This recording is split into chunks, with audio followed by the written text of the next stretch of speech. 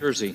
I am grateful, not only that you recognize me, but with the respect with which you said the state of New Jersey. I know that you love my state. Many of my state residents are moving to Florida, so you are very Jersey-ified as a state yourself, so thank you very much for recognizing me. I want to say to my incredible colleague, Tina Smith, the incredible stance that she just made, the facts she laid plain, the reality she has exposed, it is so important. The exercise that's gone on this floor for the last 24 hours has been extraordinary and unusual. And one of the reasons why leader after leader came to the Senate floor was to show that this is not usual times. These are not usual times. It is extraordinary to me that all through the night, at the 2 o'clock hour, the 3 a.m. hour, the 4 a.m. hour, the 5 a.m. hour, senator after senator came down here to speak up, to talk about the unusual things that are going on in America, and in truth, the things that we believe unequivocally are violative of not just our democratic norms, but violative of the separation of powers. Now, many of this is taken up in the courts already. You have state attorney generals suing right now because powers that were given to Congress are being taken by the executive. We know in the United States of America that we do not have a king. We are not an authoritarian government. And the debates of our founding fathers were central to this point, that we should have three branches of government, co-equal branches with clearly laid out in Article 1, Article 2, Article 3, clearly laid out rules and responsibilities, obligations under the Constitution. Now, this whole process, one could say, we're doing one of our Article 1 obligations, to advise and consent on the president over his nominations to key positions like OMB. But this is so much more than that. This is not just us advising and giving consent. It is standing up for what was the bipartisan norms of our nation. In fact, it was the democratic norms of our nation from the very beginning, that Congress has certain roles. And I often say we're the Article 1 branch of government. The Article 2 branch of government has their roles, but our role, perhaps very importantly, is the power of the purse. Spending decisions, spending priorities, spending allocations are made in this body, and the people have a say in that through our elections. Every 2 years, a third of this body is up. Every 2 years, all of the House of Representatives are up. And the people elect people to carry out the Constitution. We swear an oath. I've done it a number of times now to protect and defend the Constitution. And so why are we doing this unusual thing of talking all through the night about a nominee for something that many Americans don't know much about, the Office for the Management and Budget? That is because what has been going on in the first 3 weeks of the Trump administration is a reckless violation of our separation of powers. This body has differences, but there's one thing I know my colleagues and I agree on, is that the powers assigned to Congress by the Constitution are sacrosanct. And we cannot allow a president to step over their powers and begin to do things that are more akin to dictatorships or authoritarian governments. We have seen that erosion of democracy from Europe to Africa, where executives elected begin to try to take powers away from the other branches of government. Let me give you a specific example. Agencies within the federal government are set up by Congress, funded by Congress, given directives and a mission by Congress, and then Congress provides oversight for those agencies and how the executive is conducting those congressional mandates. What we saw over the last week or so was a direct assault on a bipartisan congressional intent. USAID, the United States Agency for International Development. The President of the United States decided that he didn't want that agency to exist. Without any thought, without any strategy, without any understanding of the agency's vital functions, the President of the United States took an agency funded in a bipartisan manner where colleagues of mine, I serve on the Foreign Relations Committee, know so much of the work done on both sides of the aisle to support the critical mission of USAID. They attacked it and tried to dismantle and stop it. Suddenly, the workers we have around the globe saw everything freeze. They were told to stop what they were doing. They were denied access to their emails, to critical files. Many of them were put into vulnerable situations because a lot of our great USAID government officials work in unstable environments. And suddenly their cell phones are not working and they can't access their email.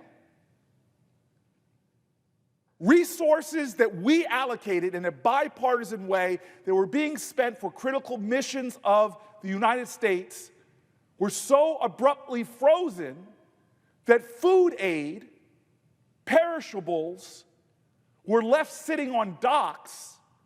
Medicines were stopped in their tracks, many of them that are perishable as well. You want to talk about government waste? Food that can keep people alive, medicines that can keep people alive, were left basically to spoil. And this all ripples. Most people don't know this. There are 50,000 private sector jobs here in the United States, people that contract with the government, that are connected to this agency, USAID, created by Congress in a bipartisan fashion, year after year, funded in a bipartisan agreements, bicameral. The President of the United States, by fiat, the President of the United States decides, we're going to kill this agency, stop it in its tracks. That is a violation of the separation of powers. Plain and simple. Congress created the agency. If the president wants to get rid of it, he should come to Congress. This presidential action didn't show Donald Trump's strength. It showed his weakness. Because a strong president makes his case to the American people, makes his case to Congress, lays out a vision, lays out a strategy, comes before Congress and proposes the legislation to do what they're saying. But no, not this president. Instead of following our constitutional dictates, instead of doing what a strong leader would have done, instead of doing what FDR did when he did sweeping things in the government, he came to Congress to fight, to pass the laws, to support his agenda. LBJ, Ronald Reagan, strong presidents who have a vision for this country that might be a little revolutionary, that might create great changes, they respect our Constitution. And they come to Congress with their vision to pass the laws necessary to support that vision. I've watched it over my lifetime. I haven't always agreed with what the presidents did. from Bush to Reagan, didn't agree with all their decisions, but they showed strength. They came to Congress and got Congress to pass laws, to execute their bold vision. I think a lot of bad decisions were made that way, but it went through Congress. Congress had a vote on the Iraq War. Congress had a vote on the authorization to use military force. Congress had a vote on welfare reform. Congress voted on Bill Clinton's vision for public safety to put 100,000 police officers on the street. Congress voted for the war on drugs. These are things I might not have always agreed with, but strong presidents come before Congress in alignment with the Constitution, with a respect for the separation of powers, with abiding by the law. Strong presidents stand in the well of the House of Representatives and give a vision for this country. As it says in my faith, without vision, the people will perish. God bless the visionary presidents we've had. John F. Kennedy, pointing to the skies and saying, we will go to the moon. And then what did he do? He came to Congress with a vision to increase funding for science, math, for STEM education. What did he do? Came to Congress with a vision for making NASA something that would be the envy of the world. What did he do? He inspired a nation with a vision that was so compelling, Democrats and Republicans joined together and followed it. What does this president do? What does Donald Trump, who's no Reagan, who's no JFK, what does he do?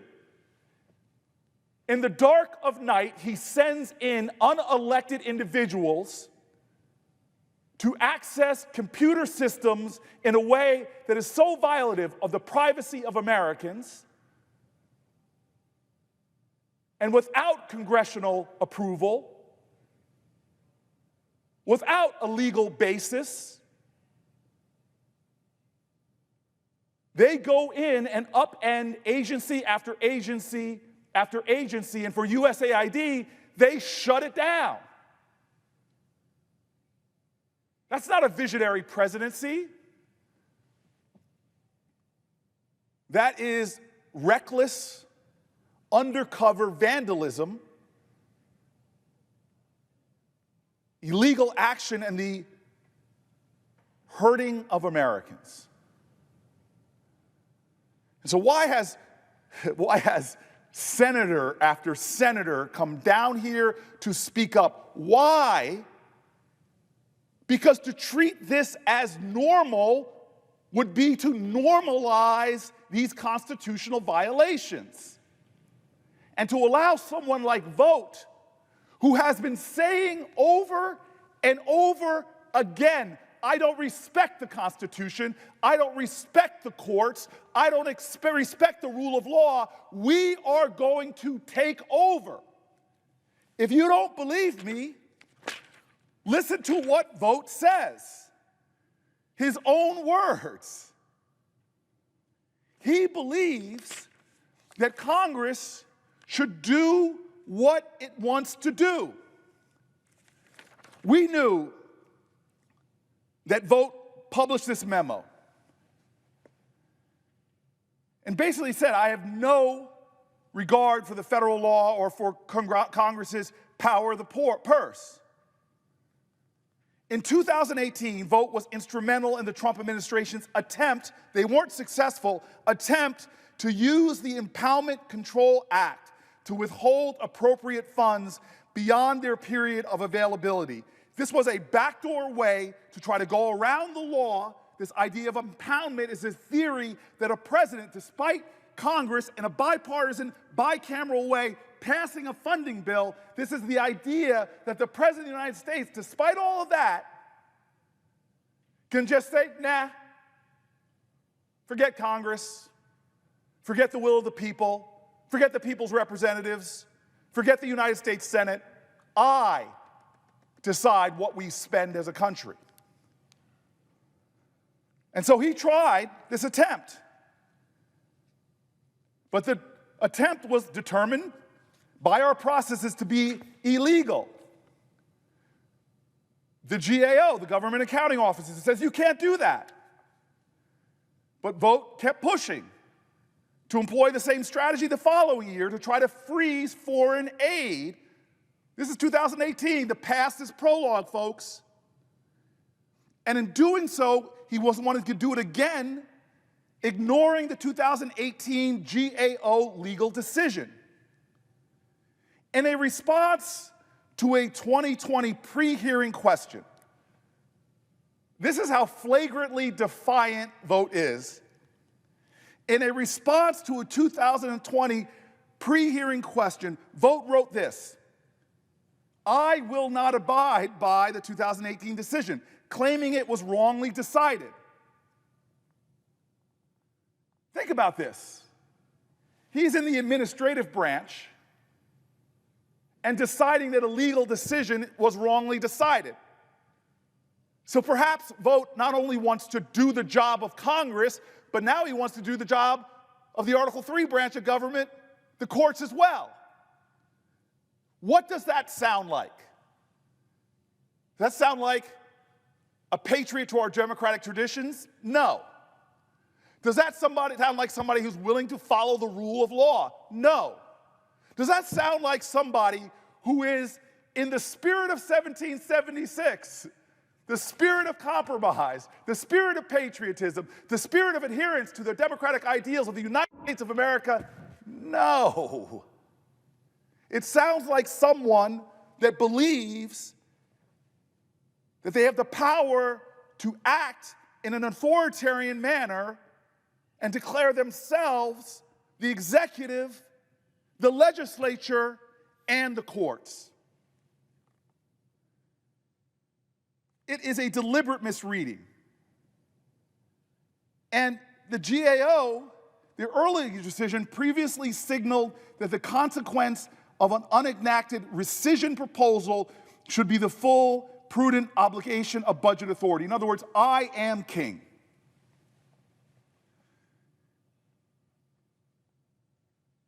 In his response to following his nomination hearing, GAO's legal decision, writing in a response to our Homeland Security Committee, he says, "I do not agree with the GAO's report. OMB did not violate the ICA as I set forth in my January 19, 2020 letter to John Yarmouth, chairman of the House Committee on Budget." In other words, he's still standing strong during his confirmation hearing that he's doing the right thing. He stands by this defiance. He stands by this violation of separation of powers. And here's what a former employee who worked at USDA wrote about how dangerous this position is. For 30 years across both Republican and Democratic administrations, decades of constitutional norms, decades of bipartisan commitment. This is what this employee said. "I argue Russ Vought is the most dangerous person in the Trump administration. Even over Trump, given his ideological bent and belief, he believes that the president does not spend congressional appropriations." This USDA official said, defines a dictator.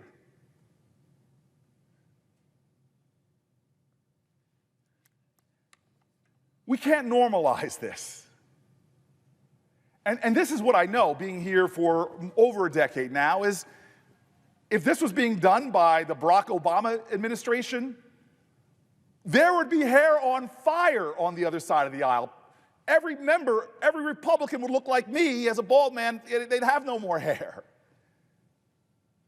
If Barack Obama decided to ignore the dictates of Congress, to say your funding decisions have no hold on my actions, that I am going to ignore congressional mandate, I'm going to ignore congressional rules, my Republican colleagues would be apoplectic. If he decided with foreign policy that, hey, there's this thing called the Hyde Amendment, I'm going to ignore it. If Barack Obama did that, not one of them would normalize it or excuse it or look the other way.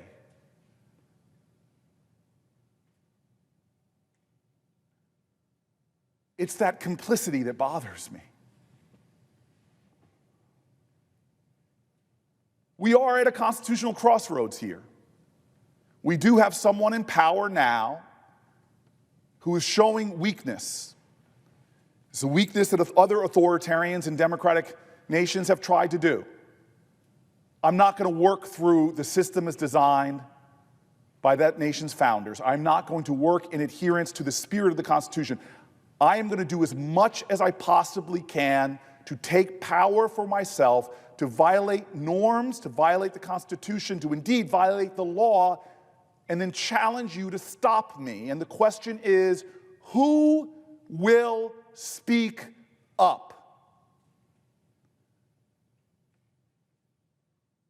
Silence is complicity. And there might be some people who are just sitting and saying, oh, this is politics as usual. Oh, this is right-left fighting. Oh, this is not really that important. What does this have to do with me? Well, let me lay it plain, giving you one example of what's happened. Stopping USAID's work without any plan or strategy has now endangered every American. Because there's things we get to go to bed at night and not have to think about because we have a government full of officials, scientists, hardworking people who every day make it their life mission to focus on things so that we, the people, do not have to think about it. Think about that for a second. We know it in our own towns and communities. We have firefighters, we have police officers that stand on the front line. They stand in the breach to protect us, to get dangerous things and conditions and people off the streets so that we're safe and we don't have to think about it every night. Well, that goes for USAID too. They are a national security organization.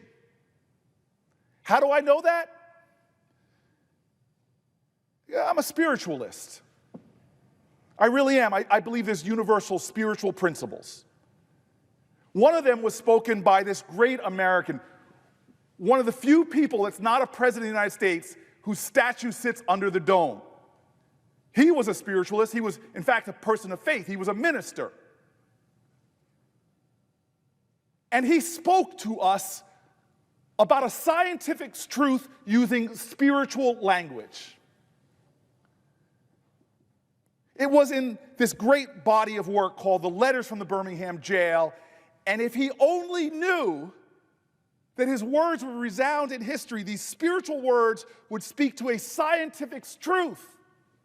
He said this, he said, "We are all caught in an inescapable network of mutuality, that we are tied in a common garment of destiny, that injustice anywhere is a threat to justice everywhere."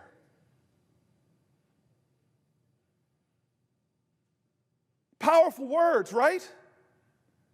But what do they have to do with science, Cory?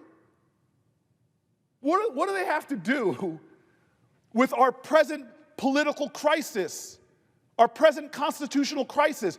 What do they have to do with that? Well, here's what they have to do with that. You see, the wisdom of this body, as I've worked in a bipartisan way on the Foreign Relations Committee, we fund the USAID to do things to protect us. But we're not doing them at home. USAID officials are around the globe. And one of the reasons why we, in the wisdom of Congress, that this president is trying to violate, one of the things that we know, because we've got engineers in this place, we've got doctors in this place, we've got dedicated public servants in this place, we've got a few big bald nerds like me in this place. What we know is that the USAID does work that is vital to keep Americans who are sleeping at night safe. Let me be specific. Right now in Uganda, there is an Ebola outbreak in the capital. Ebola is a vicious disease that is highly infectious.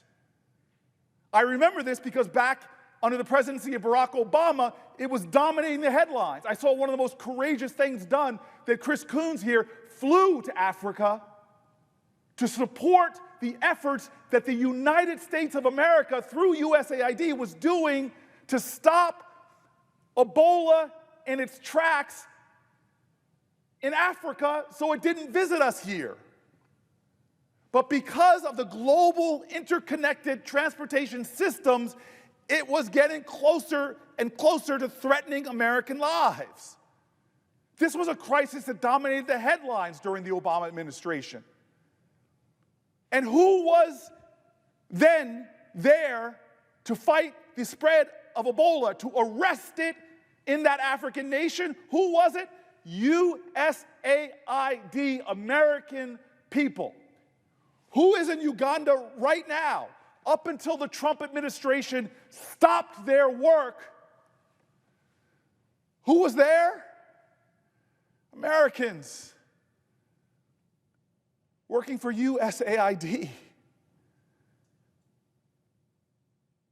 In the midst of a nasty, horrific infection, they were like our first responders. They were like our soldiers, because they understand that spiritual truth that King spoke: injustice anywhere is a threat to justice everywhere. An infectious disease anywhere is a threat to public health everywhere. What was the administration's plans to deal with global infectious outbreaks? Did they come to Congress and put forth a vision? No. What was the administration's strategy to stop the growing threat of global pandemics and global threats? Did they share that plan with Congress? No. What was this administration going to do? Well, they didn't seem to care. There wasn't one hearing about this. There wasn't one conversation. There wasn't a consultation with Congress where leaders from the Health Committee or leaders from the Foreign Relations Committee were invited to the White House to discuss their strategy in making sure that the vital functions of this agency are preserved.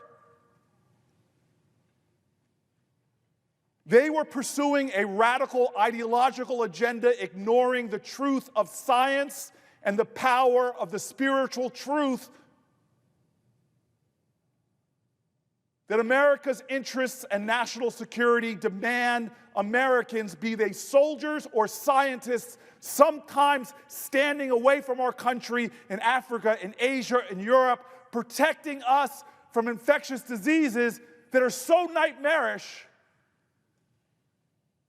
that most Americans would be happy to continue to send taxpayer dollars to stop Ebola in Africa, so that someone doesn't get on a plane not knowing that they're infected and come to visit our country and begin an outbreak of disastrous proportions. But here's something that USAID has been working on that's terrifying to me. Truly is. I've been talking about it for a long time in Congress. That we're beginning to see bugs around this planet that are resistant to antibiotics. Oh, I've talked about this in my work because I think we are these overusers of antibiotics. We use most 50% of our antibiotics are being used prophylactically, that not because they're treating diseases, But because of the way we raise animals in America now, we have to inject them over and over and over again to try to stop them from getting sick and end up with these horrible things that are when farmers have to cull their whole herd of pigs or chickens because of some kind of outbreak. This threat of antibiotic-resistant diseases, well, thousands of Americans die to them all the time. So here is a particularly infectious, nasty disease. It's called tuberculosis. And right now, I shouldn't say that because Trump has stopped it, but there were some of the best scientists in the world that happened to be ours, Americans, working for USAID on the front lines of treatment-resistant tuberculosis. It's not just Ebola in Uganda. USAID workers were trying to figure out what kind of treatments and regimes could be put into place to stop the spread of resistant tuberculosis because of the virulently viral nature of that awful disease. How irresponsible for a president whose number one responsibility is to protect Americans, to tear down the agency, stop the agency workers, cut off their cell phones, cut off their emails, cut off their access to files, leave them not even knowing how they would get home on the front lines of an infectious disease that they're trying to stop so it does not show up in America. This is not just a violation of our Constitution. This is not just a violation of separation of powers. This is not just a violation of the law. This is a violation of common sense. This is a violation of pragmatism.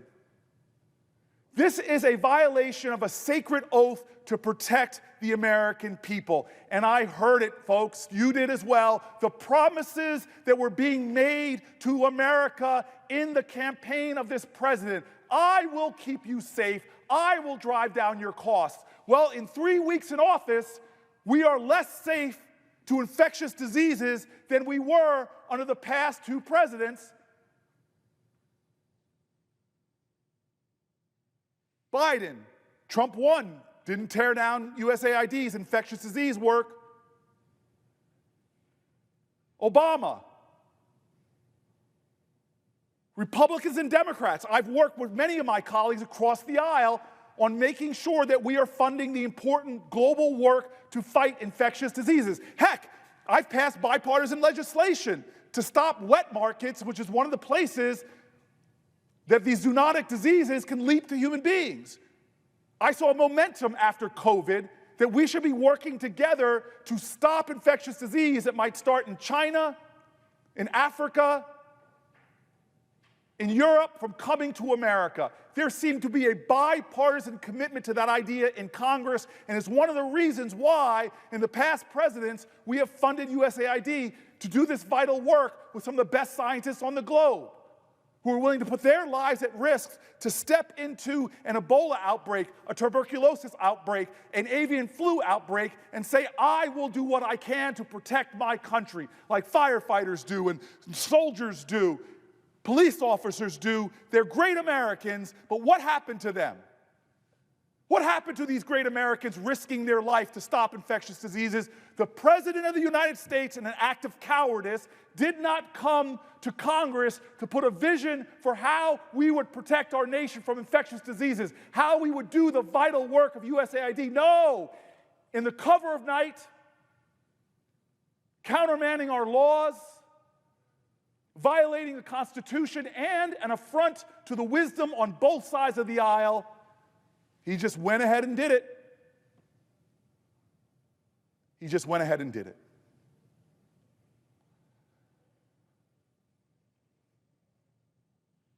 The world is a complex and dangerous place. And as much as government workers are being maligned and attacked and vilified, beat up upon. Most Americans take for granted what these patriotic Americans do every day. You shop at your supermarket and don't think about, does this food have some disease or worm in it? Because these government workers at USAID are inspecting that food and are making it safe. A lot of government workers got flashed on the TV with our first major aviation accident, 16 years. Well, I get on planes a lot. And I've gone and talked to air traffic controllers. I've fought for them and their contracts because I know that during those 16 years that no accident happened, you had incredible government workers working very hard, pouring their heart out in one of the most stressful jobs to keep us safe so that when I jump on the plane, I don't think about the air traffic around me. I know that I'm on an aviation system that's safer than me getting in my car because of government workers. We, in a bipartisan way, and this is what I'm saying, there's so much goodness on both sides of the aisle, we have government workers that are doing suicide prevention work for our veterans. When we were seeing veteran after veteran die day after day after day, there are government workers, some of them I've met, that make it their mission to be there for veterans that come home with invisible wounds. Now, I'm going to make a statement that may sound braggadocious or hyperbolic, but it's actually true. In this body, there are former governors, there are former county executives, and there are former mayors. None of them, when they were an executive, cut government more than I did. I cut the size of Newark, New Jersey's government by 25%. Think about that. Cutting a governmental body by a quarter. I did it. It was painful, it was hard, it was difficult. It was during the Great Recession, and I had no choice. But I had a city council. There were rules in the way I did it. There were civil service protections, which I abided by. Oh, but not this president. We actually used what people call buyouts. We offered packages to people. But all of this we did in accordance to the laws of our state and my city, in conjunction with our legislative body. We presented a vision for Newark, put a plan forward that, hey, these departments may be losing personnel, but we're going to make them more efficient. To this day, I remember some of the data. We had like half the inspectors, but did almost twice as many inspections because we had a thoughtful plan that we executed in consultation and coordination with our legislative branch.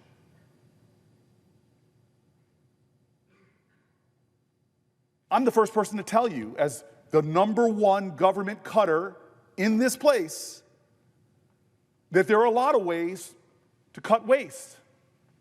Just the procurement process alone in the Department of Defense still being done ways that are antiquated, that are being corrupted by people that leave the Pentagon, go work for the big contracting agents, this circle that is corrupting. There's ways to create more transparency on that. There's ways to bring new technology on that. There's so many ways to improve that system. How do I know this? Because the first person to tell me this out at his ranch in Arizona with the former Secretary of Navy in a late-night conversation where I just sat there and learned at the foot of some wise men was John McCain. He went on and on and on about the corruption in our United States military that is undermining our fighting forces. He said we could be spending less and have higher capabilities if we only started to root out the wasteful spending and the corruption in that institution. We should be doing this in a bipartisan way. There are so many things that many of us see that don't make sense. And there is a process we could follow to do it. A president that is a strong president would come to Washington, would come to Congress, would give a bold address like Kennedy did when he said we were going to go to the moon, like LBJ did when he said we're going to be a great society, like Ronald Reagan did when he said it was going to be morning in America again. This is my vision, this is my plan, I'm bringing it to Congress, and we're going to get it done. But no, this president didn't come here to push our government to a higher level, to inspire and engage, be thoughtful about how we were going to be safer, stronger, and more prosperous. No. He brought in an unelected billionaire that everybody in this body knows is so conflicted, a guy who has so many government contracts, a guy whose net worth has been deeply affected by this government. He brought him in, and him and his agents have gone into systems that to me violate privacy, that have no transparency of what they're doing until we wake up in the middle of the night or wake up the next day and found out that the people on the front lines fighting against infectious diseases that threaten the United States, they're gone, cut off. We just saw this last week when Donald Trump froze funding to everything, from veterans to first responders, froze funding for daycare that had everybody in this nation. I had calls from mayors, Republicans, Democrats, independents, that couldn't access certain key portals, that had acted in contracting, relying upon a government stream of money, that had made plans and hiring decisions that suddenly were cut off in a lurch.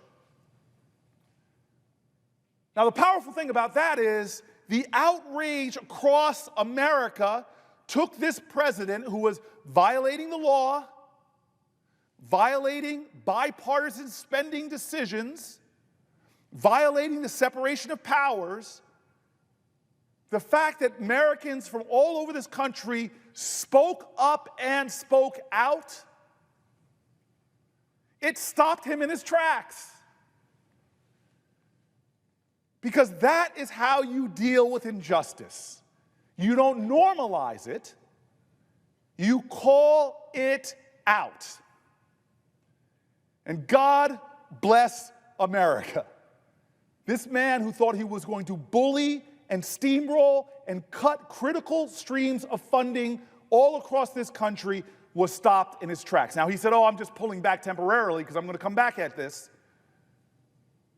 But the sigh of relief, I've met with prosecutors this week. I've met with police officers this week. I've met with people that voted for him, voted against him, and didn't vote in my state. And all of them said that was an outrageous move. Thank God we stopped him. Well, how did we stop him? By speaking up. By not normalizing this, not thinking this is just politics as usual. And so that's what this all-night Speak Out has been about. It's about raising voices. It's about not being silent. It's about the gifts of this democracy,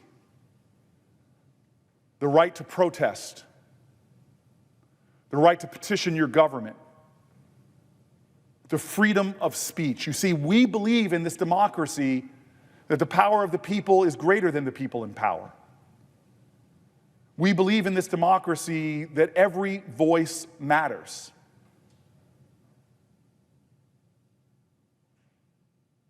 Donald Trump is creating chaos, confusion. People like Vote have said on the record they don't care about constitutional norms. They don't care about legal proceedings and the outcomes because that's wrongly decided. I've decided that that's not binding on me. That don't believe, like Vote doesn't believe, that we make spending decisions, that the President of the United States, despite the budget that was negotiated and passed by two chambers in a bipartisan way, that the President can then decide, I don't like this. Congress decided a spending priority. I don't care. I'm not spending that money. That's Vote. And so some people say, well, they have the votes. Cory, can't you count?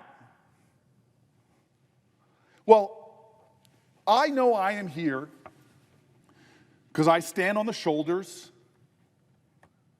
of my ancestors, like all of us do. We are all the beneficiaries of the struggles and the sacrifices that came before us. We're all the beneficiaries of moments in American history where democracy was in the balance and the majority of our people chose the right way. We are all here because in the Depression, when a general of the United States was calling for a military takeover, people stood up and spoke out. We're all here because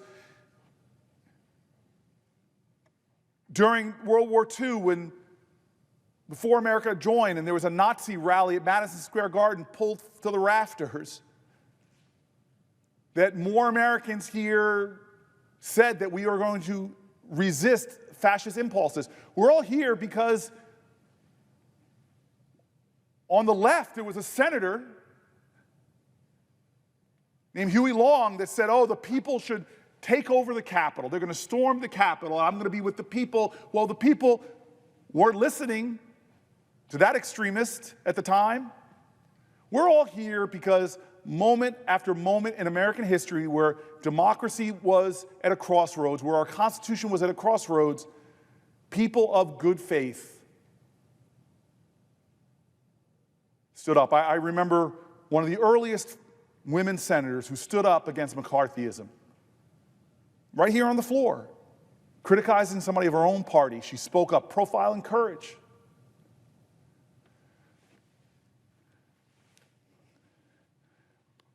I was taught a lot about that courage. In a chapter many people may not remember, there's a little panel to it right there. If you were in the gallery and you walk out, there's a panel to this wonderful moment in American history when we were at a crossroads. It was the election of 1876 between Rutherford B. Hayes and Samuel Tilden. It was hotly contested. You see, in that, one person, Tilden, won the popular vote. But Hayes seemed to have won the Electoral College. Now, the Democrat Tilden, there was a lot of controversy because this was post-Reconstruction, post the Civil War, and the South had lots of African Americans participating. And this left a bit of a constitutional crisis. And what became the Compromise of 1877, Hayes was declared the winner. But the compromise that was made is that the Republican Hayes would win and be the president, as he was, in exchange for what the Democrats wanted, which was to pull federal troops out of the South that were protecting African Americans. An outcome of an election not just upended Reconstruction, upended the progress that was being made, upended something that was incredible, which was, I'm the fourth black person ever elected to the United States Senate, but during the Reconstruction era, the first one appointed, there were two. Black folks, from the end of the Civil War until about 1901, when the last African-American, Congressman White, left this place because of the fall of Reconstruction. Because as soon as federal troops were pulled out, reigns of terror began in the South. All kind of laws were being passed to stop blacks from voting, because in America, voting is power. Black elected officials were being beaten Black judges were being pulled out into streets, whipped. The Klan rose. Lynching in America, hundreds and hundreds of African Americans were being lynched with regularity who were standing up for their power. There were massacres going on to cut down black political power. Here we had an election, and the results in terms of our constitutional norms, the power to vote, the idea that we secure the rule of law, protect citizens, all of that was being upended in flames and terror and violence and lynching in the South. That took an early wave of black participation in Congress, and the last one, Congressman White, 1901, gave a Phoenix speech. He knew it would be the last time, and he predicted that blacks would disappear from Congress, but one day they would rise like a phoenix. Now, interesting, in his state, a black person didn't come from North Carolina's congressional delegation. That was 1901. Not until 1992 was another African American elected from North Carolina. His prediction was right. Blacks would disappear because of the terror in the South, but because of the power of the civil rights movement, blacks and whites and Asians and Latinos, it was a rainbow coalition of people who would not be silent amongst tyranny, amongst violence and oppression. American citizens from all backgrounds, all religions, all races, bounded together and were not silent. Spoke up. One of my great heroes in this time, who I am seeing her spirit today, I am seeing her spirit yesterday at a rally, I am seeing her spirit across this country of people who know they can't necessarily stop right now what's going on, but are saying, I'm going to speak up anyway. This person was named Ida B. Wells. Now, Ida B. Wells was a journalist in the South, and she was documenting the lynching of African Americans, documenting the injustices being done, documenting how the abuses of political power and electoral power were being used in a fascist way to stop the people from being heard. And the lynchings, the gruesome lynchings which she was documenting and putting out there, her pamphlets were becoming nationally known, so upset people that her offices were attacked, ramshackle. She had to flee for her life because Ida B. Wells was not being silent. She was telling the truth. She was letting folks know what was happening. I think about her courage, like to know that what you are doing and what you are saying against an authoritarian style leadership can endanger your life, and yet you still tell the truth. How you're getting threats that you too will be lynched if you don't stop, but you keep telling the truth. The ugly truth. You put the stories out there again and again and again. Ida B. Wells could not be stopped. There were all these common lies that were being said about the lynchings. Oh, these were African Americans who did horrible things. These were African Americans that were guilty of crimes. These were African Americans that were raped. They should have been lynched. They should have been killed. But Ida B. Wells would write detailed stories about the injustices that were even being upheld in courts of law. But she told the truth that so shocked the consciousness of our country. That she, in many ways, may have been a journalist, but she was a farmer. Every day, relentlessly sowing seeds of truth that would one day reap a harvest of consciousness in our country. Where good folks, black folk and white folks, people from all backgrounds would finally say enough is enough.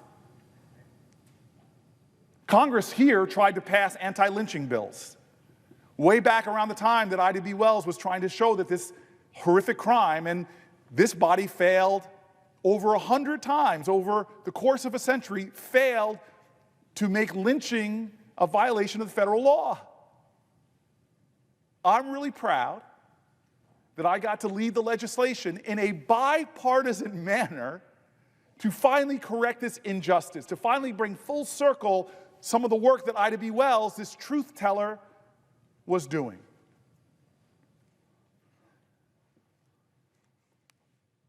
I bring up Ida B. Wells today because it's my concluding message. This defiant refusal in the face of injustice, this strength of character in the face of powerful people, governors of states, President of the United States, and others making decisions on the federal level that reaped utter havoc for millions of Americans when you didn't have the numbers, you didn't have the votes, but what you had was the truth. To not let things happen, not just to be a bystander, but to be an upstander. This was what Ida B. Wells did. We study American history with an obligation to let it be not just our past, but we study American history to let it be our calling in the present. So that we can try, as humble as we are, to live up to those who came before us, that but for them, our entire way of being would have collapsed. Ida B. Wells said this: "The way to right wrongs is to turn the light of truth upon them." Let me repeat. Ida B. Wells, this documenter of savage injustices, this truth teller about lynchings in America, this sower of seeds of truth that generations later, even in this body, we honored her by passing anti-lynching legislation after a century of trying. Ida B. Wells said the first thing we must do to right wrongs is to turn the light of truth upon them. For all those people in America right now, whether you're a worker in Uganda who can't even access your emails, but you're an American that wants to stop Ebola, whether you're a worker here in the United States that has spent your entire professional life working to protect Americans from threats to our food or our air quality, whether you're someone who's just seeing what's going on in America right now and you're afraid, whether you're someone who is worried that vote will come in and upend educational funding that your disabled child relies upon every day, whether you're an American who is struggling right now and had hope for promises that my cost of living would get better, but are now seeing that indeed, whether it is a tax on streams of revenue for middle-class families or the police in my community, or whether it's threats of tariffs with our neighbors that directly affecting your small business that's barely staying afloat. Whatever the challenge is, whatever the fear is, what I want to tell you right now is don't normalize a president who is violating the separation of powers. Don't normalize a president who is violating civil service laws. Don't normalize a president who is ignoring the dictates of Congress and establishing agencies. This is the time to summon the spirit of Ida B. Wells and to turn the light of truth upon what is going on, because you may be witnessing defeats, but the democracy is not defeated. You may say what's going on is wrong, but that does not stop the power of right. As the great poet said, you may write me down in history with your bitter, twisted lies. You may trod me in the very dirt, but still like dust I rise. This mighty nation stands on the shoulders of truth tellers, of defiant, dedicated patriots of grit and gumption. It's we the people. No matter if you're a billionaire or a president, if you're a teacher, if you're a cop, if you're a plumber, this nation says that our voices matter. And in the words of that Negro spiritual, as we have tried to do here all through the night, I hope everyone in America understands that this is the time for us to lift every voice. Mr. President, I yield the floor. The Senator from New Jersey. I'm grateful. We are dealing with a crisis that all 100 members of this body understand, that has taken the lives of hundreds and hundreds of thousands of people, and that's the scourge of fentanyl.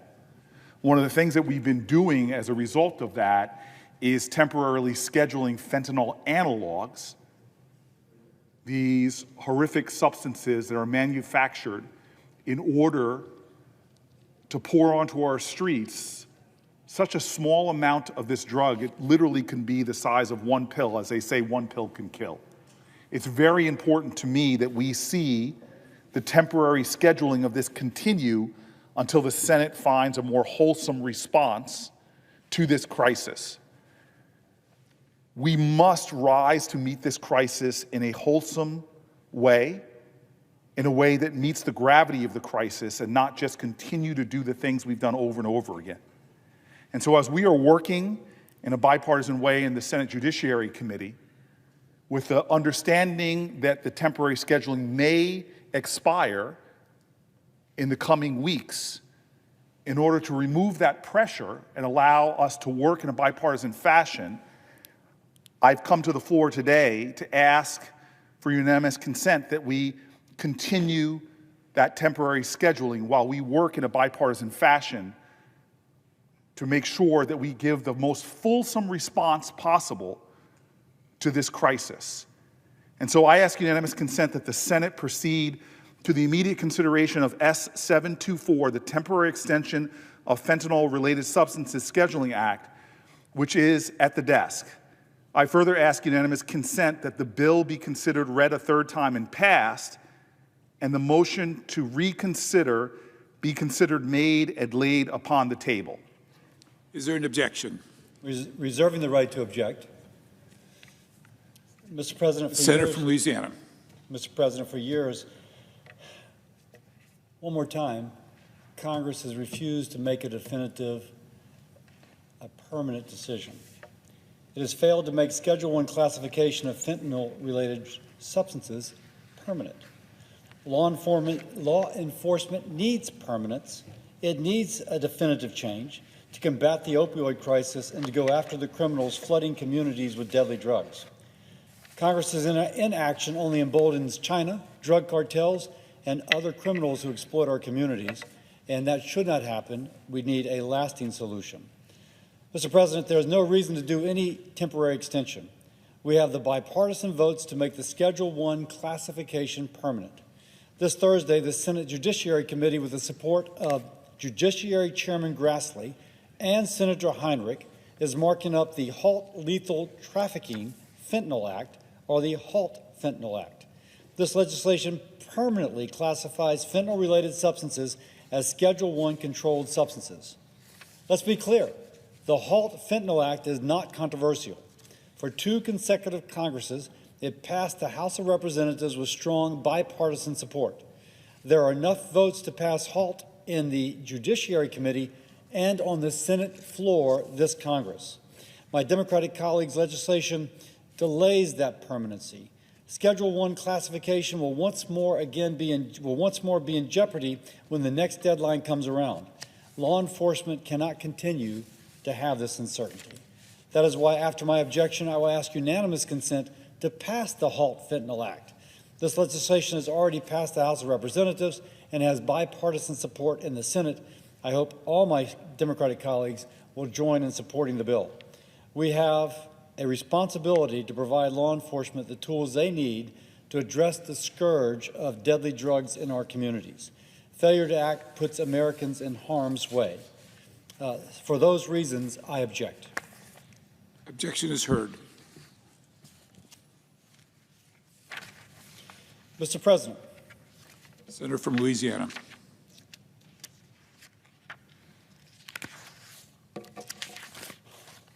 because of my objection, I ask unanimous consent to pass the Halt Fentanyl Act to permanently classify fentanyl-related substances as Schedule I controlled substances. The bill also removes barriers that impede the ability of researchers to conduct studies on these substances. The Halt Fentanyl Act already passed the House of Representatives with overwhelming bipartisan support. It has support from Democrat and Republican senators now.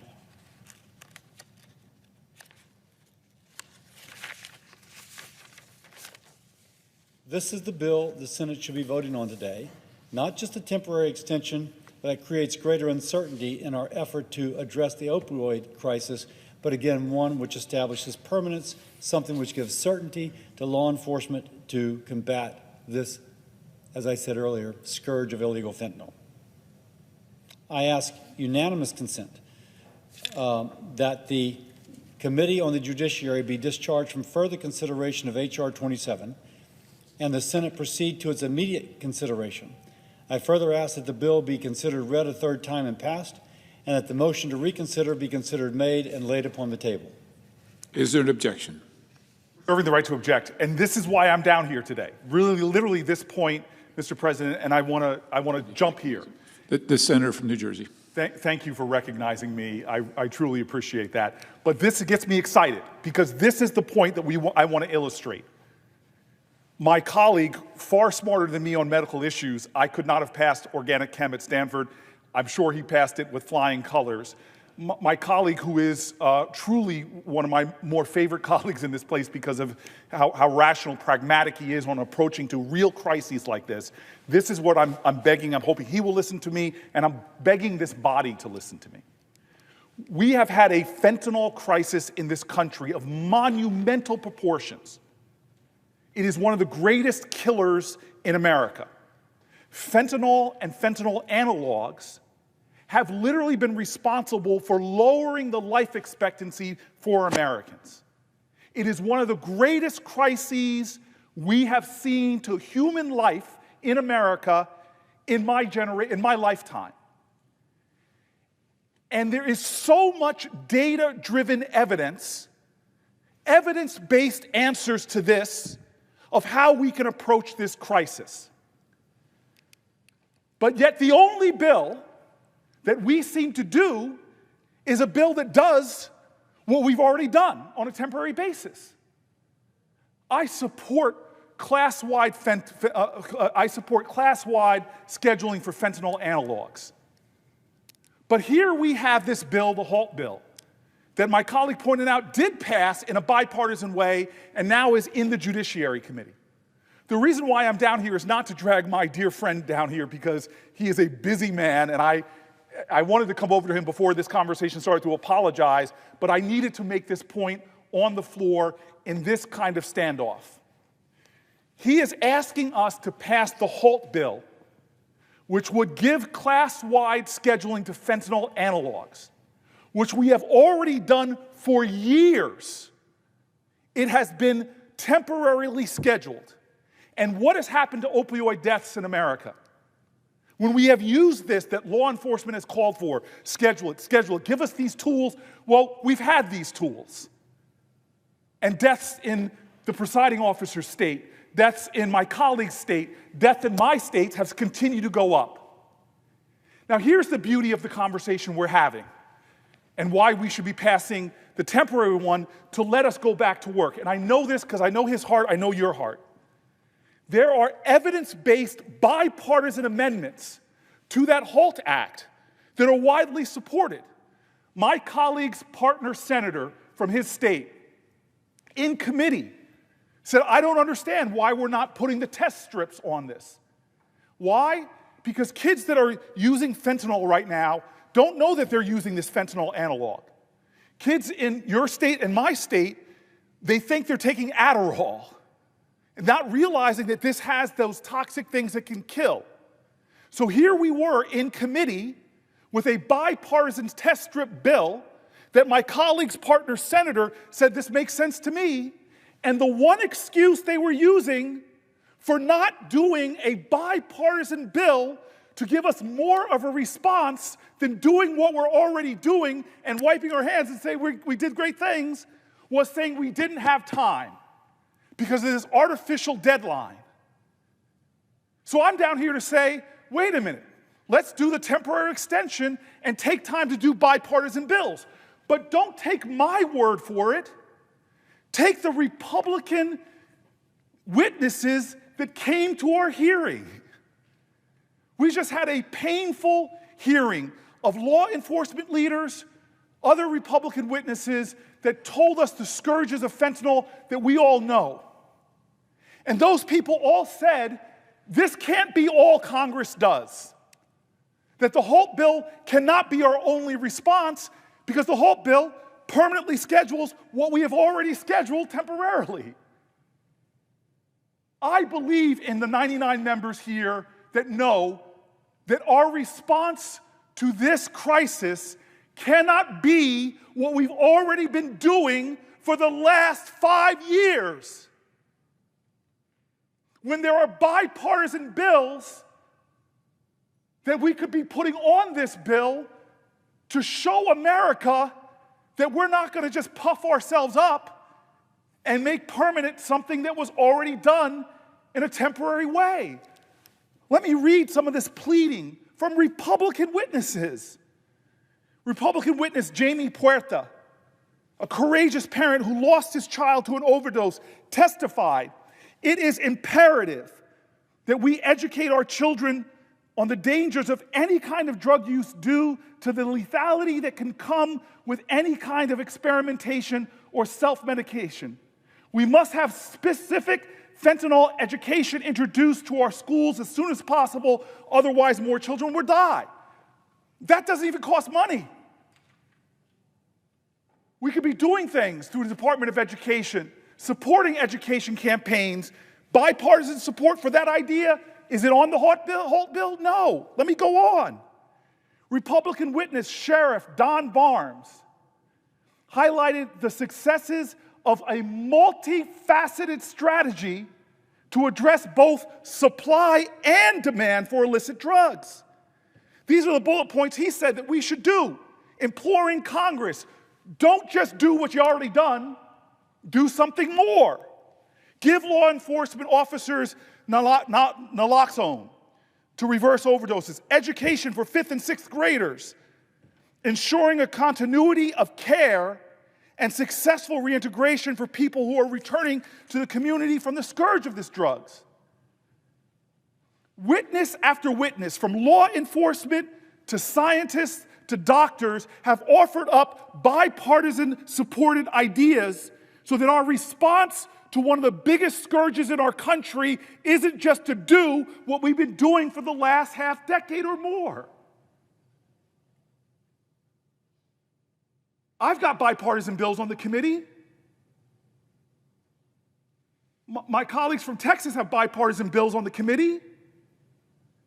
And the only excuse that people said for us not to have more consideration, oh, well, the deadline is coming up in a few weeks for our temporary passage. When I realized we've passed temporary scheduling by unanimous consent before. It's not hard to do. I beg of my colleagues, I beg of my colleague that's here and others, we have a moving bill that has to go back to the House because we've already added a manager's package to it. And I promise you, if we add truly bipartisan things that give a more fulsome approach, a more comprehensive approach to stop our children from dying, it'll pass in the Republican-controlled House of Representatives because it was bipartisan here. I'm in agony over the deaths in New Jersey. I've met with parents who look at me and say, what are you going to do? Let me read you the words from one of these parents. Susan Austerman, a courageous mother who lost her son to an overdose. I beg of my colleagues, listen to what she said. I urge you to stop crafting policies based on stigma, false narrative, political loyalty, and most of all, stop using our dead children to justify these failed approaches. Harsher penalties for drugs, like those for the Halt Fentanyl Act, do not deter drug use. They only push people into riskier behaviors, increase the likelihood that someone will die rather than call for help, and make our communities less safe. How many more Americans must die before we finally admit that the war on drugs was a failure? I'm a former mayor. I oversaw a police department that had to answer to the calls with children dying on floors. They had these law enforcement tools. They would tell me more needs to be done.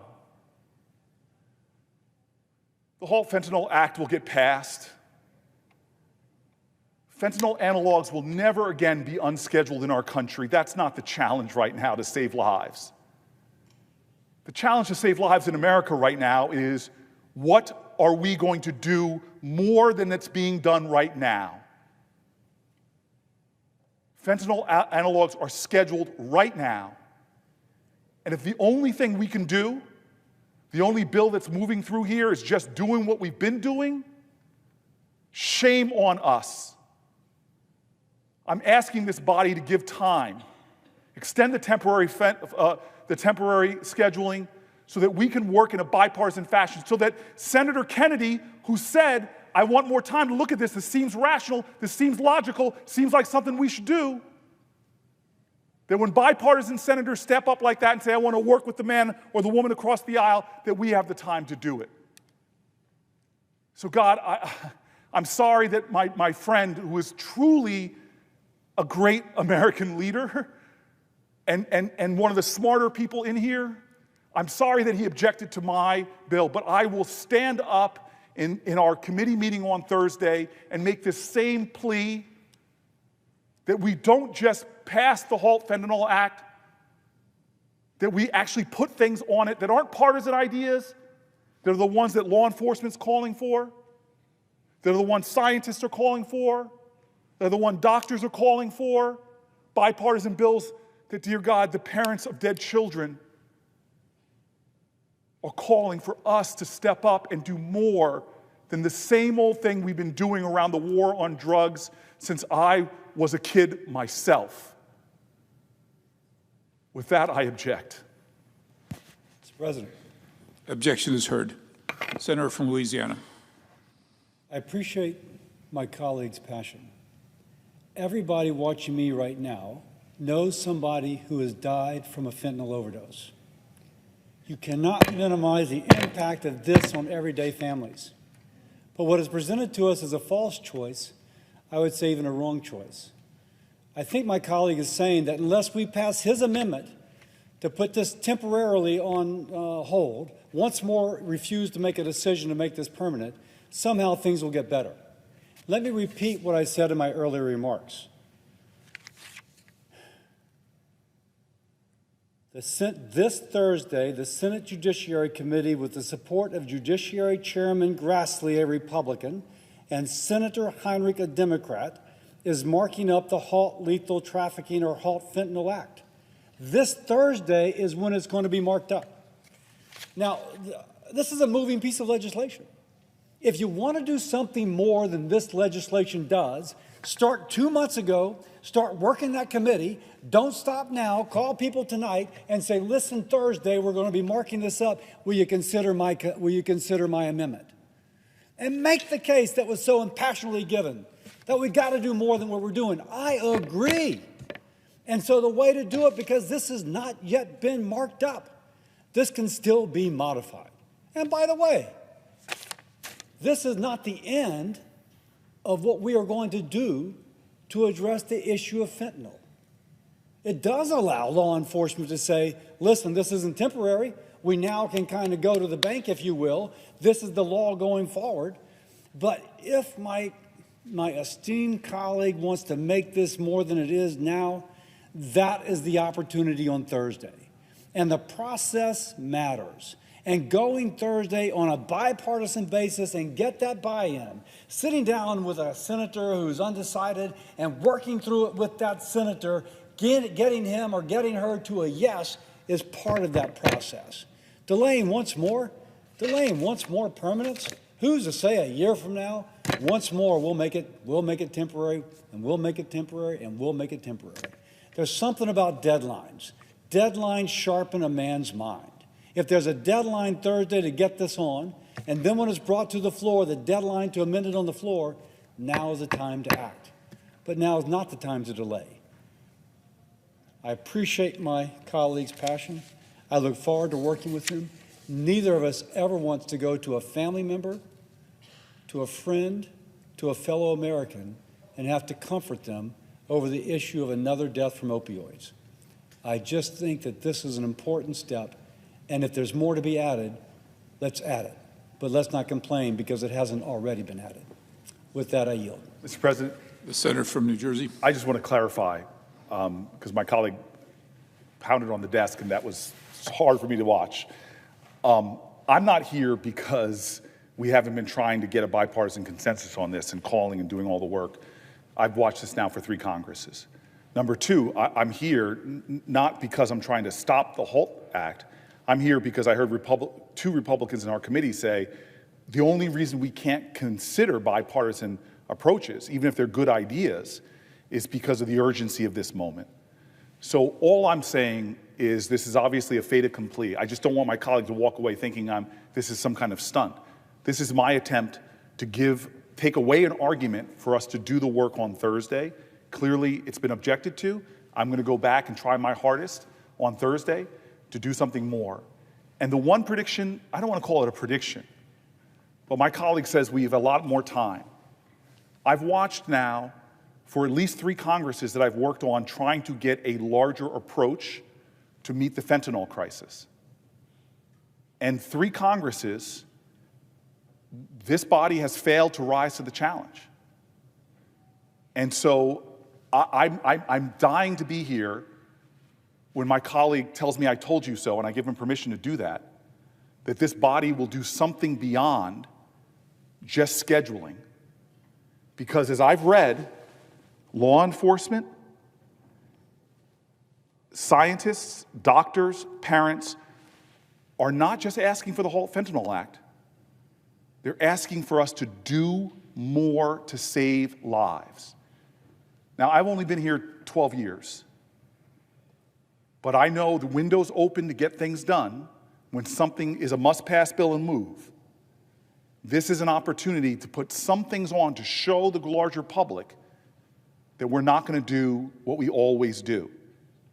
I am really worried when this window closes, there'll be 71 days in, now 72 days. I asked you, are you better off than you were 72 days ago economically? I asked that question. Ask it to your friends. Are they better off economically? Well, I don't see how they could be because prices are up, stock market's down, the risk of recession is climbing, consumer confidence is in the gutter, 401k plans are losing value.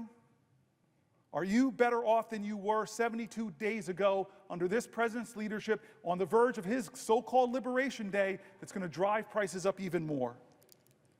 And he's doubling down on tax cuts for the rich. He wants an economy that works for him, his billionaire donors, his powerful special interests, and it's coming at the expense of working people who are struggling to get by, and a lot of the programs that they rely on, like for their health care, like for their Social Security. He wants an economy where the richest people get the biggest tax cuts, where the largest corporations, heck, they may get to skip out on taxes altogether. And where hardworking Americans are getting crushed by rising food prices and rising rents. This idea that might trickle down. But we know it doesn't work. Programs need to stay in place. On another topic, this constituent is getting a lot into her first letter to a government official, and I appreciate it. On another topic, inflation. Increasing prices and the overpriced housing market is a huge problem. Placing tariffs on our biggest trade partners is beyond unfair. This drives the cost of goods up, and the consumer is the one who ends up paying the increase. A lot of families are food insecure, wondering where their next meal is coming from. A lot of parents go without so their children can eat. Food pantries and banks are scrambling to meet demand. Something needs to be done so families can survive. The housing market is also an issue. Owning your own home is now unreachable for most young people starting out. Interest rates are high, and housing prices in New Jersey are unaffordable. Thank you for reading my letter. I'm asking you as our senator, please stand up for what is in the best interest of families, seniors, adults, and children in your district. Tariffs, dismantling departments like Social Security, Medicare, Medicaid, education, and other services that are important to the everyday person is not the answer. You are our voice in the Senate. Please do the right thing and speak up and continue to fight for everyday Americans. This is why I'm standing up. This is why I will stand here as long as I'm physically able. This is why I will continue to tell story after story. But first, a little important history. 90 years. Our country has made a promise to people that if you pay into the Social Security program your whole life, that money will be there for you when you retire. Franklin Roosevelt signed the Social Security Act into law 84 years ago. And this is his quote. He called it a cornerstone in a structure which is being built, but it is by no means complete. Social Security is still a cornerstone. It's still the bedrock, according to FDR. It's the bedrock of an edifice being built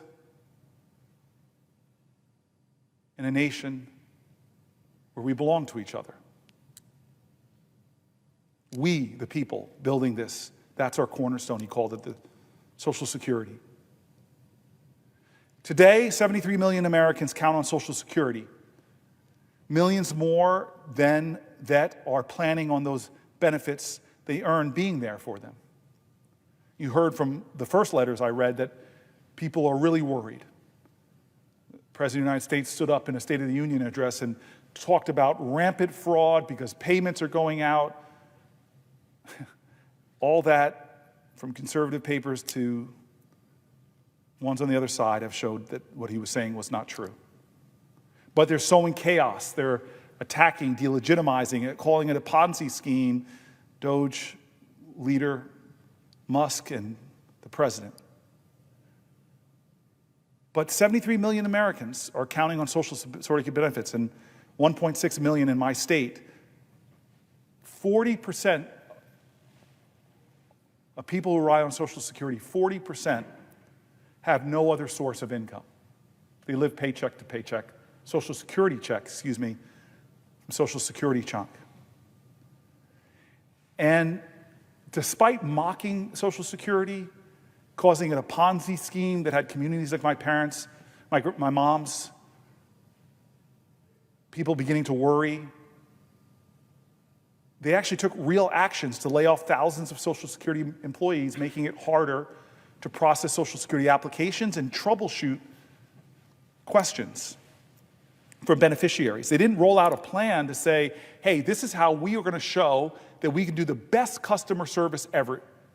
We're going to bring some of the best private sector people in to advise on how we can use technology and innovation to give the best customer service. Hell, roll in AI, do all these things. We're going to make a model of responsiveness to our seniors because we're a society that respects our elders, values them, wants them to retire in dignity and security and peace of mind. That's the big ambition. No, that's not what was said. Social Security employees, like many employees, got letters that they didn't expect, saying they were laid off. Didn't matter how well they performed. It didn't matter what function they performed. And it put in jeopardy just trying to contact Social Security if you're retiring. Just trying to contact Social Security if you need to apply for benefits. They tried to eliminate service by phone, saying that they wanted to require in-person visits, which is absurd for many seniors that don't have access to transportation or live in rural areas, because you know what they're doing also is that they're trying to close down many Social Security offices. I'm going to get to the specifics of that later. These actions are harmful enough, but they're just the beginning of what our president and Elon Musk are saying they want to do to a program that for millions of Americans, it's their only check a week. It's essential for them, and others, it's how they make their retirement secure. You don't protect the future by punishing the people who built this country. You don't fix America by throwing seniors or veterans or Americans with disabilities under the bus. That's not how we do things. That's not how we should do things. There are so many hardworking families that believed in this idea. If I work hard all my life in America, I can make ends meet, I can raise my kids, and I can retire with dignity. Congress does have a responsibility to be good stewards of taxpayer dollars. We should do more of that. I want to do more of that. I want to help lead in that fight. But none of us were invited to a table when it came to this. This congressionally established program, FDR I read, but it was Congress that established it, is now not being included in the planning or procedures to try to improve Social Security or make it more efficient or more effective. We haven't convened hearings or task forces in a bipartisan way to find out what we can do to better serve our seniors. Instead, lies are being proffered about Social Security making wrongful payments. Lies are being proffered by the highest office in the land, the most richest person in the land who does not need Social Security is calling it a Ponzi scheme, telling people who are relying on it they're part of a Ponzi scheme. But remember this, Social Security is not the government's money to spend. It's the hard-earned savings of working Americans, and it belongs to Americans. The president and Elon Musk need to keep their hands off of it. It's not theirs to take, and it's not theirs to break. Their scheme, they're the ones that have a scheme, and it's not about efficiency. It's not visionary. It's what we need in America now is visionary leaders that have bold, exciting visions for what things like Social Security can be. And what they're doing is not only wrong, it hurts people. It scares people. And not just people, our elders. People who raised us, the people who built roads and highways, the people who served food, made food, who started small businesses, raised generations, that's who we're disrespecting. And so what happens in this context? Why am I standing here is because the people of New Jersey are saying, why aren't you doing more? This is unacceptable, Senator Booker. It's unacceptable. Here are voices, and my phones have exploded with people that the president and Elon Musk have made terrified about what's happening to the Social Security service and what's happening to their checks. My staff said that we were overwhelmed with phone calls and emails people who are worried about the direction that the president is taking Social Security. They used words to me that people who called were angry and terrified. I want to share some of these calls from constituents. Here's someone from the great Cherry Hill, New Jersey. I'm very concerned that the president, along with his cruel and inept administration and DOGE, are working to privatize and ruin the Social Security program. I am a constituent, Senator Booker. I live in Cherry Hill, New Jersey, and I am a senior who relies on Social Security income for my basic needs, food and housing. The mere idea of not having those funds has caused me sleepless nights and wondering if I will become homeless. I'm going to stop there for a second. I remember this President FDR growing up hearing that what he did was get on the radio not to stir up fear, not to stir up chaos, but to comfort people, to remind them that we are Americans, you have no need to fear. But this president, just with his rhetoric alone about Social Security, is driving my constituents to write me notes like this. I continue with the letter from my constituent from Cherry Hill. I hope you will convince both Democrats and Republican colleagues to prevent this from happening. Trump lied when he promised during his campaign he would not touch the Social Security Administration, but now we see threats and already some actions towards making severe cuts and making the program less accessible. I urge you to continue to fight for us.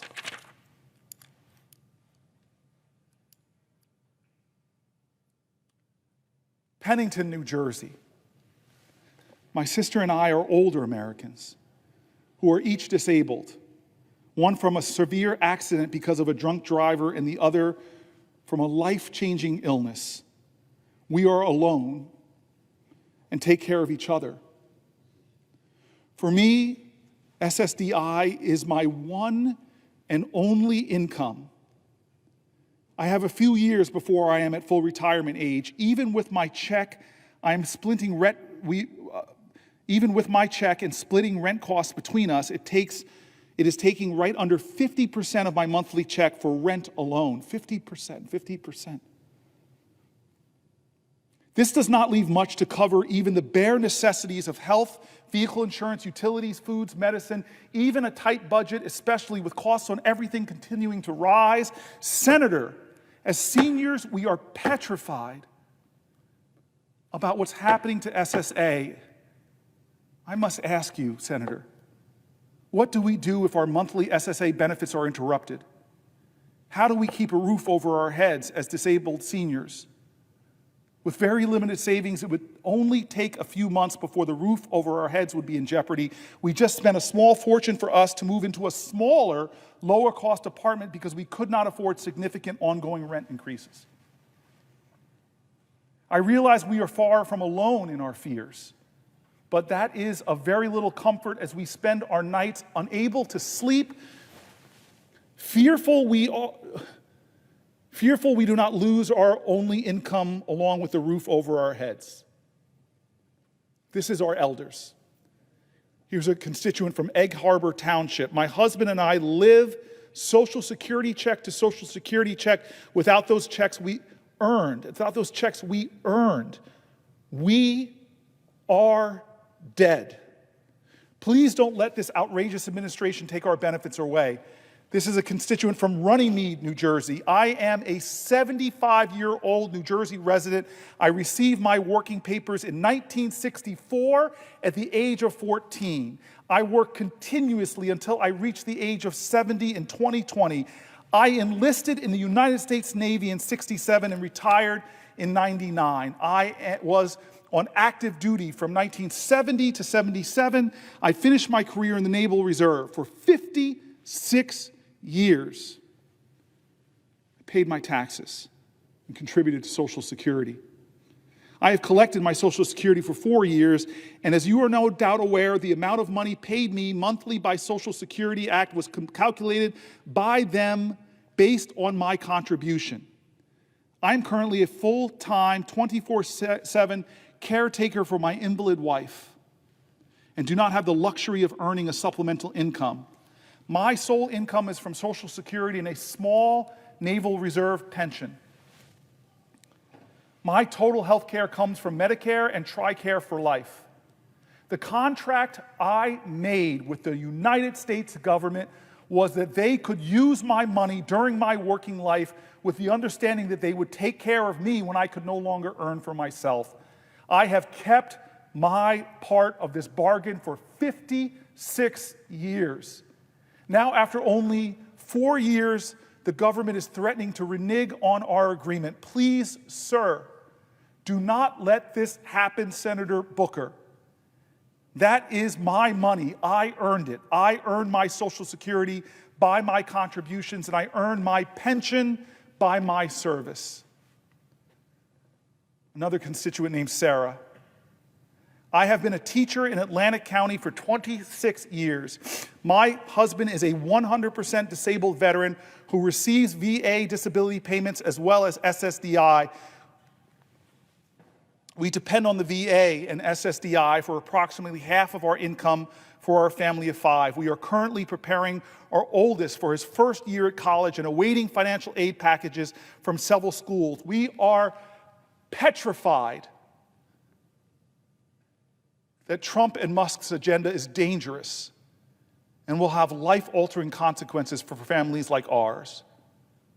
We are counting on you, Senator Booker, to do the hard work to protect the essential benefits. The destruction of the Department of Education is another completely horrifying situation. We need to protect our special needs students and federal financial aid for college-bound students. We need to protect the idea of education is for all. Education is for all. Education is for all, instead of a few elites who could just afford it.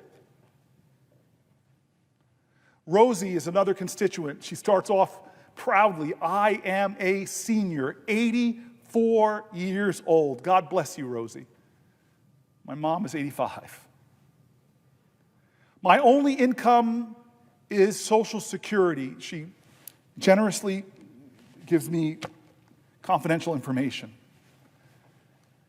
My only income is Social Security, $1,179 per month. And I am terrified that the current gang of thieves in the White House will tamper with it under the guise of, quote unquote, saving money.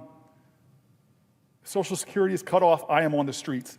I, again, can't keep harping enough on the traditions of our country, where presidents, whether you agreed with them or not, whether they're from your party or not, Ronald Reagan didn't whip up fear in bedrock commitments like Social Security or health. Barack Obama didn't shake people so that Republicans and Democrats in my state would write me letters using words like fear and terror, wouldn't use worries about losing sleep when you have enough things to stress over. Here's Deborah. I am a retired widow. I depend on Social Security to pay bills each month. I'm concerned about the reports that Elon Musk is to revamp and, in my opinion, ruin the Social Security Administration. I'm worried that payments will be disrupted. There are many other things going on in the government today that I'm also concerned about. I hope that the seniors and Congress people, along with the judicial system, can stand up to him and take back control of government. Look, it's going to revamp and ruin Social Security. This is just somebody simply saying is like, be plain. Don't make up lies about false payments. Don't call it a Ponzi scheme. Give us a bold vision of how it's going to help more seniors, how you're going to serve more seniors, how you're going to improve the system, how you're going to make it better, how are you going to serve the dignity of our seniors. This is Holly. Holly is a constituent too. I am one of your constituents who's retired and relies 100% in order to live on my earned Social Security benefit in which I paid throughout my entire working career. I call on you to maintain Social Security program as it stood before the ascension of Trump and Musk. You must ensure that there are no missed earned benefit payments or late payments made to recipients, especially accessible Social Security offices must remain open and fully staffed with trained, experienced Social Security employees in order to provide the kind of regular, necessary customer service by phone, online, and in person. And the Trump-Musk administration's endless terrorist threats of dismantling the Social Security Administration, insidiously calling it a Ponzi scheme, working in order to privatize it, and must cease and desist immediately. Moreover, you, Cory Booker, must reverse and or stop whatever draconian changes are being made to destroy the Social Security Administration with thousands of cuts to needed employees with almost no notice and no public input. Social Security is being dismantled by an unelected billionaire, at least for now. Musk and his band of Doge boys, not a real government department, who have illegally and callously rifled through our most private, personal information and done God knows what with it, with their ultimate goal to risk and or steal the retirement funds of older Americans by placing the Social Security Trust Fund in the hand of private corporate equity firms. Seniors do not agree to this. Seniors do not agree to this. And such action is illegal and completely unacceptable, exclamation point. This constituent continues. Furthermore, I'm deeply concerned that the ceaseless chaos will invite criminals to exploit confusion around identity verification. Ironically, while the administration claims these changes are meant to combat fraud, they may very well do the opposite, hastily introducing new, unfamiliar technology and verification steps without any real public education campaign will create the perfect environment for criminals to deceive and defraud. This late and ill-conceived change also comes at a time when the Social Security Administration is already struggling with a customer service crisis, long hold times, low staffing, delayed callback systems, confusing announcements about possible office closures. This chaos has to be stopped now, Senator Booker. I urgently ask you to please use your congressional power to reverse these changes, which are creating more confusion for older Americans. Senior Americans earn Social Security through a lifetime of hard, honest work. I know I did. The money is ours, and we deserve a properly run Social Security Administration which continues to be administrated honestly through the federal government as established in 1935. In fact, the narrative of the Social Security Act running out of money could be easily fixed if Congress wrote laws that slightly increased the amount that high net worth individuals, the wealthiest of the wealthy, paid into the program. Holly, God bless you. My mother in her senior community is seeing this rise in scammers trying to steal people's money. And she's amazed at the technology they're using. Scams that involve the voices of their relatives asking them for help. They're in a crisis. All that technology and the wisdom of my mom, she's like, why aren't we using the technology and innovations to make Social Security easier to use, easier to engage with? Common sense questions.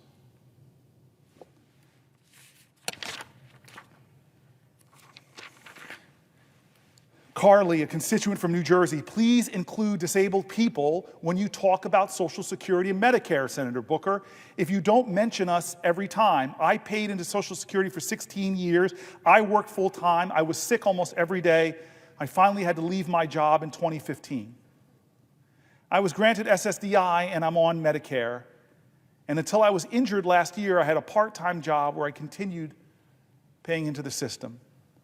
I fear that the first people they will go after are the disabled. We are not as capable of fighting. People see us as lazy or fakers, and we're almost never included in the conversations about marginalized communities. Please don't let me be erased. Carly, you are not. I see you, and I'm standing here for as long as I possibly physically can so that I can elevate your voice and others.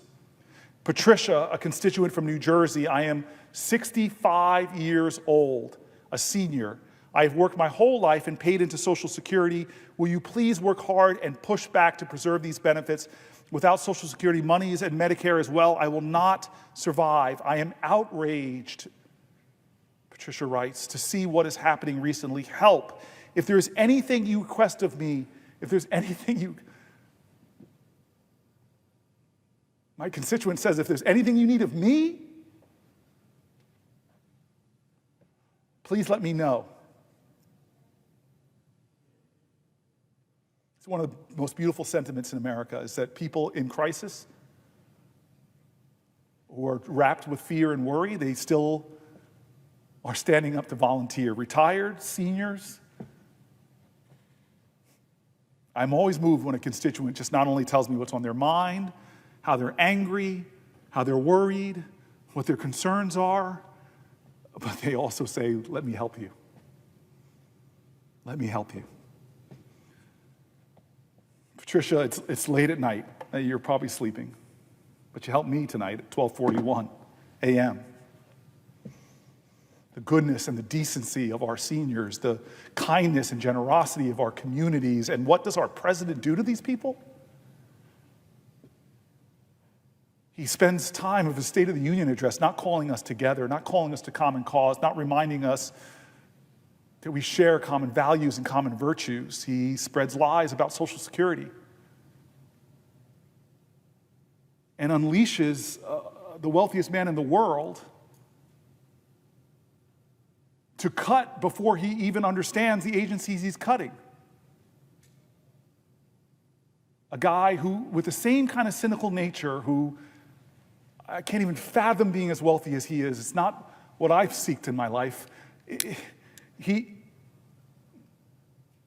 tells a Ponzi scheme when constituent after constituent tell me that is their only source of income, that they paid into all of their lives, and now the most powerful person on the planet and the richest person on the planet are striking fear and worry into seniors, and yet all of that power, all of that money, a constituent from New Jersey tells me about what she's concerned with and then says, if there's anything you request of me, please let me know. I am here to help. I'm here to help. That's the country I know and love. Not the fear-mongers and the demagogues and the spreaders of lies, but the good decency of Americans who even in their time of crisis ask the question, how can I help? How can I help?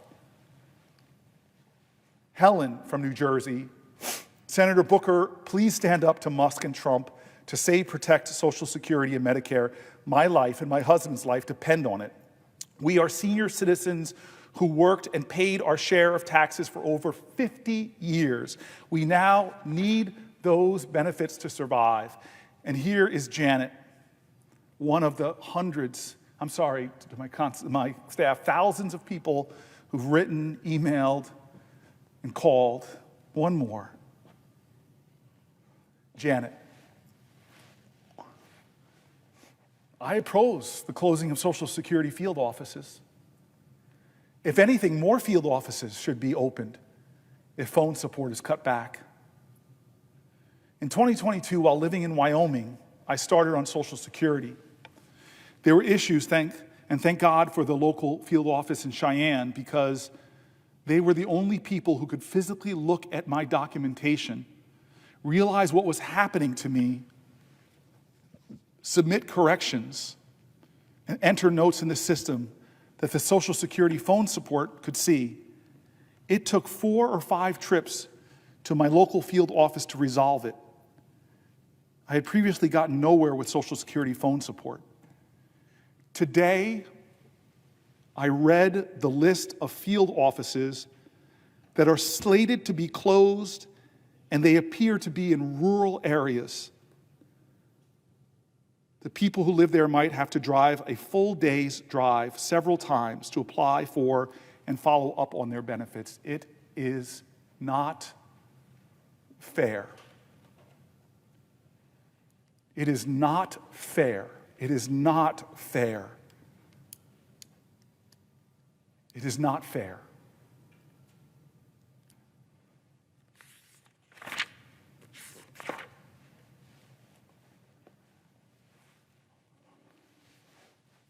Across the country, my office hears from, it's not just New Jersey.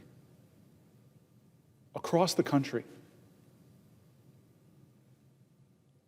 people are frustrated who feel like nobody won't listen to them. We get calls from across the country. My staff doesn't say, you're not from New Jersey, so we're not going to talk to you. My staff, just incredible people I have surrounding me in the office who remind me of the values I treasure. And so they wanted me to include tonight people not from New Jersey, because again, we hear from thousands of people in my state and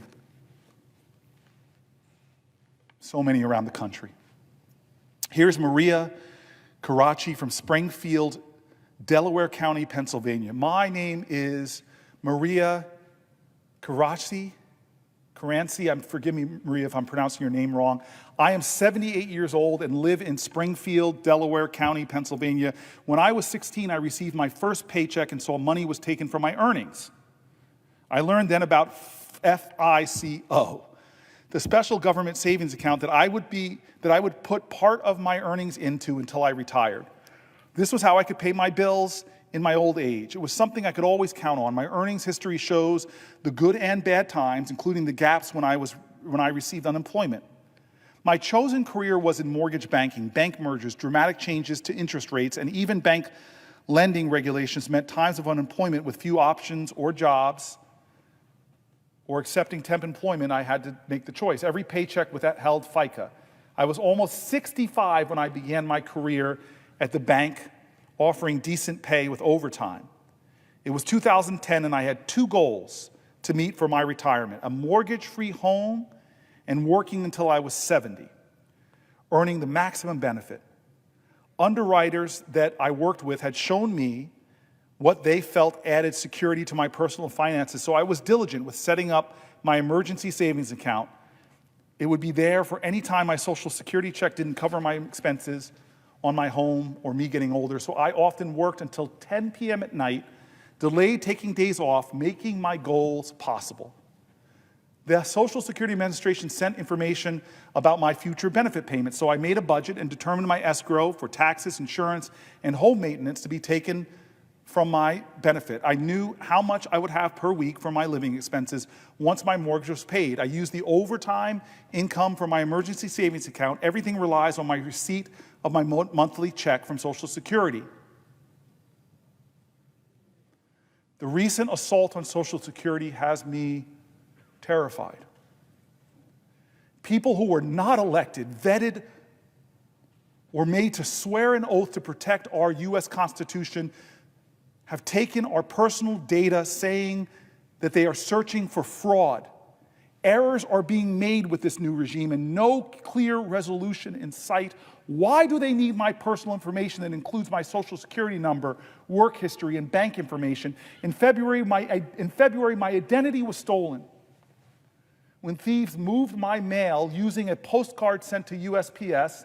My bank statement and copy of my paycheck were forwarded to the thieves before I got the USPS notice of the change. I froze my credit then and have done so later, since TransUnion has the BOSE address listed as a fraudulent one on part of their report, but also has it on another address for mail that has been returned to the sender. I have quit fighting the data entry mistake, but I remain diligent and alert if mail is due and doesn't arrive.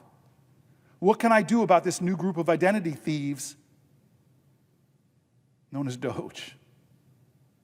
Until recently, I had confidence in my ability to provide for myself because I lived in the United States of America, a republic governed by the people for the people. My parents were children of the Great Depression, so they instilled in me how to be financially solid and survive. Now at 78, I'm learning everything that I hold dear is to be attacked by the 47th president using a contributor to his re-election as his advisor and the leader of a group named Doge. I do not feel safe due to cuts in so many who have kept us safe: cuts in the CDC, cuts in the FBI, cuts in the EPA, cuts in the FAA, and Social Security. I worry about losing our foreign allies and the release of convicted domestic terrorists pardoned by the president, while suspected immigrants might be whisked away before anyone even knows they are. Everyone I know receiving Social Security benefits relies on those payments for their daily life. As prices increase under President Trump's leadership, many are not as fortunate as me, who had a solid plan for increased expenses. We worked putting into FICA with every paycheck that we received. The thought of delaying payments or making errors so that anyone must prove their right to receive their benefit is stealing from people. Are we still the land of the free and the home of the brave? I'm counting on our elected officials like you and the courts to preserve it.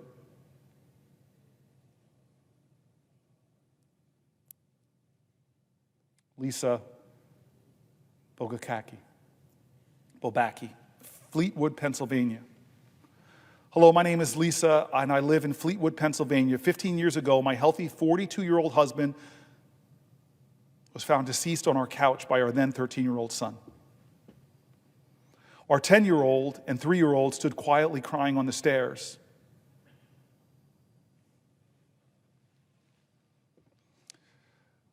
Sudden cardiac death was the cause. The same day my daughter asked if we would need to move to another house, I promised her that I would do everything I could to keep us in the home I would promise to keep them in the only home they'd ever known. Those early days remain blurred in my mind. I remember my father taking me to the Social Security office, and shortly thereafter, survivors' benefits for my children began showing up in the bank account to assist with their care. If not for these benefits, I would not have been able to keep my promise to my children. It's not much money, amounting to roughly the salary of a minimum wage job, yet it was a lifeline to some piece of normalcy for my family, not a Ponzi scheme. My kids have now aged out of the system.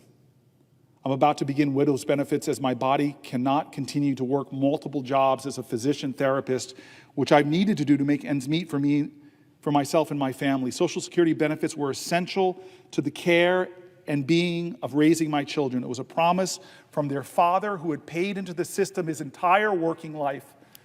We must work on continuing to expand these essential benefits and never consider dismantling or privatizing them. Thank you, Senator Booker. Here's Kayanan Spooner from Chippewa Falls, Wisconsin, who writes me. My name is Kayana Spooner, and I live in Chippewa Falls, Wisconsin. I'm 63 years old. My husband, Joe, and I have 5 children and 3 grandchildren and live a wonderful life as our family is growing. God bless you and your family. We own businesses and work to contribute Social Security for ourselves and our employees. We did all the things we could do to secure our future and contribute to the larger community of those in need. We felt that we were living the American dream until one day in 2012, I know this personally with my dad, and I feel for you, Ms. Spooner. Until one day in 2012, I was diagnosed with Parkinson's disease. Parkinson's is a degenerate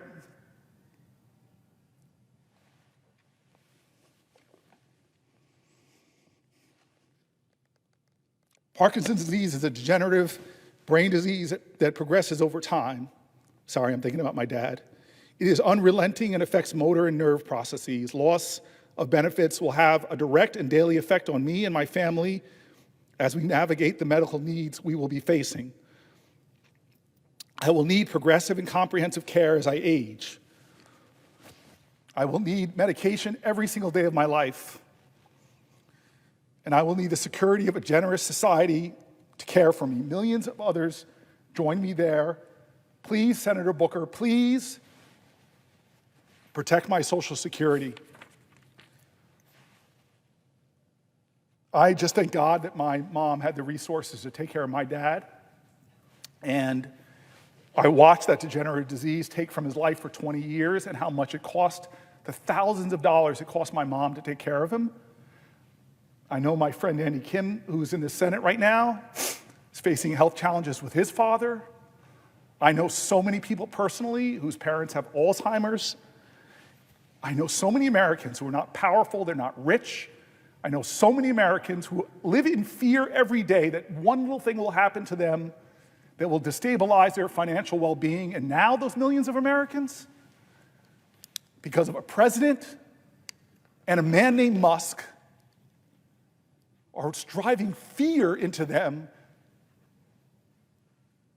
are whacking away the people that answer phones, are firing the people in an agency that already was struggling with wait times, that already was struggling with slow response times.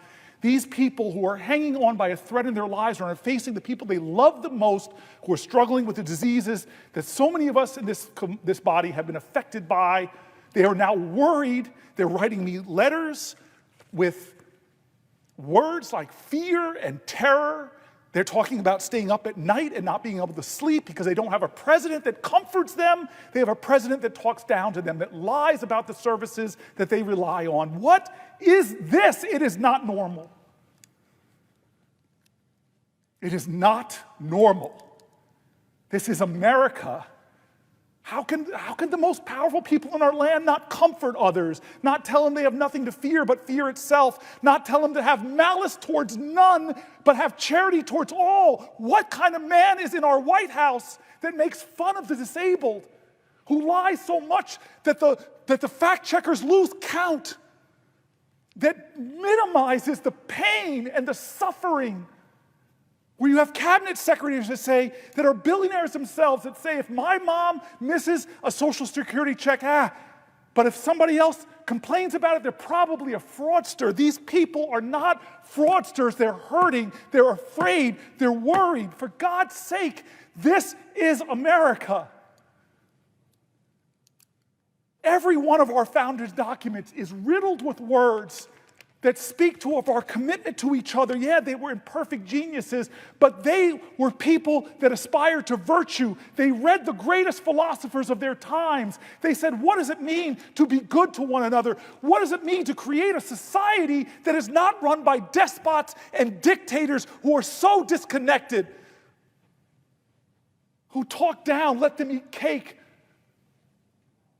They dreamed of a different country than this, folks. They dreamed of a different country than this. They dreamed of a country that stood for not just get all I can for me, the biggest tax cuts possible to the wealthiest people. They dreamed of a nation where any child born in any circumstance from any place could grow up and have their American dream.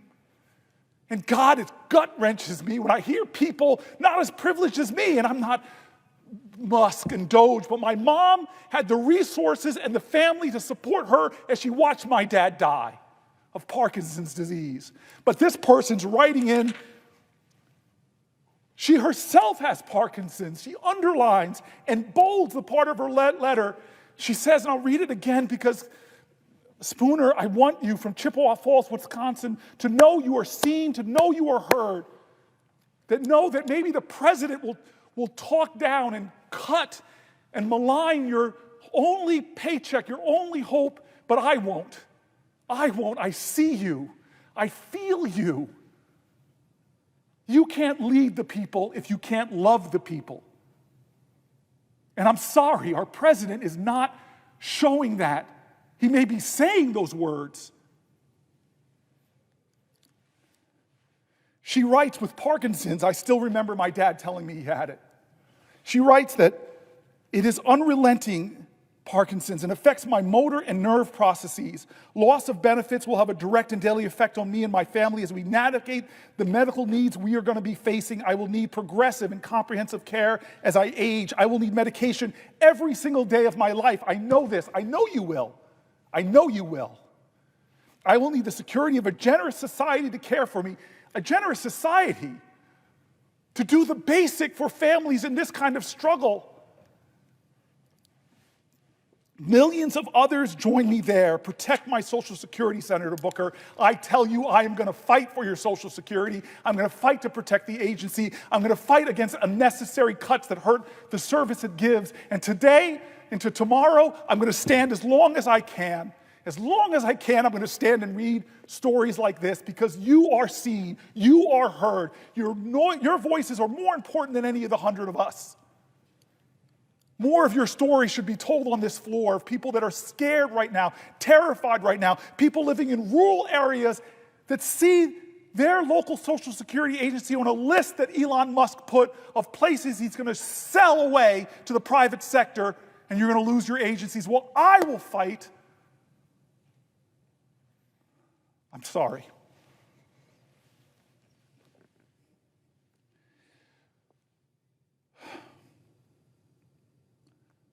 Margaret Hebring from Chippewa Falls, Wisconsin. Chippewa Falls, 2 letters. My staff is keeping me on my toes. This is another person from Chippewa Falls, Wisconsin. My name is Margaret Hebring, and I live in Chippewa Falls, Wisconsin. I'm 77 years old, and I am a member of the Lakota Ore Band of the Lake Superior Ojibwe. My husband is a veteran and who currently, I'm so sorry. My husband is a veteran who currently has cancer, and he's receiving chemotherapy at the VA hospital, which we have to travel to, which is over 100 miles away. And without our Social Security, I'm not sure what would happen to us. We would for sure have to sell our home. I have savings that will last me 1 month.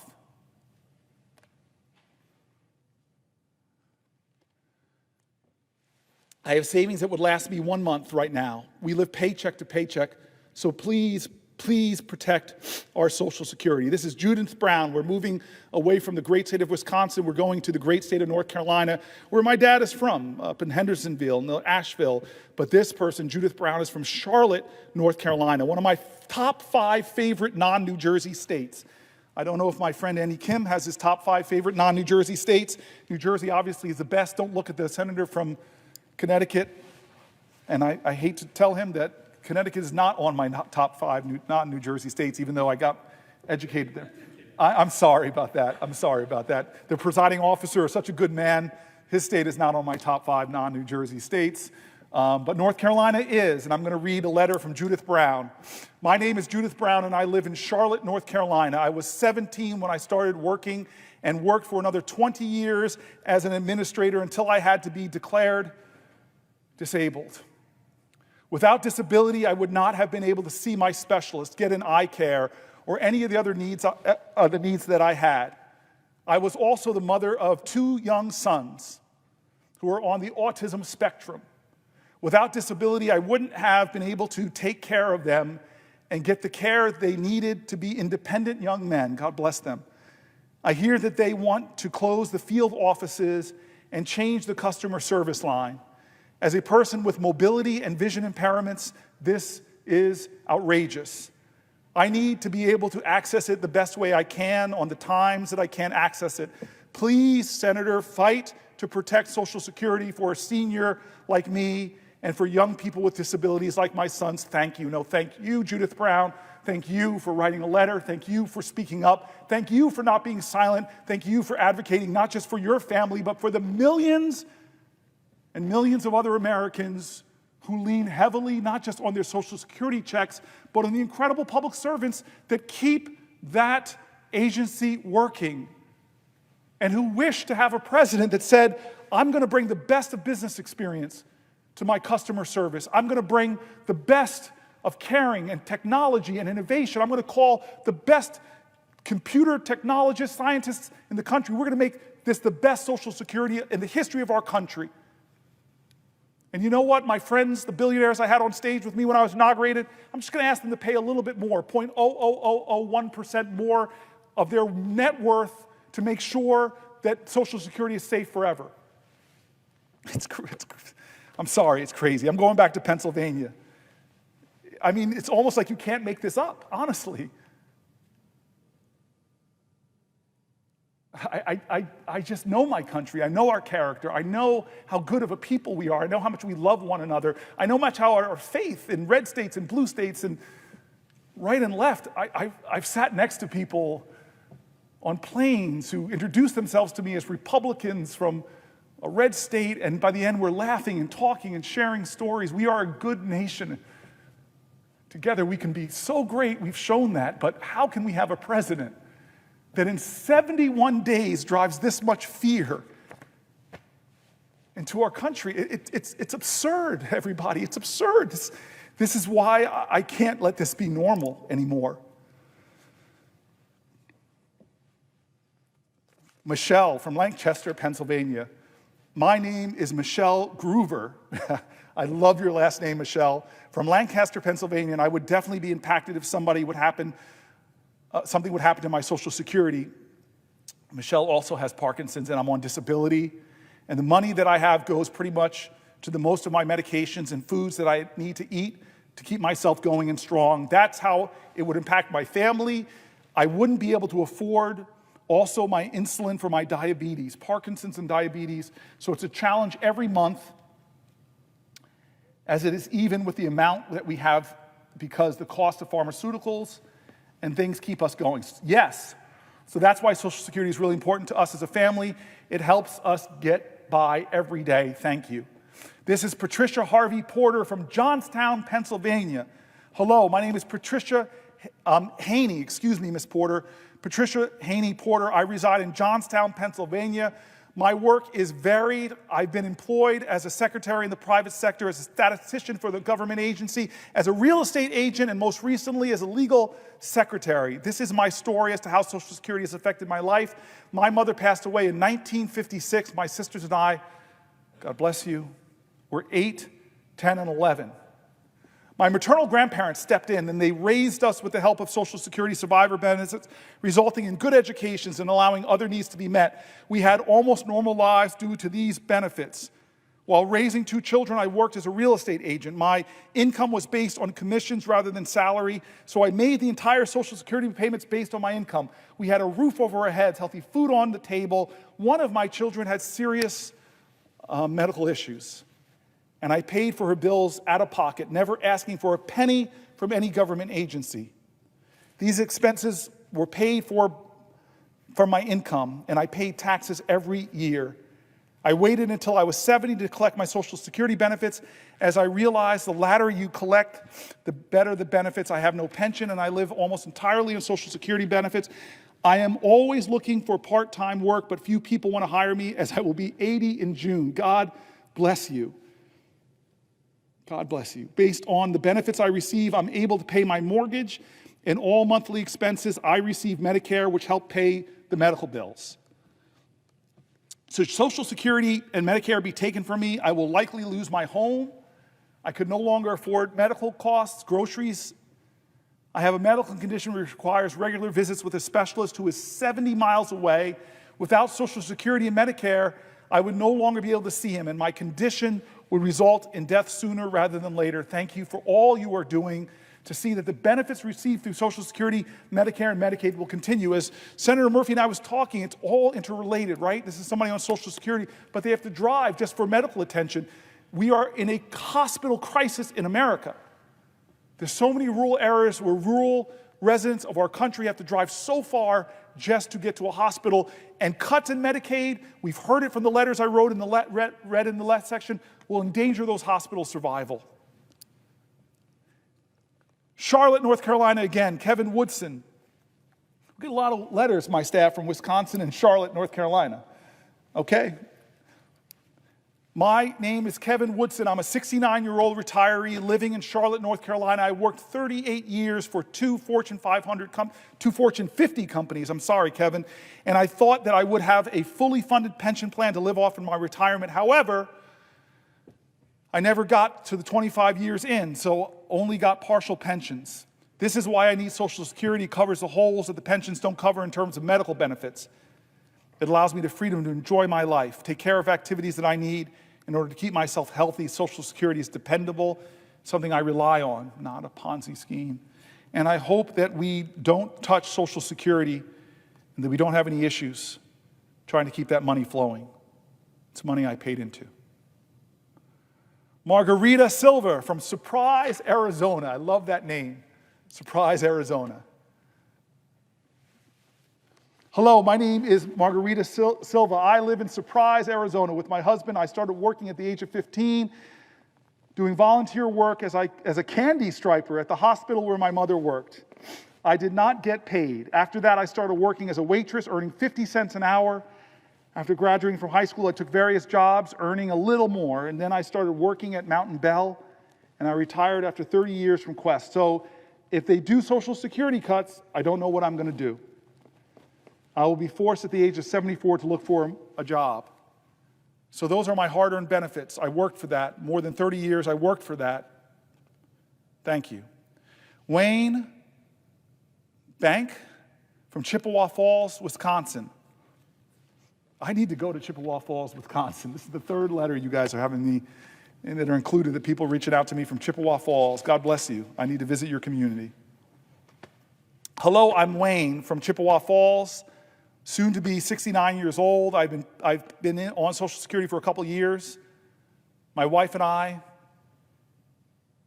spent years in the service, Navy.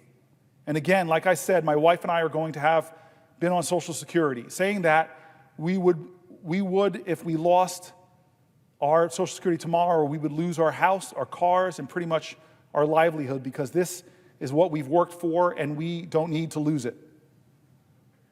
Why do you work for 55 years and pay into Social Security and then lose it? Recently, I tried to get back online, get on my Social Security account. I wasn't able to. Because of that, I went down to the Social Security office in Eau Claire, Wisconsin, and they said they couldn't do anything for me, that I had to set up an appointment. So I come home later, called, set up an appointment, and it's still 3 days out before I can get my appointment. And they don't know if they can help me. So at this point in time, I really need to know what's going on with Social Security, Senator Booker, because if we lose it, everybody else that's on it loses it. We're going to be in a really sorry state. Those folks who answer phones and set appointments, they're sure important. When somebody is in a crisis, they have to wait a few days, their check is missed, and there's real consequences for real people. Hello, my name is Manuel. My wife and I live, surprise, surprise, in Surprise, Arizona.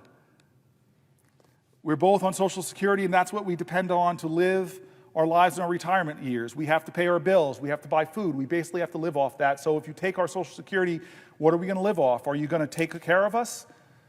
You know, we're American citizens, and we deserve, and we paid into it, and we've earned it.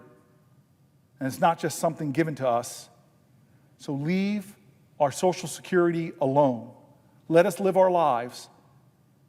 Let us live our lives out the way they should be. And we're supposed to be in our golden years, so it's important to us. It's important to all Americans out there that are seniors. Let us live our lives. Thank you very much, Senator Booker. Patricia Naughton from Pittsburgh, Pennsylvania. I lift your voice. My name is Patricia Naughton, and I'm from Pittsburgh, Pennsylvania. I've been paying into Social Security since I was 16 years old. I am currently 70 and have been collecting Social Security for the last 5 years. Without Social Security, I wouldn't be able to pay my mortgage, utilities, food, medicine, co-pays, and many other things. I would not be able to survive without Social Security. There's no reason that seniors should be held hostage over Social Security. This is our money that we put into the Social Security system for many years. We deserve not to be threatened by the loss. Thank you. Kathleen Wolverding from Hanover, Pennsylvania.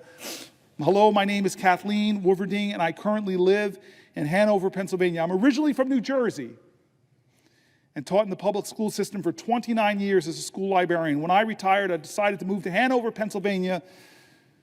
Kathleen, you're missed in Jersey. And at the age of 62, I started collecting Social Security because of COVID. I needed the extra stability that Social Security provides. I no longer have to work a full-time job because of Social Security, although I do work a part-time job and still pay into the system. Social Security provides me with stability, financial stability. It helps pay the bills, and I really don't have to worry about my finances because it's Social Security. If Social Security is taken away, I will lose everything I worked for over the past 60 years. I feel that Social Security is a godsend. Protect it, Senator Booker. Thank you. Cynthia Marino from Pennsylvania. My name is Cynthia Marino. I'm a retired registered nurse from Lancaster, Pennsylvania. My husband died in 1990, and 2 of my children received survivor's benefits for 8 years, during which time I was able to get my bachelor's degree in nursing and work part-time. All 3 of my children went on to get college degrees. When I was 61 years old, I went on Social Security disability, having a hip replacement. I was switched to regular Social Security when I turned 65. I now deeply depend mostly on Social Security for my husband and myself, with small pensions from both of our jobs supplementing the Social Security. I'm now able to live independently in a handicapped mobile home, thanks to the money for Social Security in the past and present. Much cheaper than Medicaid funds to keep me in a nursing home. Thank you, Senator Booker. Protect it. Thank you, Cynthia, for your story. These are just some. These are just some. I read their voices. I lift their voices with mine. I want to go to the Detroit Free Press, but before I read this article, I know my senator from New Jersey is here. And I'm going to read this article, and if he is interested in our 6th hour, If he has a question, I will yield a question while retaining the floor, but I'm going to read this article and then we'll go. This is from the Detroit Free Press. My mom was born in Detroit. I love the city. My family owes it a lot. So when my grandfather went to find a job on the assembly lines in Detroit, building bombers during World War II. It says, Kathleen Sherrill's been retired for 10 years now and typically didn't think twice about whether she'd receive Social Security payments on time. For the first time ever, the 74-year-old Troy retiree went online in March on the very day that $2,800 was to hit her bank account through direct deposit. She suddenly felt compelled to make absolutely certain that her Social Security money was there when it was supposed to be. Sherrill and other retirees are on edge. Big time. Call it Social Security insecurity. I have never really worried about it much as I have this year, Sherrill said. The money, thankfully, was sitting in her account in March, and she knew her checks and payments for her ongoing bills would not start bouncing. I think anybody, future or current people on Social Security, are definitely targeted, she said. It's a worry that I'm sure everybody is having right now. I know it because I heard from my mom and her whole senior community. Seniors uncertain what to do next for Social Security. Since early February, AARP has seen nearly double the calls to its customer service care line as more people began being troubled about Social Security. And it has shown no signs of abating, according to the AARP spokesperson. Since February 1st, AARP said it has been receiving more than 2,000 calls into its call center per week on concerns relating to Social Security. Social Security has never missed a payment, and AARP and our tens of millions of members are not going to stand by and let that happen now, said John Hishta, AARP Senior Vice President of Campaigns, in a statement last week. While those words sound reassuring, it's frankly not comforting to realize that seniors need to hear that their monthly Social Security payments will arrive as usual. I don't imagine anyone had this one on their bingo cards for March 2025, this kind of worry, stress. On social media, I spotted one comment that said, folks, the federal workers began advertising last month that all Americans remove all funds from the account where they normally receive any federal payments, Social Security, federal tax funds, and the like. Keep the account, but only use it as a place for feds to transfer money immediately, move all transferred cash to a separate account. The concern, according to the Post, quote, DOJ can declare you dead and force your bank to send back any funds paid to you. Whoa, a lot of retirement angst there, and yes, some wild notions and really bad advice. Moving Social Security money around to hide it in another account, different from where it's directly deposited, actually could put more of your money at risk when it comes to some debt collection. Anyone who's tracked retirement policy as I have knows that the potential unraveling of Social Security system has been discussed for decades. Many retirees just never imagined a convoluted scenario when someone would think Social Security possibly could implode. The health of Social Security, which marks its 90th anniversary this year, isn't all that makes many retirees and those about to retire nervous. Their anxiety can go into overdrive watching the stock market slide on Trump's tariffs news and seeing all the political ping pong with Social Security money that belongs in their pockets. The Trump administration has maintained that it wants to cut costs and fraud when it comes to the Social Security program, not benefits. But people remain skeptical, and some commentary isn't helping. Acting Social Security Commissioner Leland Dudek, in interviews last week, including one with Bloomberg News last Thursday, actually threatened to temporarily shut down Social Security after a federal judge temporarily stopped members of Elon Musk's Department of Government Efficiency from digging through personal data at the Social Security Administration. The DOJ operatives, according to the court, will first need to receive proper training on handling sensitive information, which some might say is the least they can do.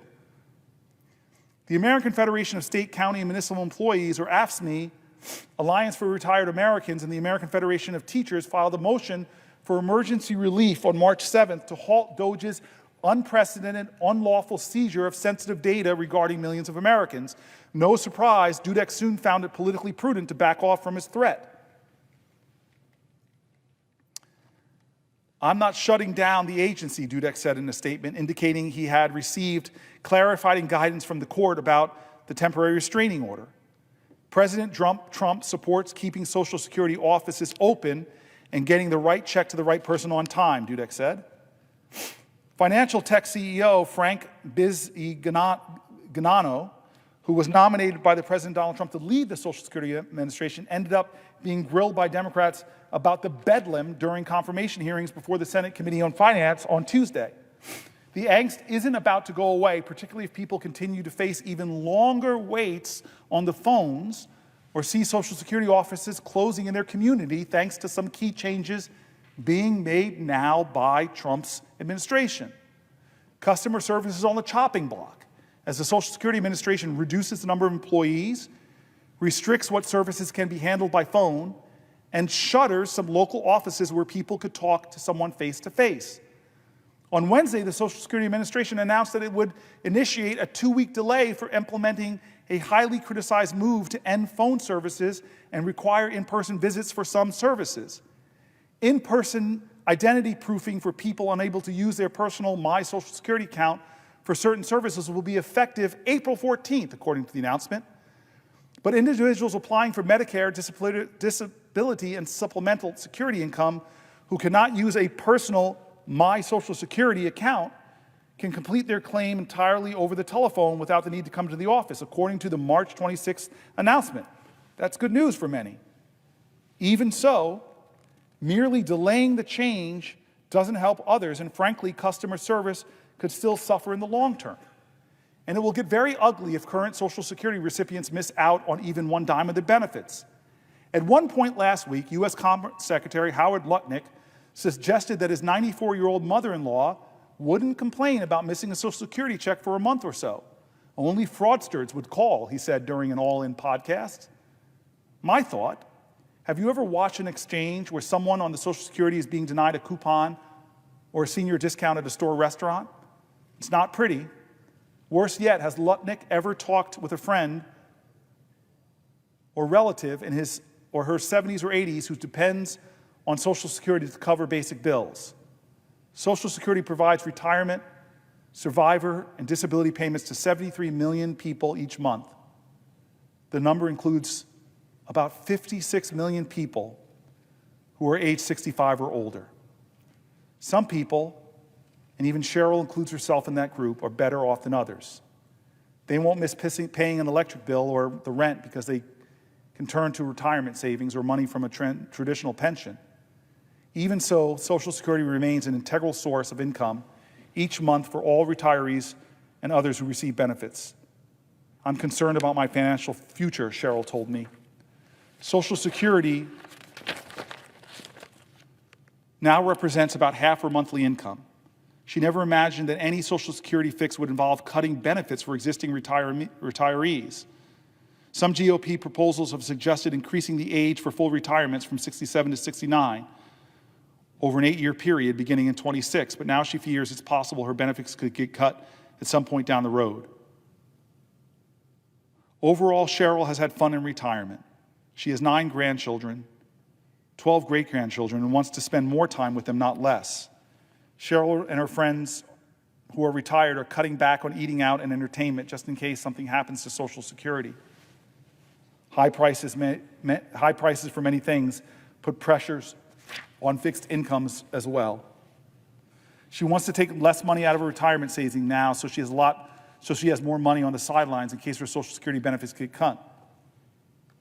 Even so, she's staring at an unexpected $600 new monthly car payment ahead because she needs to replace a car that was in an accident a few weeks ago. If Social Security payments are cut or stopped, I may be selling it. The wild swings for the stock market, 401k plans going down in America, has created more jitters for more people. The economy seems uncertain. Consumer confidence is in worse of a place. Leaders are threatening Social Security services. Offices are being cut. People are being laid off. And so people are worrying. Taking a rough guess on just her 401k plan, she believes she's lost about $30,000 on her retirement savings as the stock market has tumbled. Over the years, she said cuts to Social Security were always a part of the political realm, but she felt that Congress provided a stopgap to any dramatic moves. She doesn't believe it's true anymore. I'm hoping Congress wakes up, looks in the mirror, and decides they don't like what they see, she told me. One big problem with fueling an atmosphere of chaos is that many people do start worrying about everything. One big problem with fueling an atmosphere of chaos means people stop believing that Social Security is a system they can depend on. Cheryl said she took a call from her college roommate who mentioned that she was going to look at her bank account online to see whether her monthly Social Security payment was stopped or had arrived as usual. I said, "You're going to be okay. I got mine this month." So many people afraid right now. President. Mr. President. Chair recognizes the senator from New Jersey. I want to thank the chair. Clearly, the voices of my colleagues and I are calling this what it is, which is a crossroads for this body. One of our members, it matters not what their party, who was in their state, was forcibly removed when he was asking for accountability from the executive branch. He was taken out of that room forcibly by multiple men who then, even when he identified himself, even when he was pulled out of that room, he was then forced to the ground, pushed upon his face, his hands wrenched behind his back, and he was put in restraints. This is a crossroads for this body. This is not a partisan issue. It is one about who we are as a body. Will we let the abuses of the executive branch physically take a member of this body and drive them to the ground and put them in restraints? And why? Why? Well, we are starting to get answers already. Here is Tricia McLaughlin, who is the Assistant Secretary of the Department of Homeland Security. This is her statement. Senator Padilla chose disrespectful political theater and interrupted a live press conference without identifying himself or having his Senate security pin on as he, quote, lunged towards Secretary Noem. Mr. Padilla was told repeatedly to back away and did not comply with officers' repeated commands. Secret Service thought he was an attacker, and officers acted appropriately. The statement concludes that Secretary Noem met with Senator Padilla after and held a 15-minute meeting. We know this is not true because we hear with our own ears on the tape Senator Padilla identifying himself. Further, disrespectful political theater is not a justification to remove a United States senator in their own state at a public press conference and violently push them out of the room, drive them to the ground, put them on their stomach, and handcuff them. Disrespectful behavior, this is our democracy. You have a right to speak up. You have a right to free speech. You have a right to stand and do the job that you swore an oath in this chamber to do, to uphold the Constitution of the United States of America. And one of your jobs is to provide a check and a balance to the administration. One of your jobs is to give accountability to the administration. Now, I know the 100 members, the other 99 members of this body, and if disrespectful behavior is a justification for violent reprisal from the administration, how many members of this body, how many of this members of this body would be subjected to that? This is a farce of a justification. And therefore, we are at a crossroads. Will my colleagues on the other side of the aisle, will my Republican colleagues justify the treatment of one of the members of this body, justify the violence against one of the members of this body, justify a member of this body being thrown upon the ground and putting handcuffs for what? For disrespectful behavior. If you think it stops with one, you are inviting it for the all, because it does not. You are inviting it for every member of this body. If the Obama administration or the Biden administration said that a senator on the other side of the aisle was being disrespectful and threw that senator violently onto the ground and put him into handcuffs, this body would be full of my colleagues on the other side of the aisle condemning what the Biden Justice Department did or the Obama Justice Department. This should not be about partisanship. This should be about patriotism. This should not be about tribalism. It should be standing up and being a leader in this moment. This is wrong. This violence is wrong. But let me be more personal. I tried to understand why this particularly upset me. And I think my colleague from Delaware spoke to that because of Alex Padilla's reputation in this body, of being a kind and gentle person. We all know him, the goodness and the decency that he has. He is not one of the louder senators. He is not one of the performative senators. He has a reputation, as my colleague from Delaware said, on both sides of the aisle for being a gentle man. But I think what was really hard for me to see was that a member of this body was driven to his knees and made to kneel before authorities. That's what got me. I think when I saw him driven to his knees, forcibly, something there got me. You see, we know Alex Padilla's story. It is an unusual story for this body. His family came here as Mexican immigrants. His father was a short order cook. His mother cleaned homes. They did those jobs that don't always come with esteem or respect. They did those jobs in which when people see them, they sometimes look down on them. They did those jobs that are often marginalized despite their dignity. They raised their son to serve. He went to MIT. They raised their son to work hard, to show grit, to rise. And they got to watch their son become a city council person in LA. They got to watch their son ascend to be the Secretary of State for California. They got to watch their son come to this body. And this son of Mexican immigrants who cleaned homes and served food,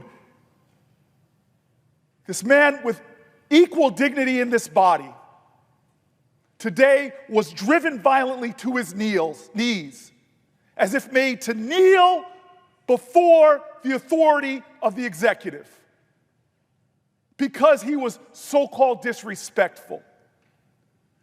That should offend the consciousness, not just of the other 99 members of this body, it should offend the conscience of this country. Because if you can make Alex Padilla forcibly kneel before this executive, when does it stop? He's a United States senator. And if you can force him to kneel to his knees violently, when does it stop? What does it say to other Americans who want to speak up? What does it say to other Americans that want to exercise their constitutional duty? What does it say to other Americans this weekend when they want to peacefully protest? What does it say to other Americans from humble backgrounds who know poverty? That if a United States senator who stands up to do his job can be made to heel, driven to his knees, violently handcuffed, what does it say? What message does it send? Everybody in this body should see that this is a crossroads. They treated a member of the United States Senate violently after he identified himself, dragged him out of a room, threw him upon the ground, and put him in handcuffs. Every member of this body should object to that. Why? Because the statement was that he was disrespectful. That is unacceptable. That is offensive. That is un-American. And so why is there silence right now? Why aren't my colleagues saying, I don't care if it's a Republican, a Democrat, or an independent? When you drive a man to his knees in the United States of America, that is wrong, that is wrong, that is wrong. This is a test. This is a crossroads. This is a day in which the character of this body will be defined. Alex Padilla, a man of infinite decency, generosity of spirit, who, whether you disagree with him or not, is so well liked in this body, who today, in a time of understandable outrage in Los Angeles, went to be with his constituents to get answers. And when he walked into a room and saw a cabinet secretary and raised his voice to ask questions, he was met with violence. They heaped upon him indignities. They drove him to his knees and then to his face, and they put him in cuffs. Well, they didn't just assault the physicality of Alex Padilla. They did not succeed in assaulting his dignity. I know he rose off that ground with the same dignity he had before they threw him upon it. What they assaulted today is the dignity of this body. What is in question now is the truth of who we are and what we stand for. This is an abuse of power.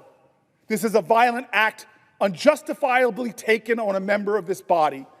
The question is, who will we be as a Senate? The question is, how will we respond? Will we defend this institution, or will we yield to the tactics of authoritarian, violent leaders? I see my colleague here from Maryland. Mr. President, I yield the floor. Mr. President. I recognize the senator from New Jersey. I never thought I would imagine having to stand here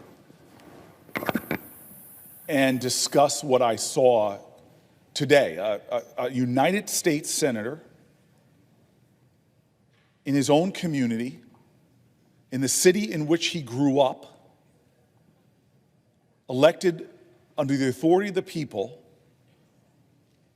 stepping forward to get answers to legitimate questions.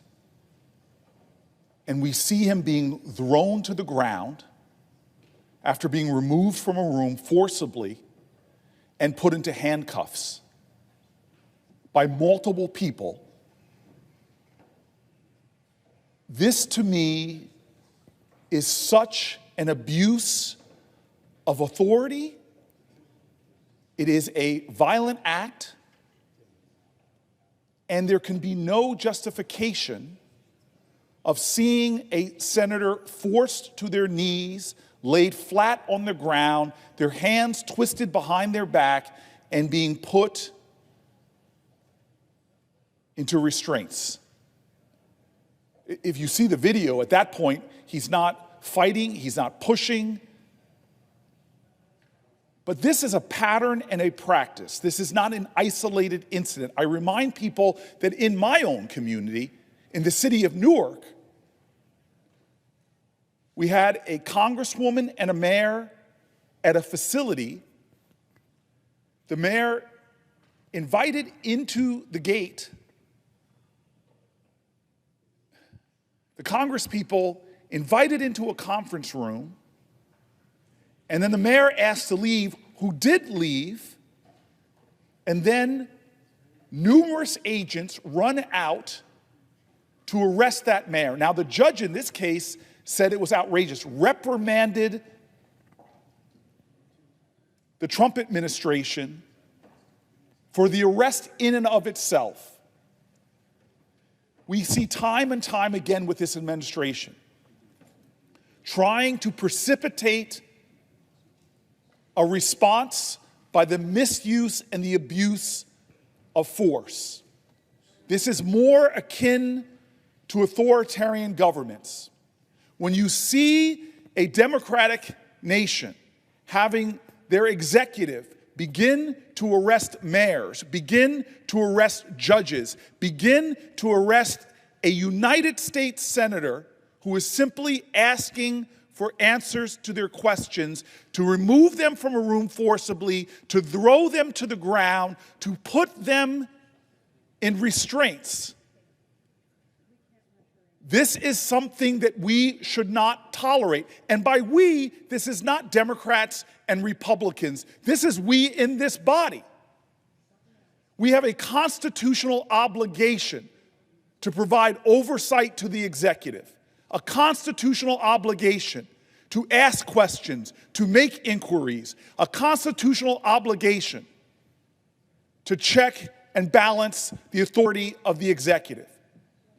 And so here we saw before our eyes a senator in their district, in their state, asking questions, and we see him being shoved out of a room, but it did not stop there. Shoved to the ground, shoved onto his belly, and have his arms pulled behind his back.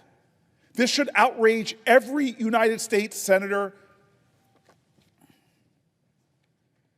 This should outrage every United States senator. I would like to yield the floor to my colleague. I thank the gentleman for yielding. Excuse me, I would The like senator- to question. the senator- I would yield to a question. Will the gentleman yield for a question? I will yield to a question while retaining the right to the floor. Mr. President, Chair recognizes the senator from New Jersey. I'm grateful for the recognition. I know we have been talking here now for quite some time about an incident that's unprecedented. I would imagine in generations here that a United States senator today in a federal building going to ask questions to a federal official in the executive is forcibly handled, identifies himself as a U.S. senator, then pulled out of the room, doors closed, and then as we saw from another camera, forcibly driven to his knees, then thrown upon his face with his arms wrenched behind him and handcuffed. It is such a breach to have one of our members of this body treated in such a way for, as one of the officials from the Department of Homeland Security says, for being disrespectful and performative. Well, if that is a reason for people to be thrown on the ground, forcibly handcuffed, most of this body would have had that experience. This is something far more serious when we see that oversteps of power. Now, I have seen this with LaMonica MacGyver doing her oversight authority, being caught up in a storm of officials going to arrest a mayor who then, the judge said, clearly was wrongfully arrested. We've seen this in the overstepping of the bounds of propriety, but this act of violence against a member of this body demands a response. Now, we have seen what happens when government abuses their power, when they engage in violent actions against their citizenry.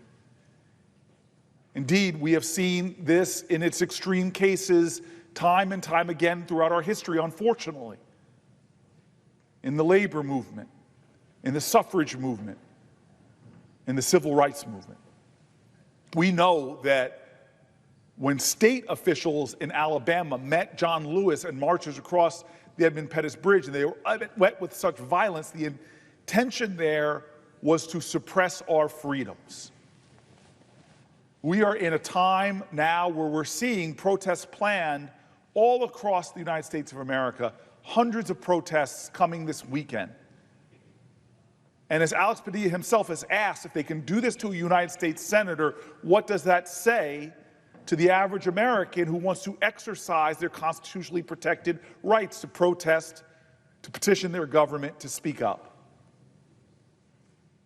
More than this, Alex Padilla in this body has come in a very unusual way. He is the son of Mexican immigrants, a short order cook, and a woman who cleaned homes. In this environment where we have seen our immigration enforcement officials not going after criminals or gang members or people that are somehow threatening us, but going to separate families, taking away a mother from her children, taking away people dropping off their kids at school, going to work sites or places like Home Depots where people stand and looking for work, going after agricultural workers. This is a moment where we see good faith people peacefully protesting and having the courage to stand up to the most powerful person in the world, the President of the United States. But yet again, we see an example where that president is willing to abuse their authority in an act that is sure to be an attempt at intimidation. If Alex Padilla, a United States senator,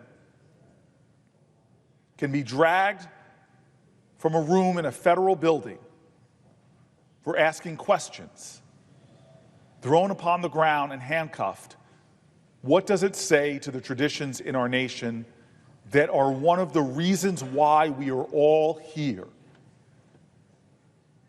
Because our government does have its limits. It's not unchecked power. The president is not the king. Insulting him is not a crime.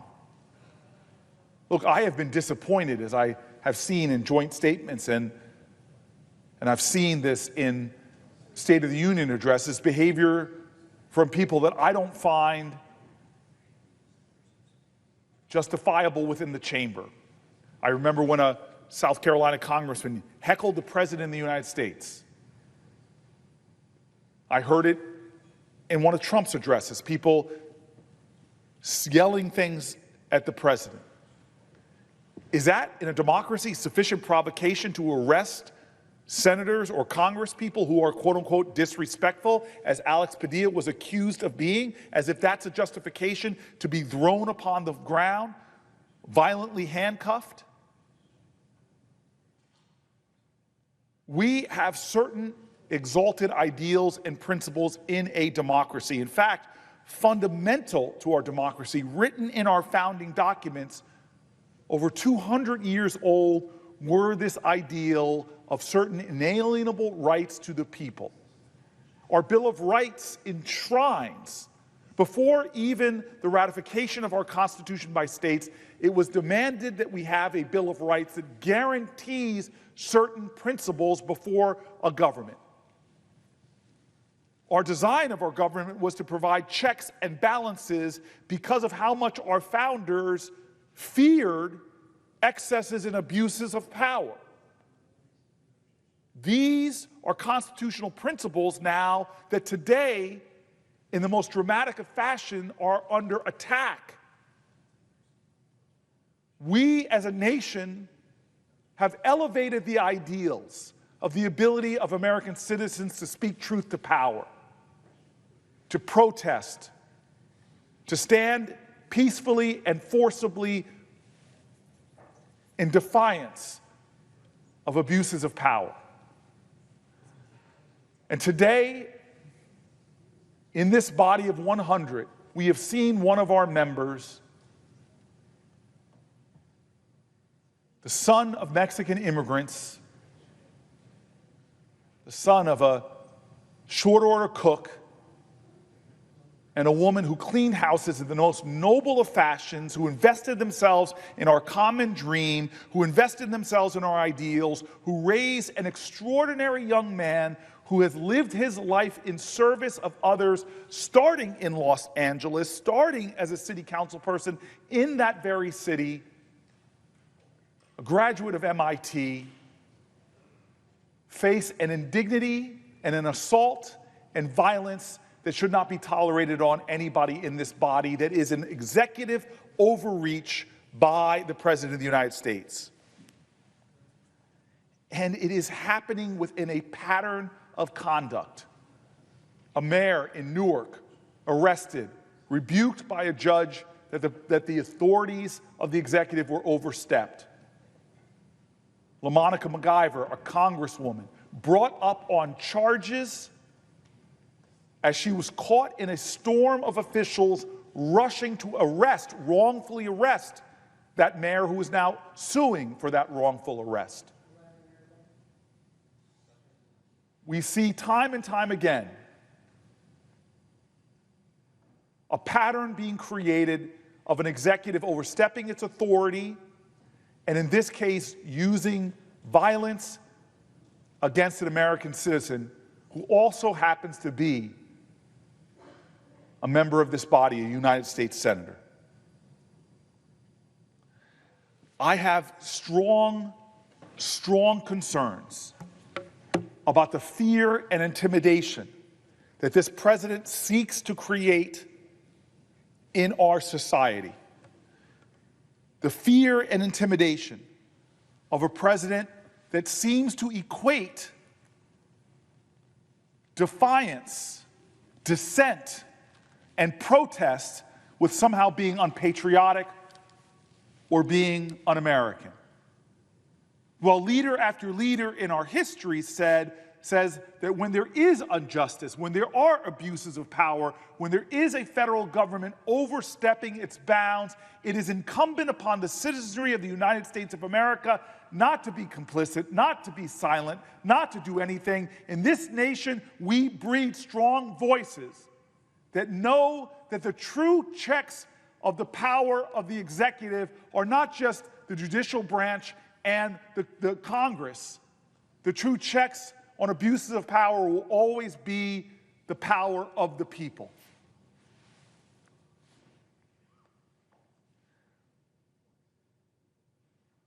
I believe that our founders spoke to this. I believe that there are extraordinary words from our past, and I'd like to read some of them.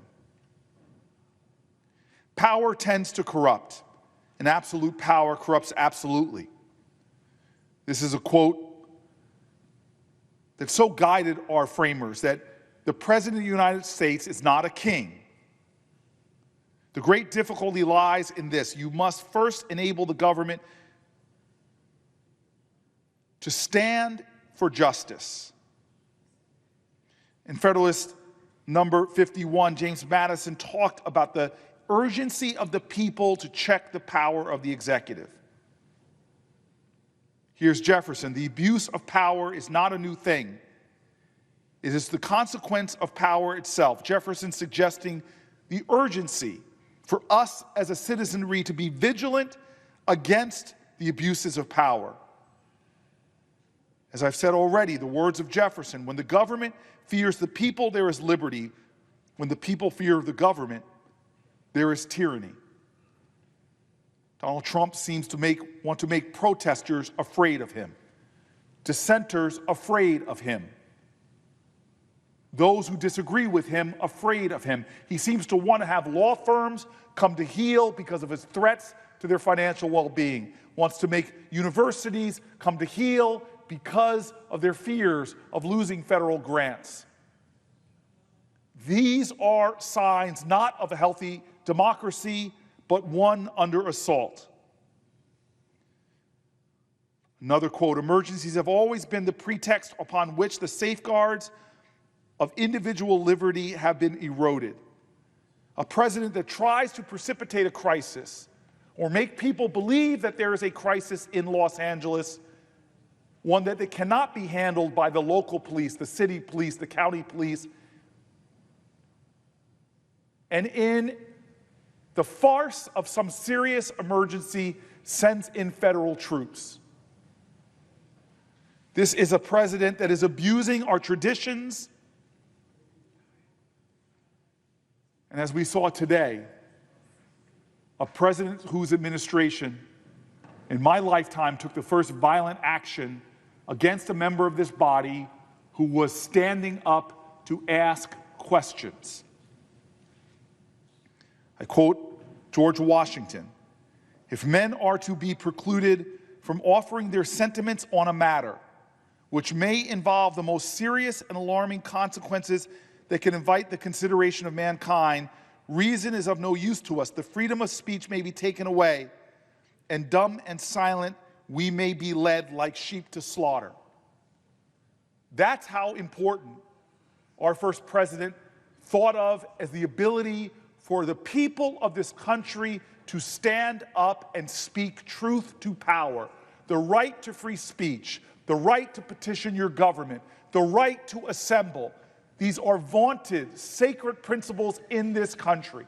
And today, if those principles are stripped from a United States senator in their own state, in a federal building, if a United States senator cannot exercise their right of speech, their right to question their government, the right to provide checks and balances, even after they've identified themselves, they are forcibly removed from a room in that federal building, forced to kneel, and then thrown upon their face, then having their arms wrenched behind their back and handcuffed.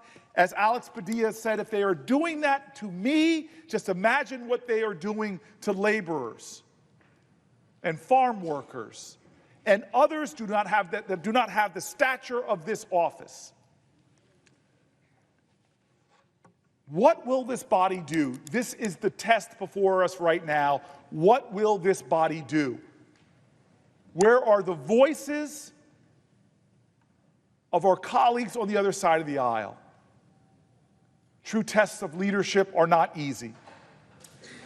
To stand in a storm, to stand for principle against politics, to stand for patriotism against partisanship, to stand up for what is right,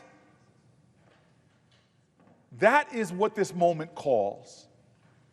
For us to normalize what we saw today, normalize a U.S. senator being violently grabbed and handcuffed with no charges filed. If we say nothing now, our silence is complicity in that behavior by the executive. It is an erosion of our democracy, of our principles. I heard the authors of this book, How Democracies Die, speak with fear and worry about our current state of affairs in America. And one of the principles that they pointed to, one of the signs that they pointed to about a democracy in peril was violence. But it wasn't violence of political sectarian nature. Yes, that is part of it. But the worst type of violence that shows the erosion of a democracy is when the state itself uses violence unjustly against its citizenship, against its citizenry. That was the horrors of Donald Trump pardoning people that beat police officers in this building. The horrors to me was not the presidential pardon power. The horrors to me was that the very people who beat into submission police officers in order to unjustly install a president, in order to prevent the peaceful transfer of power, that very same president was saying, hey, it's all right, I'm going to call you patriots and absolve you of your convictions by a jury of your peers. Some of you who even pled guilty to your crimes, I'm going to say that that is all forgiven. The danger in that is a president saying that if you commit violent acts to my benefit, in this case, to unjustly install me in my position, then that is okay. It is encouraging violence within our society that erodes our democracy as a whole. This is the crisis we're in. This is a moment that is a test of this body. This is a crossroads in this body. A member of this body in a federal building trying to ask questions to a federal official after identifying themselves, faced violence from his government that tried to silence him as he tried to ask a question. This has precipitated for us a greater question. Are we a vibrant democracy that protects our fundamental rights, that checks power from abuse, that demands that no one is above the law, whether it be any American citizen, and especially those who serve in public office? What will our democracy be tomorrow? Will we normalize this kind of violence, this kind of attack on a member of this body by the administration for the sin that they themselves have said is just disrespectful behavior? Asking a question at a press conference. This is a day of great challenge and great trial. This is a test of this body. How will we respond in this moment? Will this body simply allow the administration to continue in this manner, this pattern and practice that they are establishing, where the rights of American citizens to speak truth, to protest, to speak up, to call out, to question, to be in dissent, are those sacrosanct principles? Or will we allow them to be violated even when it is a member of our own body? At the end of the Declaration of Independence, these brave men who saw the abuses of power of a king, those revolutionaries who gave birth to this great democracy, those imperfect geniuses who grappled with the great ideals of their time that set up a nation not ruled by kings and queens, not a theocracy where there is some divine right of someone to rule over us, decided to vest the power in this nation with the people and created a government organized around the principle of the suspicion of concentrations of power, and created 3 branches of government to provide checks and balances, and then gave to the people of the United States of America certain fundamental rights. The First Amendments to our Constitution, enshrining those rights that have allowed generation after generation to use them to make our nation more perfect, to speak up to the wrongs and the ills of government, to challenge leaders who had gotten corrupt and had gone wrong. Generation after generation standing on the principles of our Constitution. And here we are in 2025, where those ideals are being tested, where that Constitution is being strained, where a member of this body speaking up and asking questions at a time of trial in his community is not met with answers to his questions, but is met with violence. That is wrong.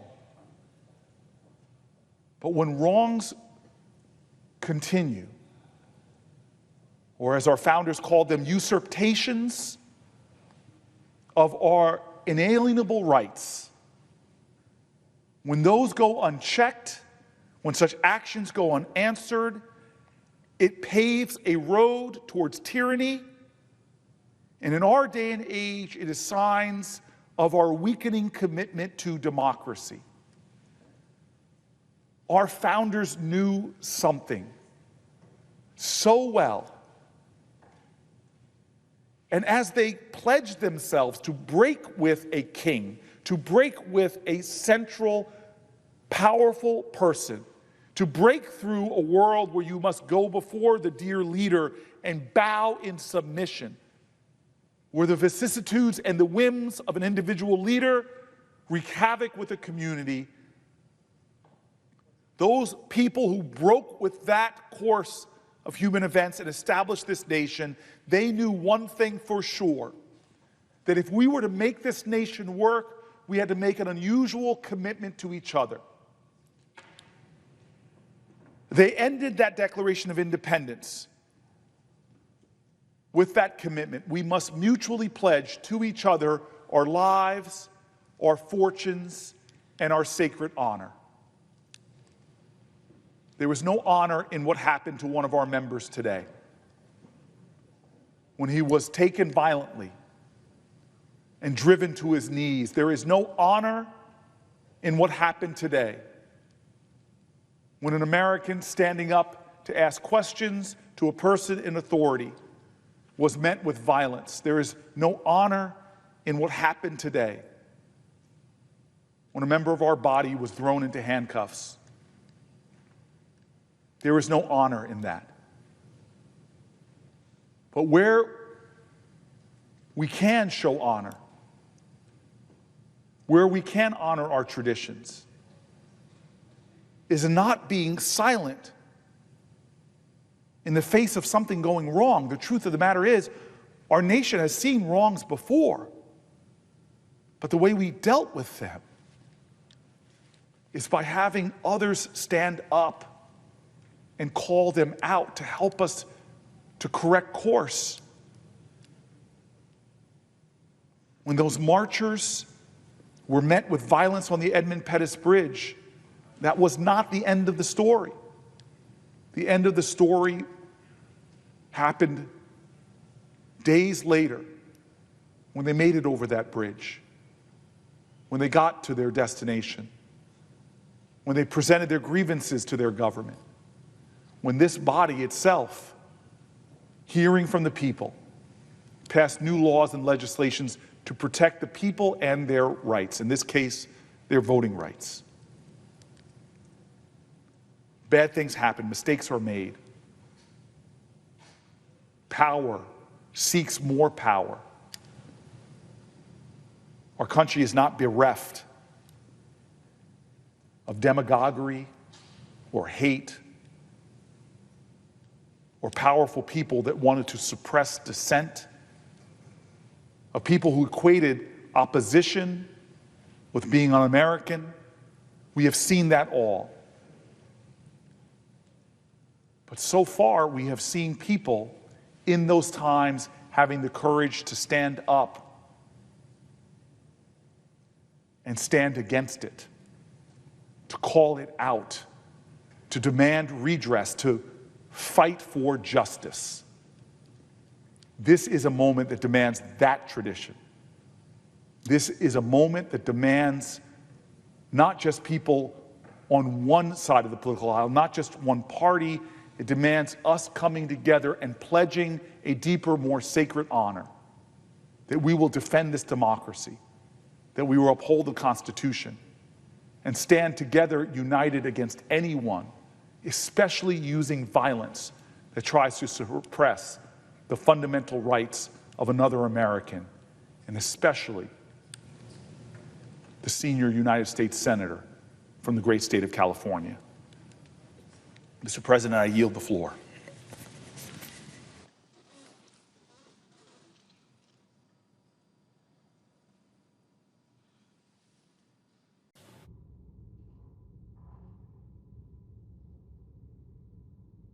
President, The senator from New Jersey. I really appreciate that recognition, sir.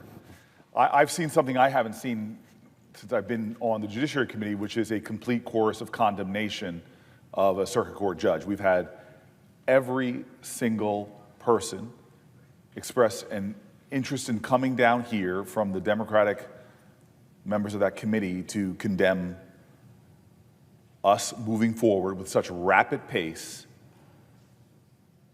on this nomination. Now, I would love to just leave it there, but there is something that makes it even more urgently necessary to focus, because as much as it might seem like this is a Democrat versus Republican, I'm very happy to see already some Republicans, not enough for us to stop this nomination, but this will be a bipartisan group of opponents.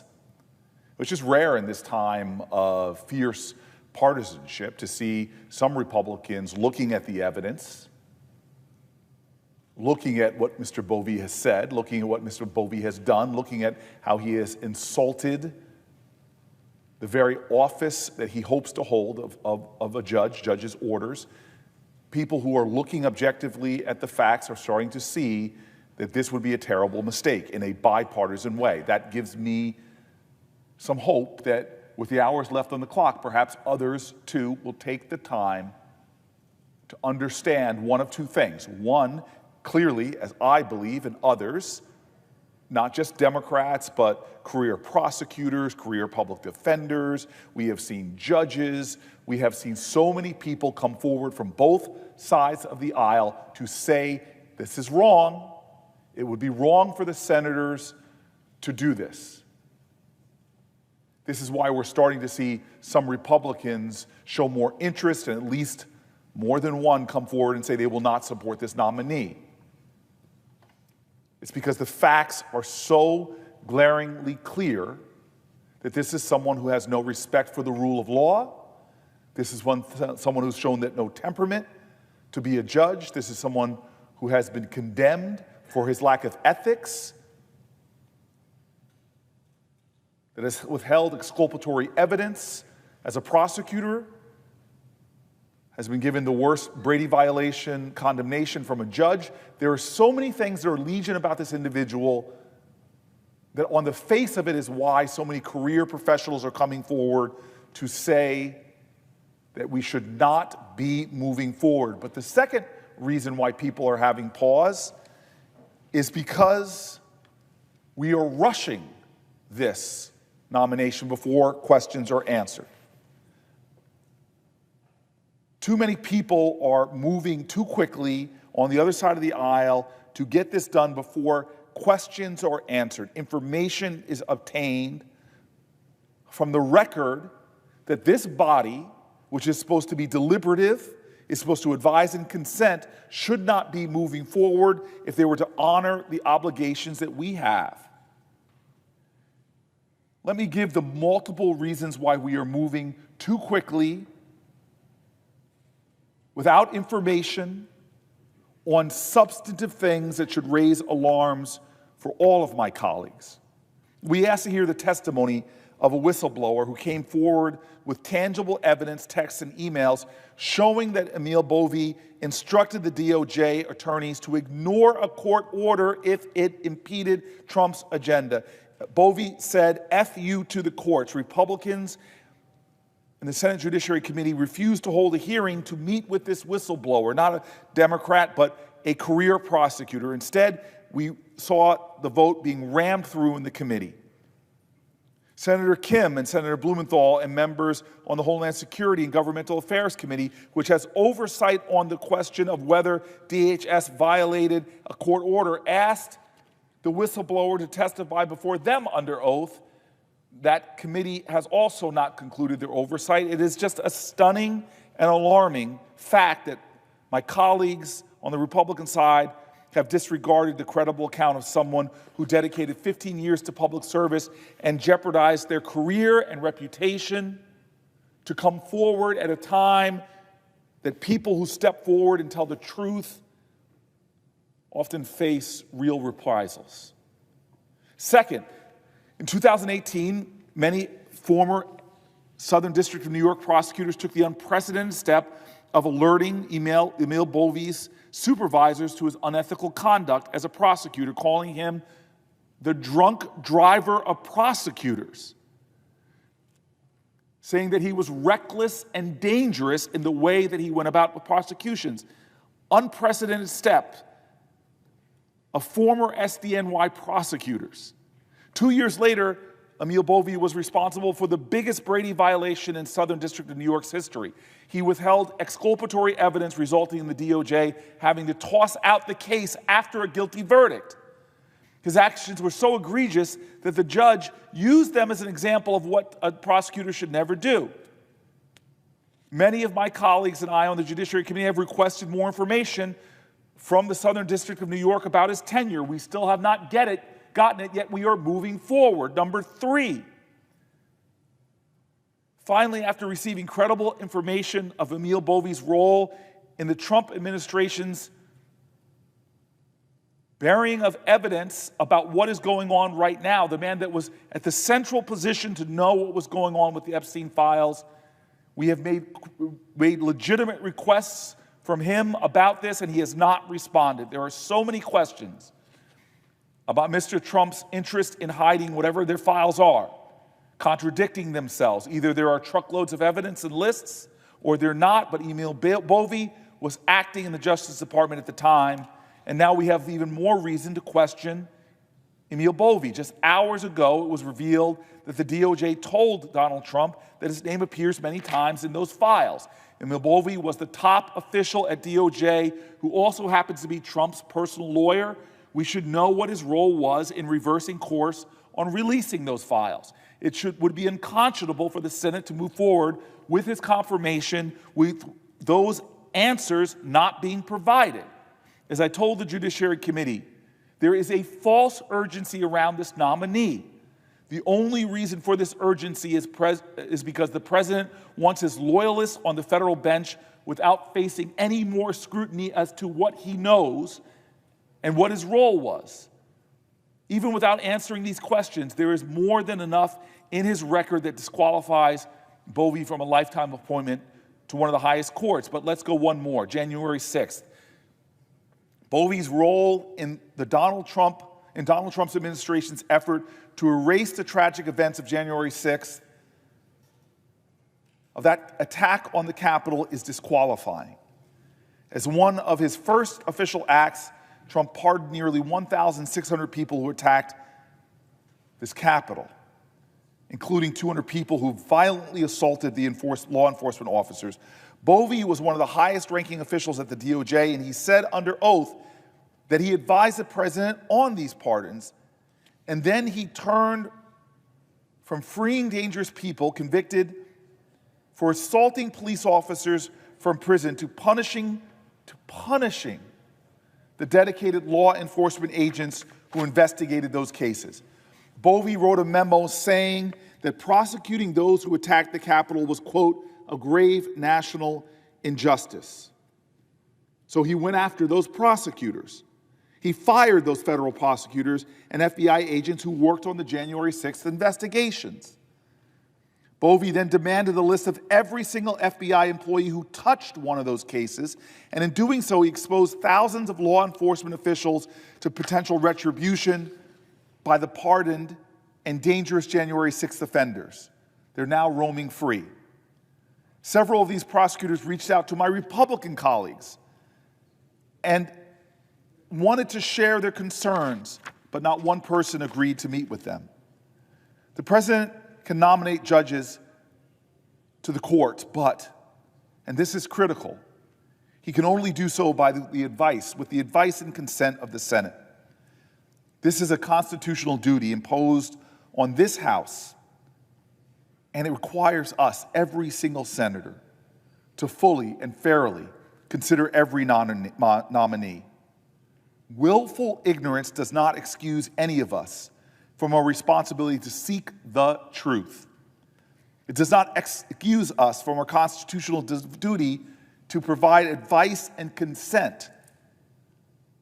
I plead with my colleagues, look at the facts, give it your scrutiny, analyze this nominee, look at his record. Emil Bovie has shown time and time again his disrespect for the very office he seeks to hold. For God's sake, we have a whistleblower who brought testimony, receipts, texts, and emails showing that Bovie said, despite the fact that he denied it in our hearings, said F you to court orders. He withheld evidence that could have helped to release an innocent person or a defendant. He broke his code of conduct. He broke his ethics. He advised for pardons on January 6th and then fired the dedicated law enforcement agents who investigated and prosecuted violent insurrectionists. And now he has critical information regarding the Epstein files.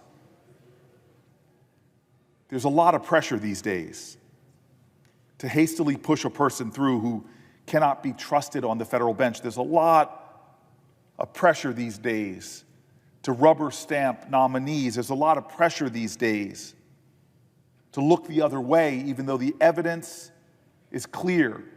There's a lot of pressure these days, but some of my Republican colleagues have broken and are standing, despite the pressure, are saying this person does not belong on the bench. I am grateful that some of my Republican colleagues are standing up and doing the right thing. There is a lot of pressure these days. There are a lot of threats. The president has put enormous pressure on people in the Republican Party who stand up and do the right thing. And yet, I've seen profiles in courage. In the first Trump administration, I saw them numerous times. I could tell you their names, from Corker to Flake. I saw my colleagues who, in times of great distress, stood up when we had a trial here. Multiple people said the president was guilty, who voted against judges that were not fit for the highest office in the land, who voted against nominees for his administration. I've seen this time and time again, the courage of Republicans in times of distress. I don't know of another case I have seen in my 14 years in the Senate where someone so unqualified for the bench is before us, but somehow right now it just seems to be too few Republicans willing to stand up with courage of their convictions, to call it like it is, to do their constitutional duty, to look squarely at the qualifications of this judge and see what plainly professionals, prosecutors, judges by the hundreds from both parties have come forward and said to this body, do not let him to go forward. There are just hours left before our final vote on this nominee. This is a time for another profile in courage. I'm hoping my Republican colleagues will look at the evidence and join with a conclusion held by so many patriots in our country and not let this man to the highest court, to one of our highest courts in the land. Thank you, Mr. President. Chair recognizes the senator from Kent. Unanimous consent to pass a package of bipartisan bills that will support current and former law enforcement officers who have sacrificed so much, sometimes everything, to protect our families. Yesterday morning, 3 people died in a shooting in my home state in Reno, Nevada. And just hours later, 4 people died, including a law enforcement officer, in a shooting in New York City. The only reason more people didn't die is because law enforcement responded quickly. Law enforcement officers run towards danger for the rest of us. These are the people we're supporting with the package of bills today. This package includes 3 pieces of legislation that I am proud to co-sponsor, and one I introduced myself. I am a co-sponsor of S-419, the Reauthorizing Support and Treatment of Officers in Crisis Act, introduced by Senator Hawley. This bipartisan bill would help fund family support, suicide prevention, and other mental health services to law enforcement officers. I'm also a co-sponsor of S-1316, the Strong Communities Act, introduced by Senator Peters. This is bipartisan legislation that would make law enforcement recruits eligible for funding to make their education and training programs more affordable in return for their commitment to service to our communities. And finally, I'm co-sponsoring S-539, the bipartisan Protect Our Children Reauthorization Act, introduced by Senator Cornyn. This bill authorizes funding for the Department of Justice to assist federal, state, and local law enforcement agencies in investigating and prosecuting child exploitation. These bills, along with 4 others, including my colleague, Senator Klobuchar, these bills honor our law enforcement officers and have support from both Republicans and Democrats. The legislation I want to focus on today is S-911, the bipartisan Chief Herbert D. Proffitt Act, which I was proud to introduce with Senator Mitch McConnell. The men and women who serve as law enforcement officers risk their lives every day to keep our community safe. Whether they're actively serving or have retired in good standing, we owe them a debt of gratitude. That's why the Public Safety Officers Benefits Program exists. It provides death and education benefits to the surviving family members of fallen law enforcement officers, firefighters, and other first responders. It also provides disability benefits to officers who have suffered irreparable injuries in the line of duty. It's a critical program that supports the families of those who sacrificed everything to protect our communities. Unfortunately, the existing PSOB program does not cover the rare instance in which a retired law enforcement officer dies as a result of their service. In 2012, Chief Herbert D. Prophet, a retired law enforcement officer in Kentucky, was going about his day. And when he went outside his house to check his mail, he was tragically shot and killed by a man he had arrested a decade earlier. And even though his murder was a direct retaliation for his service in uniform, Chief Prophet's family was denied the benefits they deserve simply because he had already retired. To me, that is unacceptable. And I know my colleagues on both sides of the aisle agree. That's why Senator McConnell and I worked together to write the Chief Herbert D. Prophet Act to ensure that families of retired law enforcement officers who were killed as a result of their service are not denied benefits. So no more families have to go through what Chief Prophet's family has gone through. This is just common sense bipartisan legislation that passed unanimously out of the Judiciary Committee. Unanimously.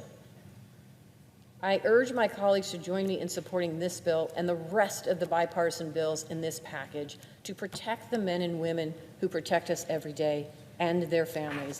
And I would like at this time, Mr. President, to provide an opportunity for my colleague from Iowa, to yield some time to him, the Judiciary Chairman right now, to provide some remarks. Mr. President? The senator from Iowa. Yeah. First of all, I thank Senator from Nevada for coming to the floor to push for passage of these bipartisan bills that she has mentioned. I also see that Senator Klobuchar's on the floor to seek legislation that she has worked on in a bipartisan way to protect law enforcement and first responders, and I would also support her efforts. Law enforcement across the country put their lives on the line every day. We see examples of the dangers they face on the news in our communities on a daily basis. This month, Immigration and Customs Enforcement reported on 830% increase in assaults on their officers and agents during the course of their enforcement duties. Agents and officers had rocks and other projectiles thrown at them, causing injury to person and property.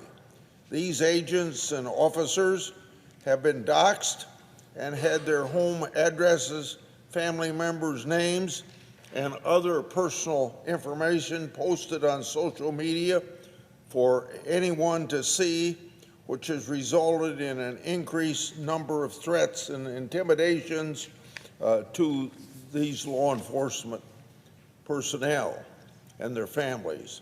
We had the opportunity to hear firsthand from 3 federal law enforcement officers during Judiciary Committee hearing on cartels last month about the ongoing risk and dangers to law enforcement. We had Special Agent in Charge Matthew Allen of Los Angeles Field Office of the Drug Enforcement Administration testified that his agents are oftentimes surveilled by cartel members and other bad actors.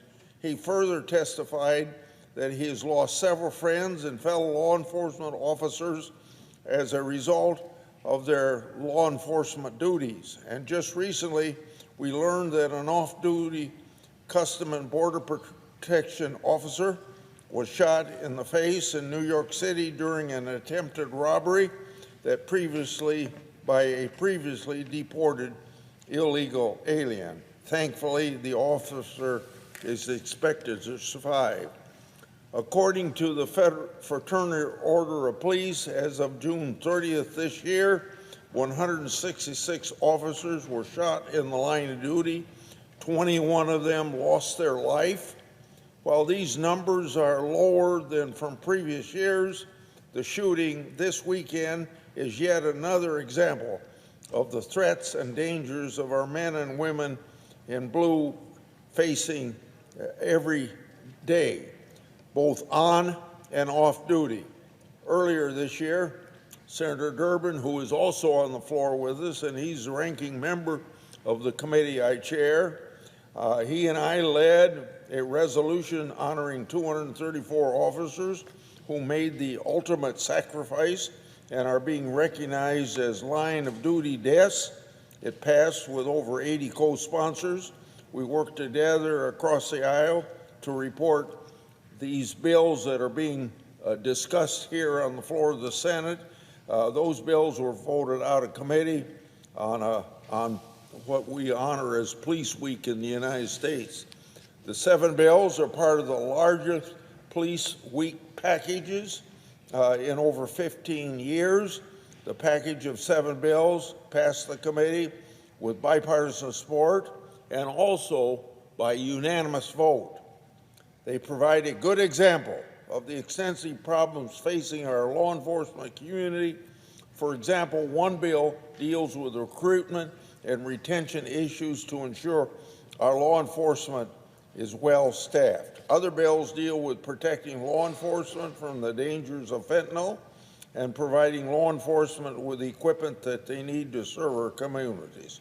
Lastly, the bills provide the protection to families of first responders and provide the much needed resources for mental health of law enforcement. Mr. President, I'd like to yield back to the senator from Nevada. Thank you. Mr. President? Senator from Nevada. Thank you. I so appreciate a colleague from Iowa and the chairman of the Judiciary Committee and all the good work he has done on these important pieces of legislation as they really work toward ensuring that all of our communities across the country stay safe, and we are supporting our law enforcement. So, as if in legislative session, I ask unanimous consent that the Senate proceed to the immediate consideration of the following bills in block: Cal number 77, S-180, Cal number 79, S-419, Cal number 80, S-539, Cal number 81, S-911, Cal number 82, S-1316, Cal number 83, S-1563, Cal number 84, S-1595. Further, that the committee reported substitute amendment to S-1563 be agreed to, and the committee reported amendment to S-1316 be agreed to, that the committee reported substitute amendment to S-539 be withdrawn, and the Cornyn substitute amendment at the desk be agreed to. Finally, that the bills as amended, if amended, be considered read a third time and passed in block, and that the motions to reconsider be considered made and laid upon the table, all in block. Is there an objection?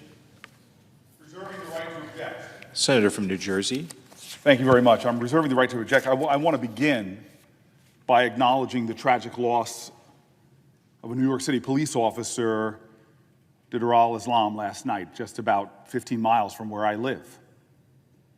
He made the ultimate sacrifice, bravely placing himself in harm's way to protect strangers, people he didn't know, because that's what American police officers do. This selfless commitment is a daily reminder. It's a reminder of the reality for police officers in America who risk their lives to safeguard communities. My deepest condolences go out to his family and his young children during this time of unimaginable grief. I rise today to propose an amendment to the bills before us, one that guarantees every officer in every state, like Officer Islam, has the full support they deserve in their service to our communities from this body.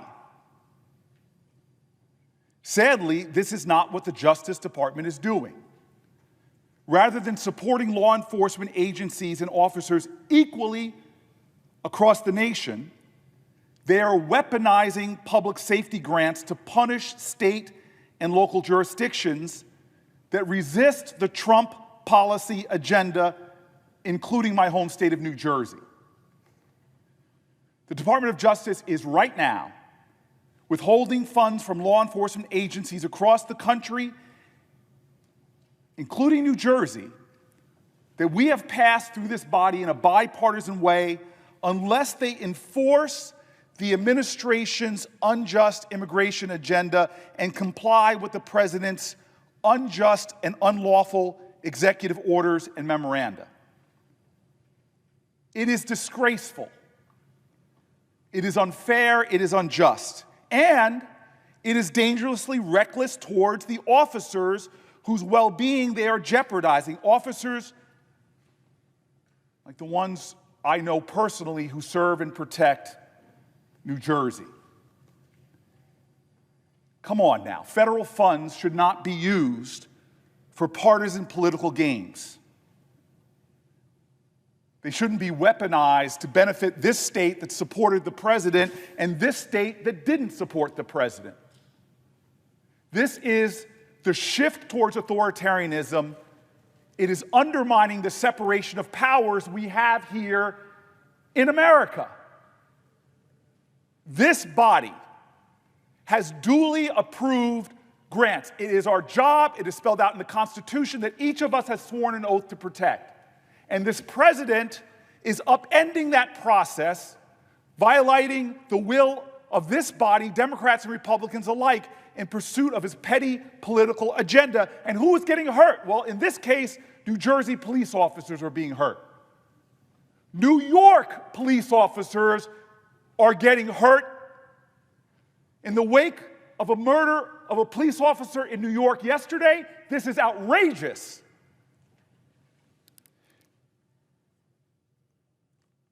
Public safety grants like these that I am a co-sponsor of are not meant to reward law enforcement in favored jurisdictions or state while punishing others. It shouldn't matter whether a person puts on his uniform in Texas or New Jersey. Does it matter that Officer Islam, who was killed last night in New York City, does it matter that he's a New York cop and not a North Dakota cop? Sadly, it appears that Donald Trump thinks so. And for us as a body to move forward right now is being complicit in what Donald Trump is doing.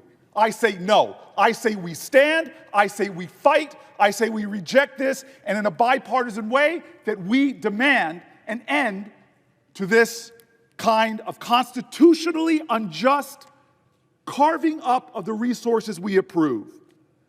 Think about this. In April, Donald Trump's administration cut nearly 400 public safety grants administered by its Office of Justice Programs without any notice or explanation.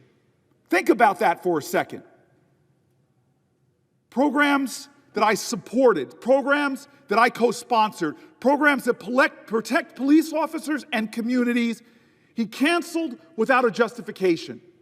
I have written letters to the Justice Department. They have not given a justification. I've asked in open hearings, why did you cut this funding for approved grants to states like New Jersey? No justification. I sent a letter to the DOJ signed by 30 of my colleagues demanding information about what happened and that they reinstate all grants that had been rescinded, and no action and no response. And yet today we want to move forward with needed grant programs to protect police officers, but that money won't go to New York. That money won't go to New Jersey. You gotta be kidding me. When will we stand and fight this president? This offers little consolation. Today, nobody is speaking to the organizations in New Jersey, to the police officers in New Jersey that partner with law enforcement but now lack the resources to endure a burdensome appeal to operate without critical grants or fundings now for months. When are we going to stand up as a body and defend our work, defend our jurisdiction, defend this co-equal branch of government? I ask my colleagues to pass these bills with my amendment, to provide resources to law enforcement agencies with this important provision that safeguards these grants from politicization and ensures that all law enforcement agencies have their fair chance to secure these important grants. Our officers have the hardest job in America. Every day they put their lives on the line. Why would we do something today that's playing into the president's politics and is going to hurt the officers in states like mine? I believe in these bills. I'm a co-sponsor on some. And that's why I'm standing here to fight to ensure police departments in New Jersey aren't excluded from accessing these vital funds. Our officers have just as much of a right as officers in other states. So do officers in California, in New York, in Illinois, in Washington, and other states that have been the target of this Department of Justice. I am an American. I pledge allegiance to that flag, liberty and justice for all. Pass my amendment and make sure that all officers in America who put their lives on the line have access to these grants.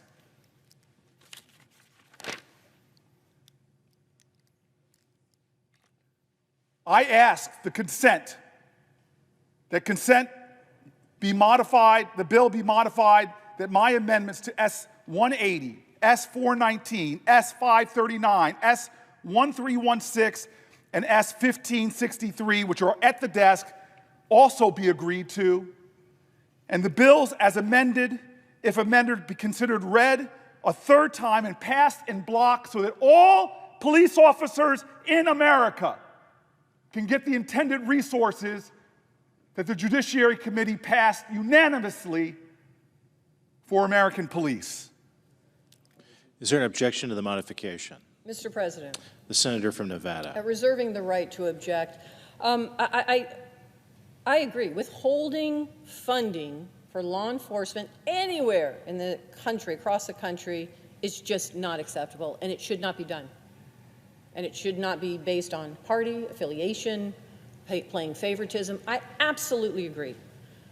But I also agree that two wrongs don't make a right. And where we are today, these bills passed unanimously out of the Judiciary Committee weeks ago. And my colleague from New Jersey, I have respect for him. He's on the committee. He voted to pass these bills. He had an opportunity at that time to present this amendment. This is the first time we're ever hearing about it. We've been trying to pass these package of bills that passed out of committee unanimously for the last 8 weeks. And now that we came to the floor to try to push and get this done, we are hearing for the first time about this amendment. Now, let me just say, this amendment really is not even applicable to the bill that, the profit bill that is part of this. This has nothing to do with grant funding. His bill has everything to do with trying to make sure that grant funding goes to all the states. My bill doesn't even talk about grant funding. There's no funding associated with it. But yet he wants to put it on my piece of legislation. This is why this is ridiculous. This is an attempt to kill all of these bills. I don't know why. I don't know why. Because at the end of the day, all of these bills are about bipartisan support. And if my colleague absolutely has concerns about getting funding to his law enforcement, I'd be willing to work with him. I would be willing to work, and I know my colleagues would, to figure out how we ensure that this administration doesn't play favorites and is fighting for that funding and holding them accountable to get that funding to all of our law enforcement communities across this country. I agree, President Trump's impoundment of funding, it is a serious concern. But tacking on a poison pill language to these bills won't guarantee any additional funding makes it to New Jersey, Nevada, or any other state. Instead, what it will do, it will keep critical bills from passing in the first place. Now, let me just say that again. These are critical bills. One bill, the Protecting First Responders for Secondary Exposure Act, It requires purchasing devices that prevent secondary exposure to fentanyl and other lethal substances. Reauthorizing support and treatment for officers in Crisis Act of 2025. It provides family support and mental health services to law enforcement personnel. Protect Our Children Reauthorization Act of 2025. It assists federal, state, and local law enforcement agencies in investigating and prosecuting child exploitation. And we are sitting here today saying that is not going to pass, even though it came out of committee unanimously. Even though there was a time to address the concerns that my colleague has, and now he wants to kill all of these bills. Some of them that his amendment is not even applicable to. So you've got to question what is going on here. Is this the right venue to fight for what he is seeking? And I absolutely respect him and understand his concern, and be willing to fight with him to get that funding, essential funding, into a state that this administration apparently is blocking. But this is not the way to go about it, to kill all of these bills with this poison pill amendment. And for that reason, Mr. President, I object. Reserving the right to object. Is there an objection to the original request? Reserving the right to The object. senator from New Jersey. I'm confused by my colleague because she knows I don't object to her two bills. She's going to be coming here to offer her two bills in a second, so I don't know what the confusion is there. I object to the bills that are putting resources out that states from California to New York are not eligible for because of the actions of this president. The second thing my colleague confuses me is saying I had my chance. Well, actually, I didn't. The regularly scheduled Judiciary Committee hearing wrapped up, and then a hastily one was put back together. I had no notice of that, no ability to plan for it, and had a conflict. This, to me, is the problem with Democrats in America right now, is we're willing to be complicit to Donald Trump to let this pass through when we have all the leverage right now there is to say, if you're as passionate about police as we are, then pass bills out of this body that will help the police officers in Washington, that will help the police officers in Illinois, that will help the police officers in New Jersey, that will help the police officers in New York. Don't be complicit to the President of the United States, who we both know doesn't understand that language. Oh, please, don't hurt blue states. We are standing at a moment where our president is eviscerating the Constitution of the United States of America, and we're willing to go along with that today. No, not on my watch. I stand against this. It is a violation of our Constitution for the President of the United States to ignore the will of Congress and decide which states are eligible to grants and which are not. Well, we know something in New York and New Jersey. I was a Newark elected official when 9/11 happened. I saw my first responders charging into those buildings. I know what police officers do every day. My amendment was just called the poison pill. That's ridiculous.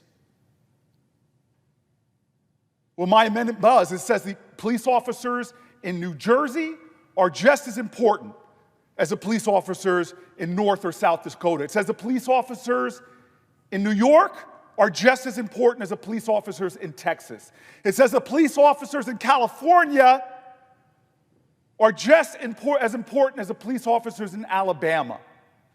Why would we go along with a president who is violating our Constitution time and time again? When in the history of this body, Democrats and Republicans used to stand up for their turf? These could easily pass. Put a simple amendment that says, you know what, you can play games however you want, President Trump, but when it comes to resources for police officers, no games. Today, I stand and fight for the Constitution. I stand and fight against this president, and heck yeah, I'm going to stand and fight for the police officers from the great state of New Jersey. I object. Objection is heard. Mr. President. The senator from Minnesota. Mr. President, I want to thank the Senator from Nevada for her work in trying to bring these bills to a vote on the floor. I want to thank Senator Grassley, the chairman of the Judiciary Committee. I want to thank Senator Durbin, who is there, the ranking member of the Judiciary Committee, someone who has, by the way, been a leading voice on immigration for years in this chamber. And one of the things I don't understand here is that we have committees for a reason, and we have hearings for a reason. And you can't do one thing on Police Week and not show up and not object and let these bills go through and then say another a few weeks later in a big speech on the floor.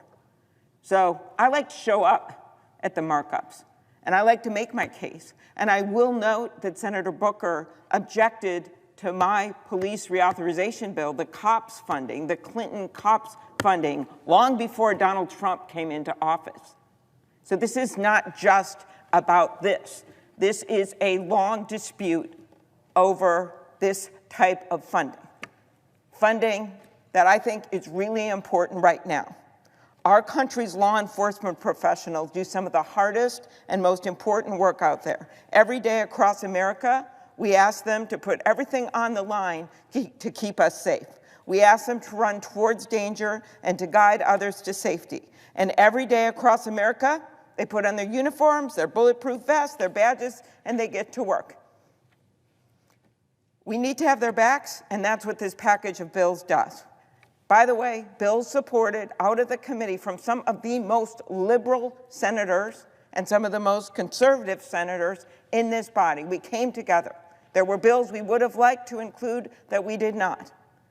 And if the objection is based on some of this horror show that's going on out of the White House, I agree with that piece of Senator Booker's points. And I have been equally vociferous in taking on this administration.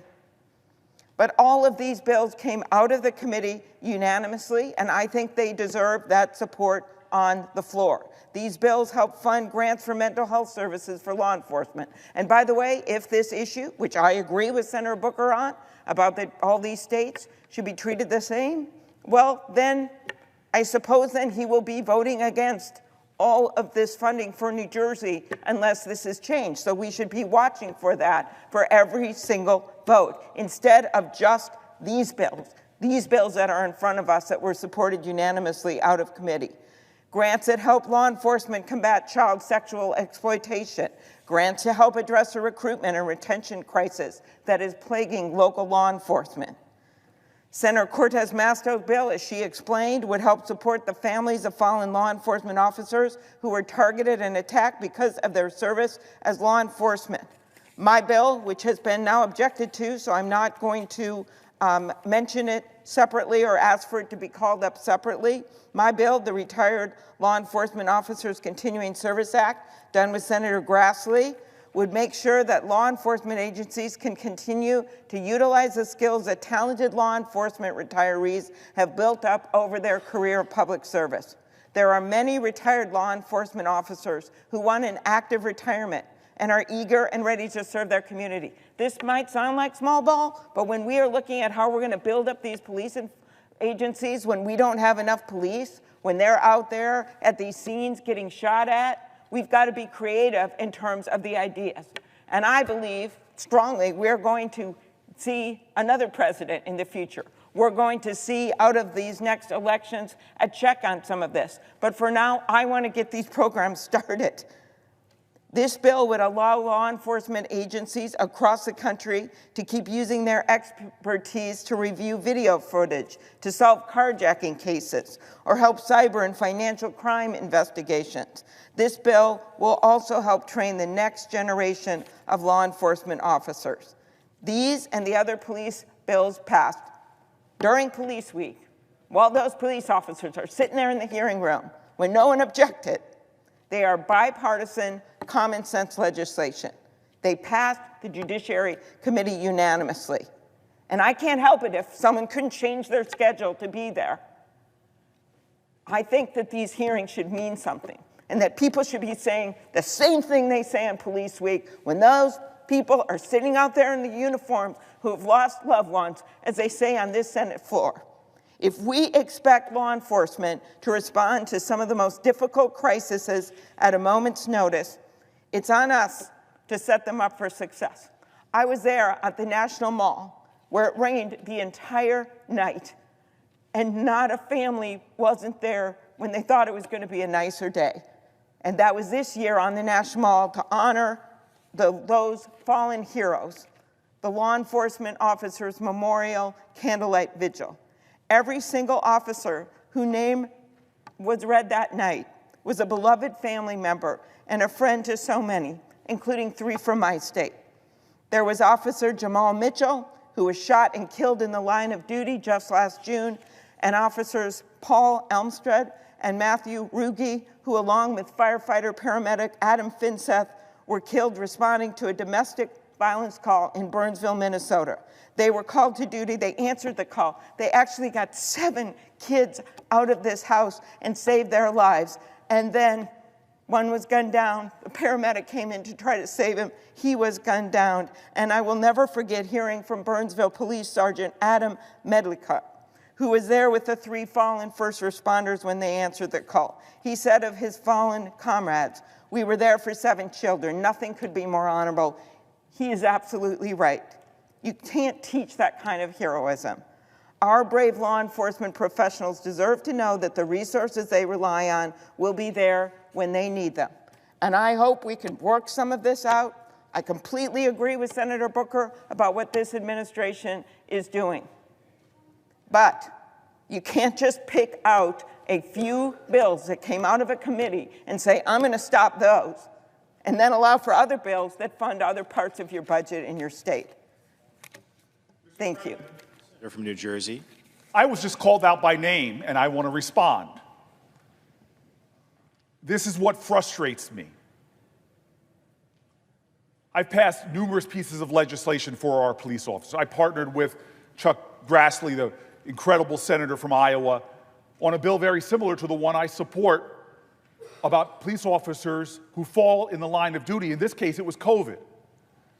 Police officers who got COVID and died had difficulty proving it was a line of duty death. We passed the legislation to make sure those families get the benefits. I've worked in bipartisan ways and within my own party to make sure we get resources to our police officers. I don't need lectures about the urgency of this. One of my childhood best friends, a police officer in a small town in New Jersey, after a hard day's work, before he even went home to see his family, died by suicide. I don't need somebody implying in any way that this is not vital to me and my state, that we have resources for our police officers. That's why I support this package. That's why I'm a co-sponsor of some of the bills in this package. But what I am tired of is when the President of the United States of America violates the Constitution, trashes our norms and traditions. And what does the Democratic Party do? Comply? Allow him? Beg for scraps? No, I demand justice. Somebody's implying that this to me is not about resources for my state. I will fight for Jersey every day, every night. And when it comes to the police officers of my state, anybody who implies that something is going on other than my allegiance and fealty to the safety, strength, and protection of my police officers, because they protect me and everybody in this body. This is a call, folks. The Democratic Party needs a wake-up call. I see law firms bending a knee to this president, not caring about the larger principles, that those free speech rights, that you could take on any client, why are you bending the knee? I see universities that should be bastions of free speech bending at the knee to this president. I see businesses taking late-night talk show hosts off the air because they dare to insult a president. I see people who want mergers suddenly think that they have to pay tribute to this president. And what are the very people here elected to defend the Constitution of the United States, saying, oh, well, today, let's look the other way and pass some resources that won't go to Connecticut, that won't go to Illinois, that won't go to New York, that will go to the states he likes. That is complicity with an authoritarian leader who is trashing our Constitution. It's time for Democrats to have a backbone. It's time for us to fight. It's time for us to draw lines. And when it comes to the safety of my state being denied these grants, that's why I'm standing here. Don't question my integrity. Don't question my motives. I'm standing for Jersey. I am standing for my police officers. I'm standing for the Constitution, and I'm standing for what's right. And dear God, if you want to come at me that way, you're going to have to take it up with me, because there's too much on the line right now in America. As people's due process rights and freedom of the speech rights and secret police are running around this country, picking people up off the streets who have a legal right to be here. There's too much going on in this country. When are we going to stand together for principles that I just heard that we're agreed with? When are we going to stand together?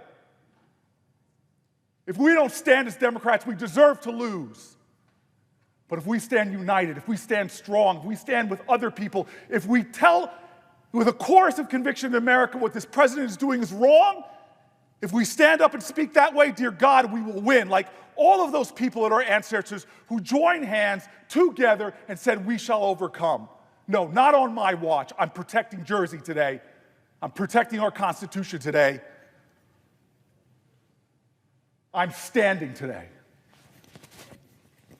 Mr. President. The senator from Nevada. Mr. President, let me try to refocus this on the bills that are for us today.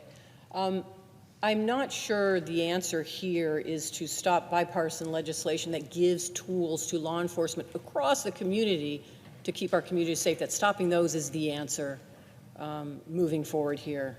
I don't know of anyone across this community that when they have a concern, that when they make that 911 call, they want law enforcement to respond. I don't care whether you're Republican, Democrat, I don't care if you're nonpartisan, I don't care where you live. You want law enforcement to respond if there's something happening in your community. And that's what these bills are focused on, is how do we ensure that our law enforcement have the tools that they need to ensure that they can keep our communities safe. That's all it is. And there's several of them. They're bipartisan. And passed in a unanimous way for that very reason, to keep our communities safe.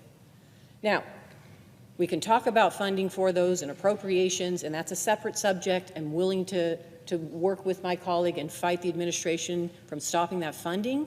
But if we don't pass these pieces of legislation, we're not even giving the tools to law enforcement to keep our communities safe. That's what this is about, and that's why there was unanimous consent for it. I do want to also thank one other person that I didn't get a chance to, which is Senator Durbin.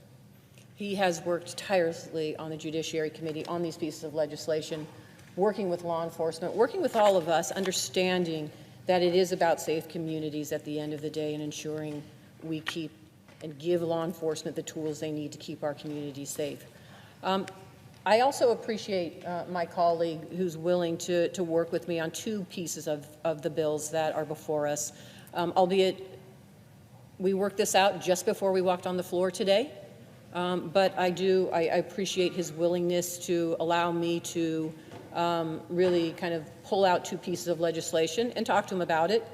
And then his willingness to, of what I'm hearing, is support it. So, as if in legislative session, I ask unanimous consent that the Senate proceed to the immediate consideration of the following bills in block: Cal number 81, S911, and Cal number 84, S1595. Is there an objection to proceeding to the measures on block? Reserving the right to object. The senator from New Jersey. So this casts a shadow over everything that was just said because I support these bills. Why do I support these bills?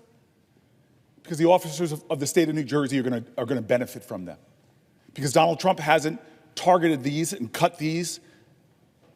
And these are things going to help all officers.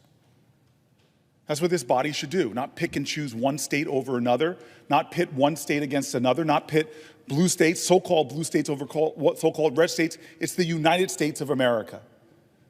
God bless my colleague for bringing these bills forward. They should have been passed a long time ago. I support them fully because they will apply to every officer in the United States of America. That's the way this body should work, and I have no objection whatsoever. Without objection, the Senate will proceed on block.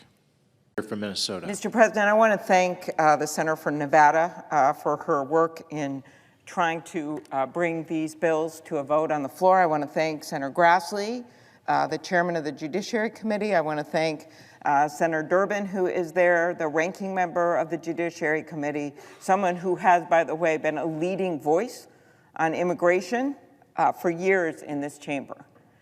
And one of the things I don't understand here is that we have committees for a reason, and we have hearings for a reason. And you can't do one thing on Police Week and not show up and not object and let these bills go through and then say another a few weeks later in a big speech on the floor. So I like to show up at the markups, and I like to make my case. And I will note that Senator Booker objected to my police reauthorization bill, the COPS funding, the Clinton COPS funding, long before Donald Trump came into office. So this is not just about this. This is a long dispute over this type of funding. Funding that I think is really important right now. Our country's law enforcement professionals do some of the hardest and most important work out there. Every day across America, we ask them to put everything on the line to keep us safe. We ask them to run towards danger and to guide others to safety.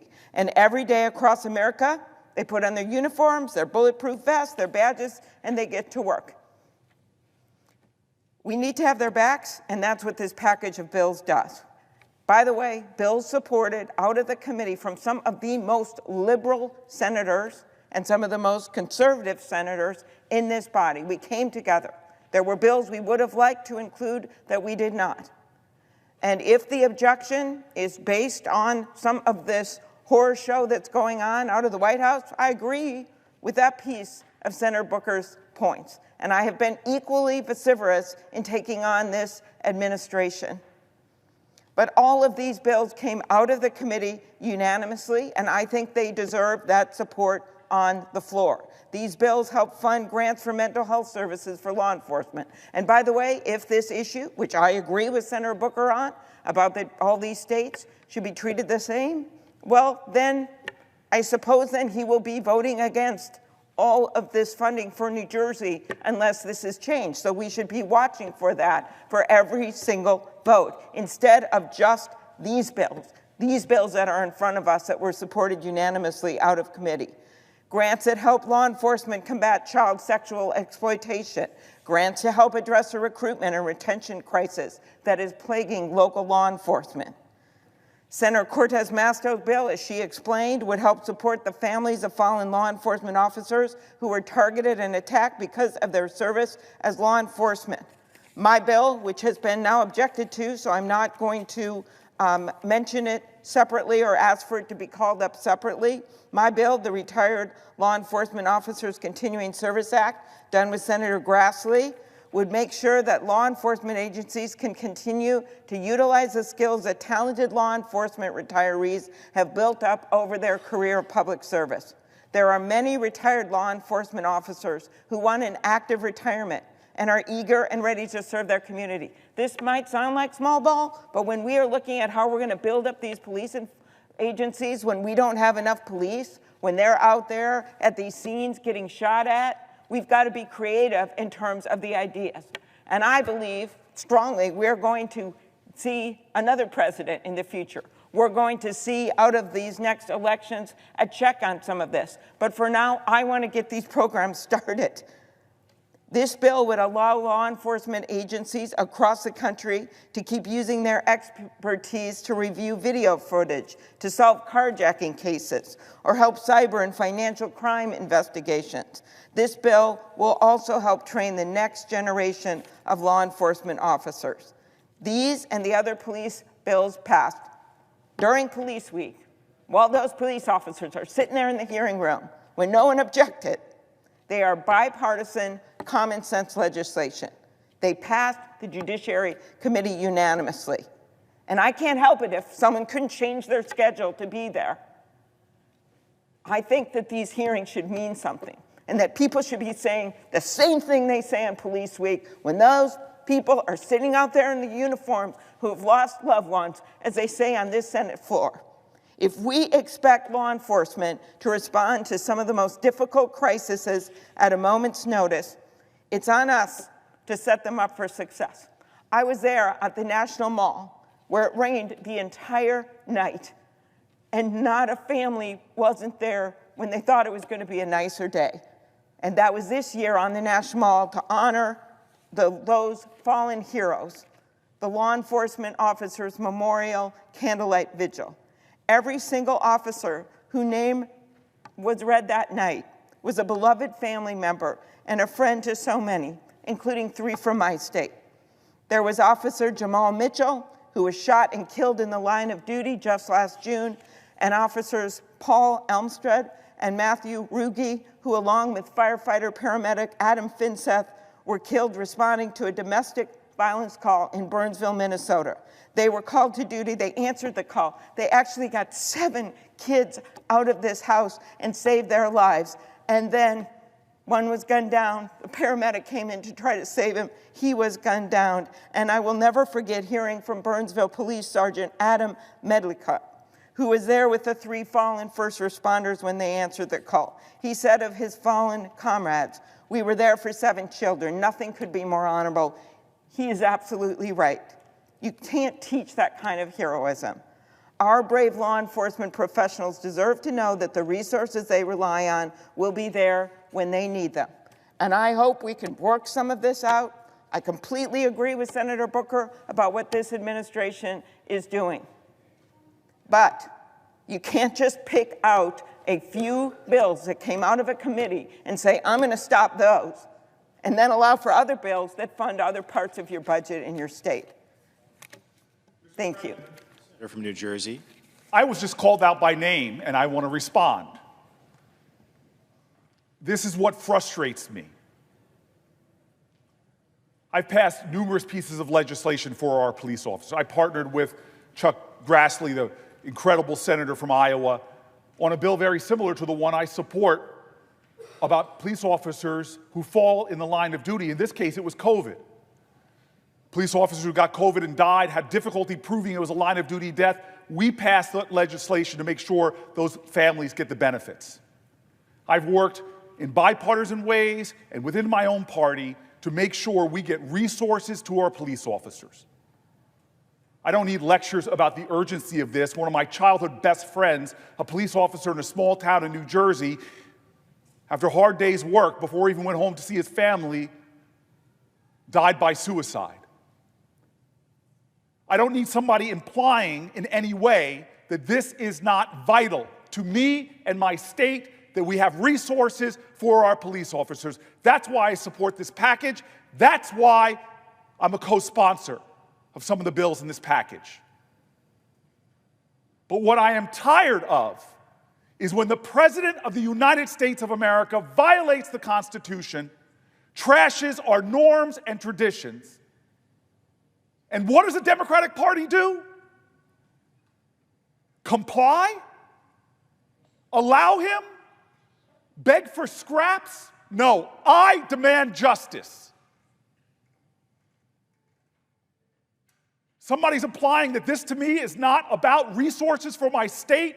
I will fight for Jersey every day, every night. And when it comes to the police officers of my state, anybody who implies that something is going on other than my allegiance and fealty to the safety, strength, and protection of my police officers because they protect me and everybody in this body. This is a call, folks. The Democratic Party needs a wake-up call. I see law firms bending a knee to this president, not caring about the larger principles, that those free speech rights, that you could take on any client, why are you bending the knee? I see universities that should be bastions of free speech bending at the knee to this president. I see businesses taking late-night talk show hosts off the air because they dare to insult a president. I see people who want mergers suddenly think that they have to pay tribute to this president.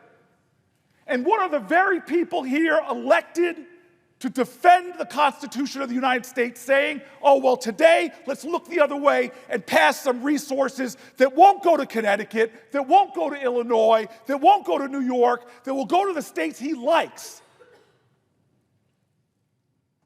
That is complicity with an authoritarian leader who is trashing our Constitution. It's time for Democrats to have a backbone. It's time for us to fight. It's time for us to draw lines. And when it comes to the safety of my state being denied these grants, that's why I'm standing here. Don't question my integrity. Don't question my motives. I'm standing for Jersey.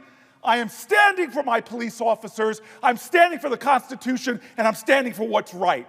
And dear God, if you want to come at me that way, you're going to have to take it up with me, because there's too much on the line right now in America. As people's due process rights and freedom of the speech rights and secret police are running around this country, picking people up off the streets who have a legal right to be here. There's too much going on in this country. When are we going to stand together for principles that I just heard that we're agreed with? When are we going to stand together? If we don't stand as Democrats, we deserve to lose. But if we stand united, if we stand strong, if we stand with other people, if we tell with a chorus of conviction in America what this president is doing is wrong, if we stand up and speak that way, dear God, we will win. Like all of those people at our ancestors who joined hands together and said, we shall overcome. No, not on my watch. I'm protecting Jersey today. I'm protecting our Constitution today. I'm standing today. Mr. President. The senator from Defiance. I rise to request unanimous consent here on the bills that were just mentioned to call up and pass this year's Police Week bills. These are bipartisan bills. These are common sense. And most importantly, particularly in light of recent events, and you can turn on the television right now and see what I'm talking about, they would give this chamber the chance to demonstrate its commitment to the men and women who wear the badge and to the laws they serve to protect. This is not a time to mince words or blur lines. This is a time to speak clearly with full moral force. In cities across the country, our law enforcement officers are beset from below and above. From below on our streets, they face an emboldened criminal element and a resurgence of organized political violence. From above, in the halls of power, they face a political class which seems hell-bent on undermining and attacking them at every turn. We have watched this unfold for years now. The press has smeared and defamed our police officers, seeking to incite hatred and violence against them.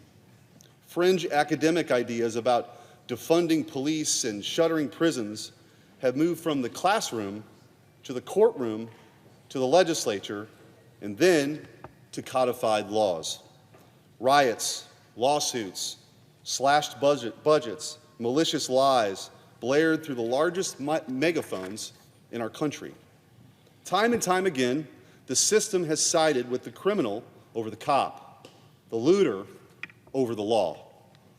The result of this system could be seen in unprecedented waves of violence that ravaged our cities in the wake of the George Floyd riots in 2020. It can still be seen today on the streets of cities overtaken by Antifa. These are not rhetorical or theoretical concerns. We watched it happen in real time. It is not the product of social conditions or inequity or systematic this or that. It is the inevitable result of a civilization that's lost its moral nerve.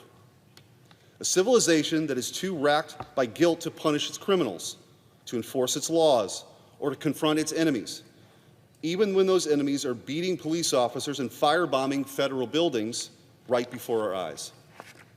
When a government loses the ability or the will to defend its own cities, its own institutions, its own people, then it ceases to be a government worthy of its name.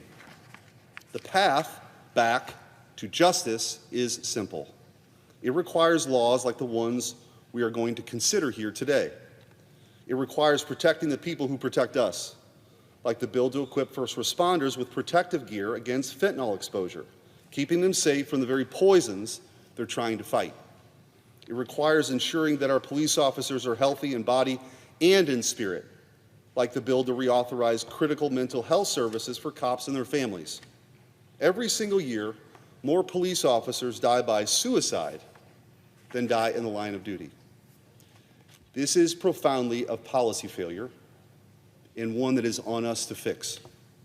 It requires hunting down the predators who seek to prey upon our kids from the darkest recesses of the internet, like the bill to reauthorize and modernize the Internet Crimes Against Children Task Force. This bill funds and enhances our ability to catch and convict the very worst kinds of criminals, those who target and abuse children.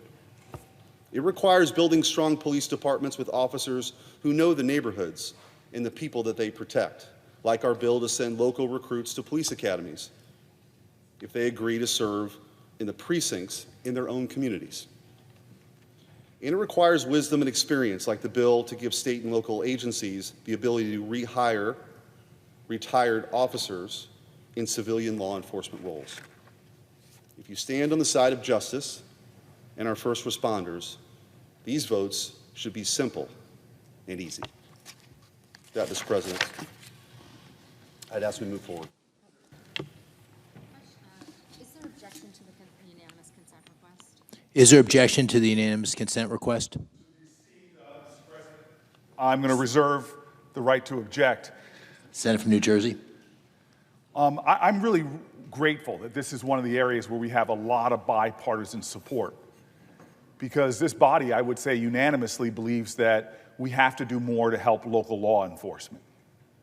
I see it in my state. We have real challenges with recruitment, challenges with officers who are in incredibly stressful situations for their mental health, and even empowering officers to be able to do their job, which is a job that everyone wants our officers to do. I say this all the time. If you polled my city, which is majority minority city, majority African American city, and asked them, hey, do you want more police, less police, or the same amount of police? Undeniably, they would want more law enforcement. And when I talk to the law enforcement officers in not just my city, but up and down the state, they want more resources. It's why I have multiple bills to actually fund our police departments around our country, specifically in New Jersey, to empower them on everything from closing out murder investigations all the way to mental health. In fact, the legislation that's being brought forward, it's right, it's a bipartisan legislation. I am the co-sponsor of some of the bills that we have right now on the floor. We should be united in this body, all 100 of us, to stand up for public safety and to fund our police, get them the resources and the equipment that they need to do their job. Unfortunately, that's not what's happening. President Trump, through an arbitrary executive order, has told this body that your intentions will not be followed. The legislation that is being proposed today, the president has already said, those DOJ grants will not go to certain states: Illinois, California, New York, New Jersey, that they are not eligible for these grant programs. That's not a bipartisan way of going about it. That's singling out certain states over other states. That's actually defunding the police departments in certain states for other states when you say these states that have gotten many of these grants in years past can no longer get them. None of us in this body should support that. All of us in this body should join together and say, when Congress passes a grant program, the President of the United States cannot arbitrarily decide which states receive those grants and which states don't. I feel a driving sense of urgency that we must support our police officers. They are facing greater and newer challenges in this country. I feel a deep urgency to support mental health issues in particular, because I lost one of my dear childhood friends who died by suicide in uniform. I want to make a simple adjustment to this legislation. Very simple, and what it would do is basically say that when this body has approved these grant programs, the president can't undermine the founder's intention that we hold the purse strings, that the president can't undermine that, and these grants have to go out as Congress intended them. That's all I'm asking from my colleague across the aisle. It's all I'm asking from this body is that we together say we need to get resources for police officers in all of our country. We shouldn't be picking out some departments and not others. This is just simply making sure that this is a bipartisan effort to fund local police officers. And so I ask my colleagues to pass these bills as I amend them so that we can refocus on the urgent work of reopening the government and then providing all law enforcement agencies with the resources they need, ensuring every law enforcement agency has a fair opportunity to secure funding to support their work, to support the men and women, to support their sacred and noble duties. We should work in a bipartisan way. And so I ask that the consent be modified such that my amendments to S-180, S-419, S-539, S-1316, and S-1563, which are at the desk, also be agreed to with all the other provisions that my colleague is asking for remain intact so that we can fund all of police and stop our president's attempt to defund police departments in blue states. Is there objection to the modification? Mr. President. Senator from Missouri. Reserving the right to object. Mr. President, let's be clear about what this provision does for my friend from New Jersey. It's an attempt to throw a lifeline to these sanctuary cities that are openly defying the law.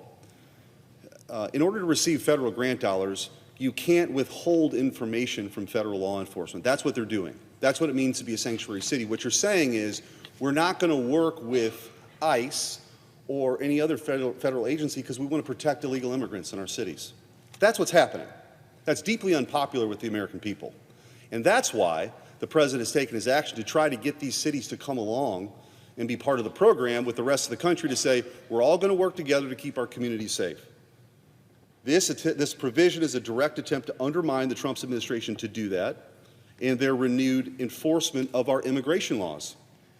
I know some people got used to the last 4 years where 20 million people came here illegally and federal law enforcement was handcuffed by the Biden administration to actually enforce our immigration laws. So much so that the rhetoric that had been exhibited for that time now is carried over. And you see fire bombings, you see attacks on ICE officials, attempts to dox them, to destroy their families and their reputations, their finances, because they've been led to believe by many with the loudest microphones that somehow everyone's entitled to be here for as long as they want, that our laws don't matter, that borders are arbitrary lines on a map and we're all global citizens. And the white papers from the 60s and the 70s found their way into the halls of the highest offices in government. In the Biden administration, these Ivy League grads who wrote these white papers or read these white papers or indoctrinated by these white papers were suddenly in charge. Well, there's a new sheriff in town who actually believes in law and order. And so I would hope that city leaders who defy our federal laws shouldn't be entitled to federal tax dollars. Federal grant dollars are not entitlements. They're not unconditional welfare for the far-left activists. If you want federal funds, you have to comply with federal law. Sanctuary cities are in open defiance of federal law. They actively prohibit their officials from cooperating with federal immigration officers. They release violent offenders, suppress gang databases, and do everything in their power to prevent the men and women of law enforcement from enforcing our laws. That's what they're doing in sanctuary cities right now. Every one of the Police Week bills that I've offered for unanimous consent, and my friend from New Jersey is indeed a co-sponsor of, are very, very bipartisan. I can't actually believe we're in a place that we're going to be holding up that kind of bipartisan legislation when you see the violence against law enforcement officers in our country every single day. This is a lifeline to them, the help that they need, not just to do their jobs, but to be able to seek the services so they can be healthy physically and mentally. So let's be clear about what's happening. And my friend has, a few moments here to reconsider this. These are common sense. And if anything from last November we could take away, is that the American people voted for a return to common sense. And with that, Mr. President, I object. Objection is heard. Mr. President, Is there objection to the original request? Senator from New Jersey. yeah, I just, again, I have so much respect for my colleague. I want to respond to some of the things he said because, again, I just want to affirm that he is right on the urgency to help our police officers. He is right that states should abide by federal law that passes from this body. But what we have now is a president in his first term that didn't ever try something like this, which is undermining the will of Congress. This is really unprecedented. That has never happened. Republican president, Democratic president, including Donald Trump's first term, where he suddenly said, I'm going to turn off the spigot of support to local law enforcement agencies because I don't agree with your policies. I think that's a threat to the independence of our branch of government. I think that that is, in so many ways, violative of our shared values on both sides of the aisle. But let me go further than that. What the president is doing is saying, not only am I going to stop funding from going to the state of New Jersey, I'm going to go to red counties in New Jersey, red counties in California. I actually went out and talked to people, Republican legislators in states, Republican police officers, Republican union leader told me this as well, and says, this is ridiculous.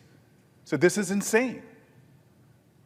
That we would hold grants back from the entire state. He goes, I don't agree with Democrats' policies, but we're out here putting our lives on the line, and Republicans in Congress want to stop resources coming to our police departments?